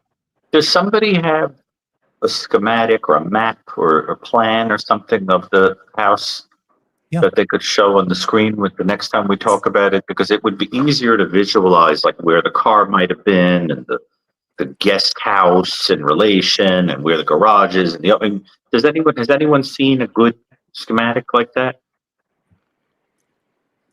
On which house, Nancy's or Nancy's house? Yeah, Chris was showing it's it all earlier. over. It's all over. You showed it earlier. I'd like to look at it because it helps me to visualize. And when people see me at CrimeCon, they'll see me with John. Oh, that's coming in a couple of weeks. You mean you're presenting with him, or you're going to be with him out in the? We'll be hanging out. Was that a question that somebody asked, or what? No, we'll just let it run. Okay, so we'll go this one. We'll go that one. Thank you for your kindness. Those are nice questions. Questions. Yep. Gary, what do you think about SG saying Annie has special powers.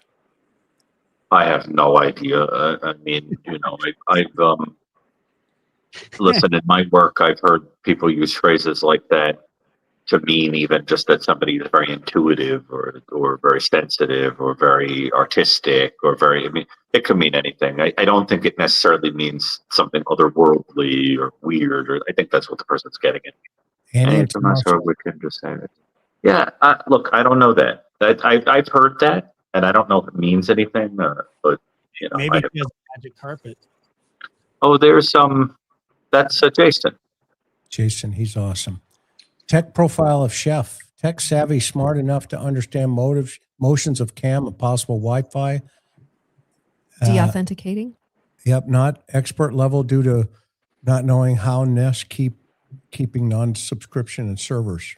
By the way, really quick, just I know that we're wrapping up here, but the whole Wiccan thing, I've covered cases where Wiccan was like, Wicca was like at the forefront of it, but they're not. Wiccans aren't necessarily. They're not really like violent people. That's right. They're not. It's do no harm is their mantra actually. So I don't buy the Wiccan, because they're Wiccan or Satanist or witchcraft. Wiccans aren't really witchcraft. They practice some witchcraft, but they're not. No, it's more a pagan belief in nature. Very complicated, but yeah. Right. But black magic can be associated with violence. Yes. Black magic. We're not talking about that. Yeah. Okay. But that's a whole other subject. But I just think it doesn't mean anything necessarily. It's just an intriguing point. And I mean, I heard on the show when I mentioned that, people in the audience said, "Oh, they're Wiccan," but I just think that's a red herring. I don't know, but I agree. It's a good point to make, Josh, because I must have gotten 25 messages from people trying to educate me on the difference between them, and I'm like, I know the difference between them. I listen to this stuff a lot of the week. Yeah, there's a big difference between black of course. and Wiccan. All right, was that the last question, Chris? That was the last question, but Karen has a comment. Oh. Okay, so I was thinking about this early this morning when I couldn't sleep, because sometimes I do wake up and think about, wait, let's hold that photo, Chris. I do think about Nancy getting taken from her bed in the middle of the night.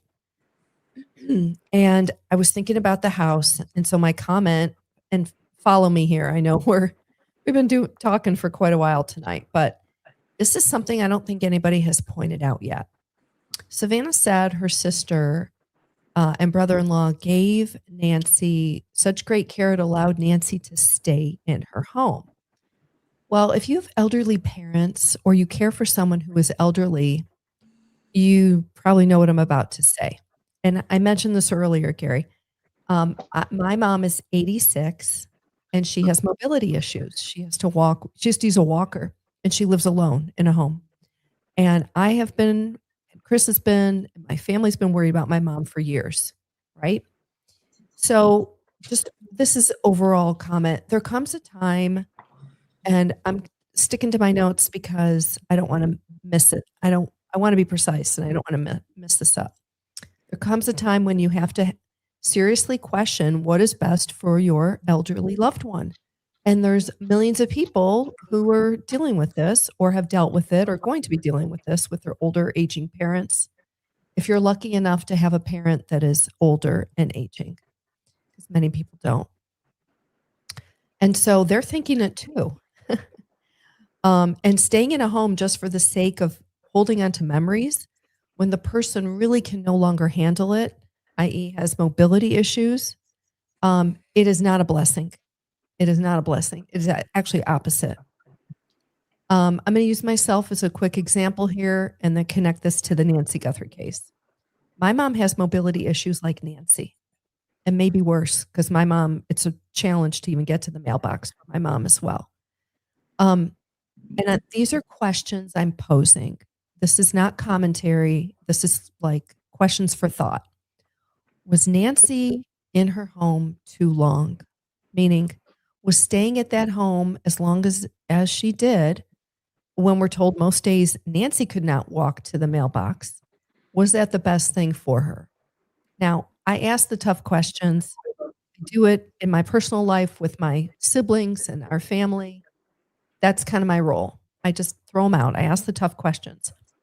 This reminded me of almost exactly a year ago, last February, when we covered the Gene Hackman story, the tragic story. I'm going to remind everybody of what happened to Gene Hackman, the Oscar-winning, revered Hollywood actor who was 95 years old with dementia. Let's put those pictures up, Chris. Gene Hackman was 95. His wife, Betsy, 30 years younger, was the main caregiver for Gene Hackman in a huge home, gorgeous Santa Fe home here. Sorry. Pardon me. And of course, we know what happened. Very tragic. His wife got hantavirus and literally collapsed in this bedroom, or excuse me, this bathroom. But these are photos of the condition of the home that Gene Hackman's caregiver was living in. Gene Hackman's side of the house was immaculate. Okay. This isn't throwing shade. This is just pointing out obvious questions. And I did a whole video on this back a year ago when we saw how tragic this was. And remember, she died first in that home. He died a couple days later. And we know from his pacemaker that the couple was in the home 9 days before anybody found them. 9 days.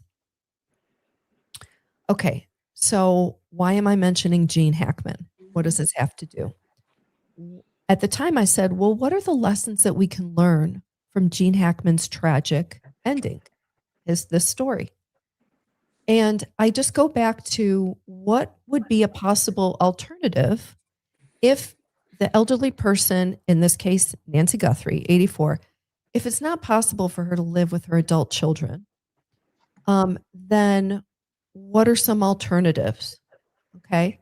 For Nancy, she is the mother of Savannah, right? Her daughter was wealthy, very well off. Could Nancy, and again, these are just questions, this is just food for thought. Could Nancy have sold her home and moved into a senior living place I'm not talking about places where people go to die. I'm talking about places that look and feel like resorts. Okay. Now, obviously, these are expensive and a huge part of our population cannot afford this. But in Nancy's case, she may have been able to afford it. Swimming pool, gourmet meals prepared, classes, activities to keep their mind sharp, shuttles to stores and medical appointments. They are not alone. If they need medical assistance, it's right there. These are secure places, and yet they're like 2 and 3 bedroom upscale apartments. So again, this is just where my mind goes. Was the house too much for Nancy? Was the house too much for Gene Hackman, who had advanced dementia by the time he was 95 years old? Mobility issues like with what Nancy had are serious, and they only get worse. They do not get better. Savannah and her family had said they had very strong emotional ties to that home, of course, right? But could they have encouraged her to sell the home and move into a place much better suited where she could still continue a really good quality of life in her later years? Okay. I'm just asking these questions. I am not throwing shade on the family. Obviously, this is a tough situation for families to deal with, right? It becomes down to what to do with mom. And if mom is not, if her body is more infirm than her mind, it's very tough. So what's the takeaway? Well, maybe Nancy's case will help somebody else out there to reconsider their living situation if they're elderly, infirm, and have mobility issues. So this could be something positive that comes out of this tragedy. And P.S., my own mom, who we've been trying to encourage to actually sell her home and go into a senior living place, because in my mom's case, she's had a series of falls, which we know are the beginning of the end. And Nancy's case has actually caused my mom to really take a hard look and do some serious consideration of doing a senior living situation. I throw that out. I offer it as just kind of a final thought on this tonight. So it's interesting that we have this situation where we're all gathered here tonight to talk about the fact that she's still out there, whatever that means. And the family needs to discover that piece of the puzzle. And they're begging for it. At least Savannah is. Savannah is expecting to find peace for her mother and peace for herself and quote, the rest of the family.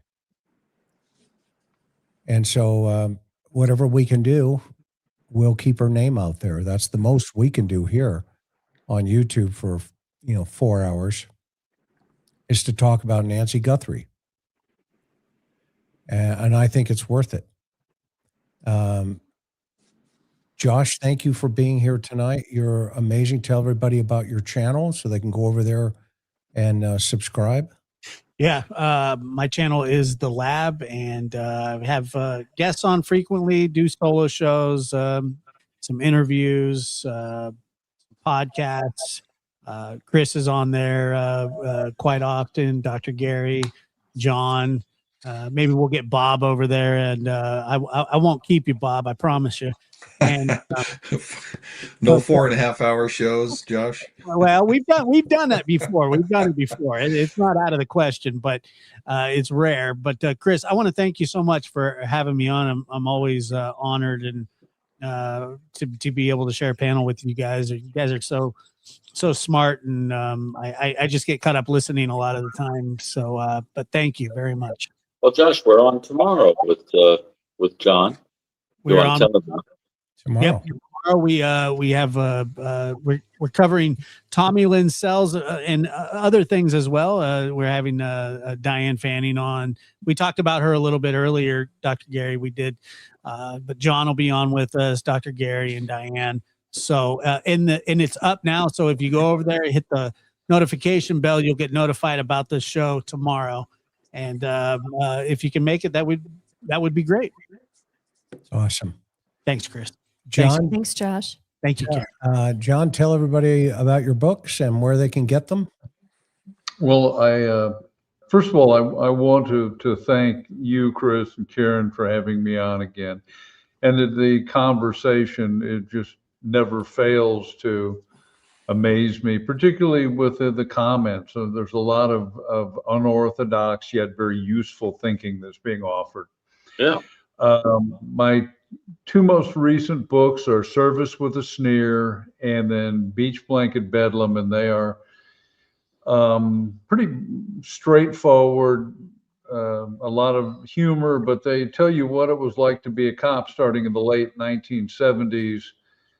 And my new book will be out soon, and that'll be called Bring Out Your Dead, and that will actually cover my first couple of years working robbery homicide. And I want to thank all of your viewers who have bought the book. And again, it's just a delight to be here, and I'm looking forward to tomorrow night with Gary and Josh and Diane, and ideally we'll get in under 4.5 hours. No guarantees, but we'll try. That's awesome. Bobby, tell everybody about your fishing expeditions. Oh, not too much these days, although I am headed over to Oregon here and shortly. So awesome. A little fishing over there in R&R. We are so grateful to have you show up here, Bob. Seriously. I mean, you bring such value to this conversation. It's I can't express my appreciation enough. That it's always great to learn from you, as well as, just push back and listen and just say, okay, yeah, that's a good idea. I appreciate you guys having me on, and I really enjoy interacting with the panel and with your audience. So always a pleasure. Thank you very, very much. Nice to meet you, Bob. Go ahead. What? I was just saying it was very nice to meet you, Bob. Yeah, you got to have him over there Josh, too, thanks. Josh. Have him over there too. Love to. Dr. Gary, your book is sold out in Australia. Woo! There's a phrase here. We just saw. Wow. What does this That's mean? pretty cool. How do you pronounce this, Jason? Buonasera, dottore. Have a good evening, doctor. That's what it means. Thank you for that. I appreciate that. But yeah, you can get the New Evil pretty much, in any major bookstore, Barnes and Noble, on Amazon. I appreciate it. But I just wanted to take a minute to say that it seems very fitting that this news about Savannah seeming to kind of come to an acceptance about, mom is with God.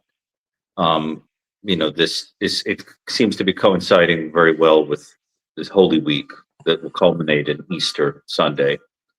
And I think it's important, to remember that while we're thinking of this as a kind of puzzle, and the whole true crime community is picking at this story and all that, that ultimately at the heart of this is a terrible, terrible family tragedy.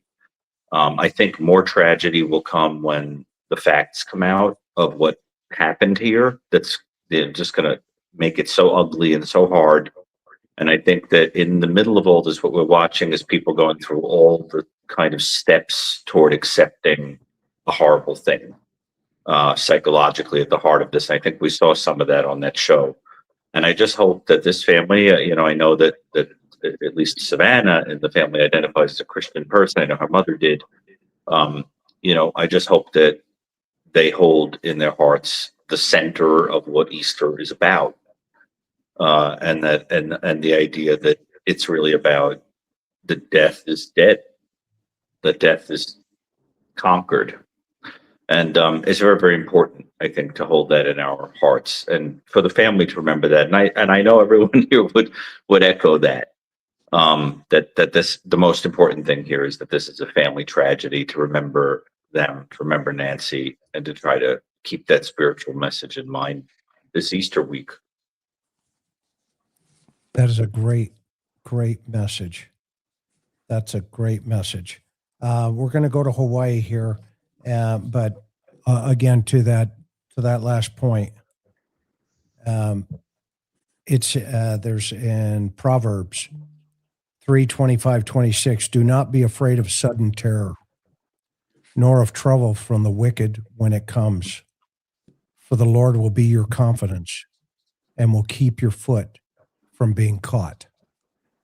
The idea that you show up every week for us, we can't thank you enough.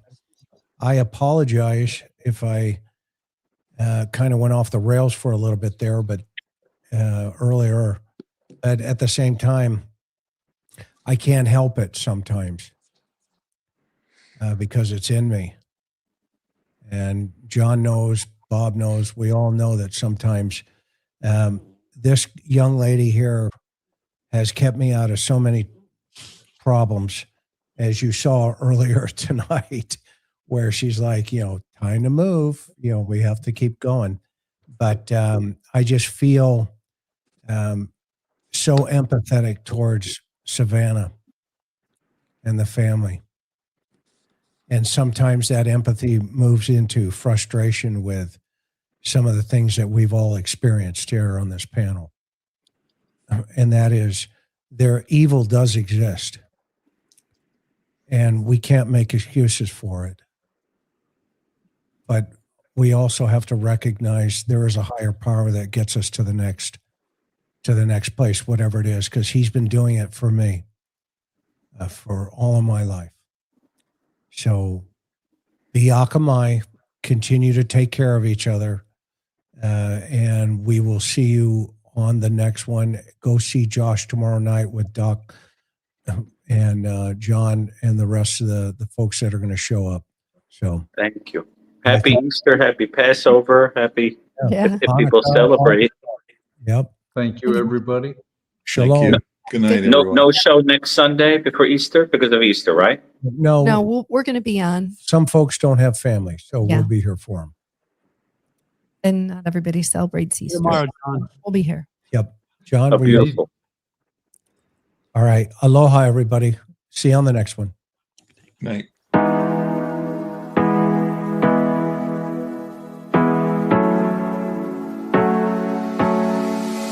Hard working every day. I'm stressed out 24/7, babe. No timeouts. Wish we could fly away. You and I go to our favorite place. Oh yeah. Make special memories together. I'll be your company now and forever. I say we fly away. You and me go to our favorite place. Feeling the sun on my face in Hawaii. With you, Hawaii. With you, Hawaii. With you, Hawaii. I need a summer breeze, some fresh air to put my mind at ease. No cares. You wanna come with me? Me and you go to our favorite tree. Are you ready now? We jump on a plane now. We're taking away. Yeah, we're taking away. Don't hesitate now. We're taking away. Yeah, we're taking away. We'll never come down. We're going away. Yeah, we're going away. You and me. Feeling the sun on my face in a while.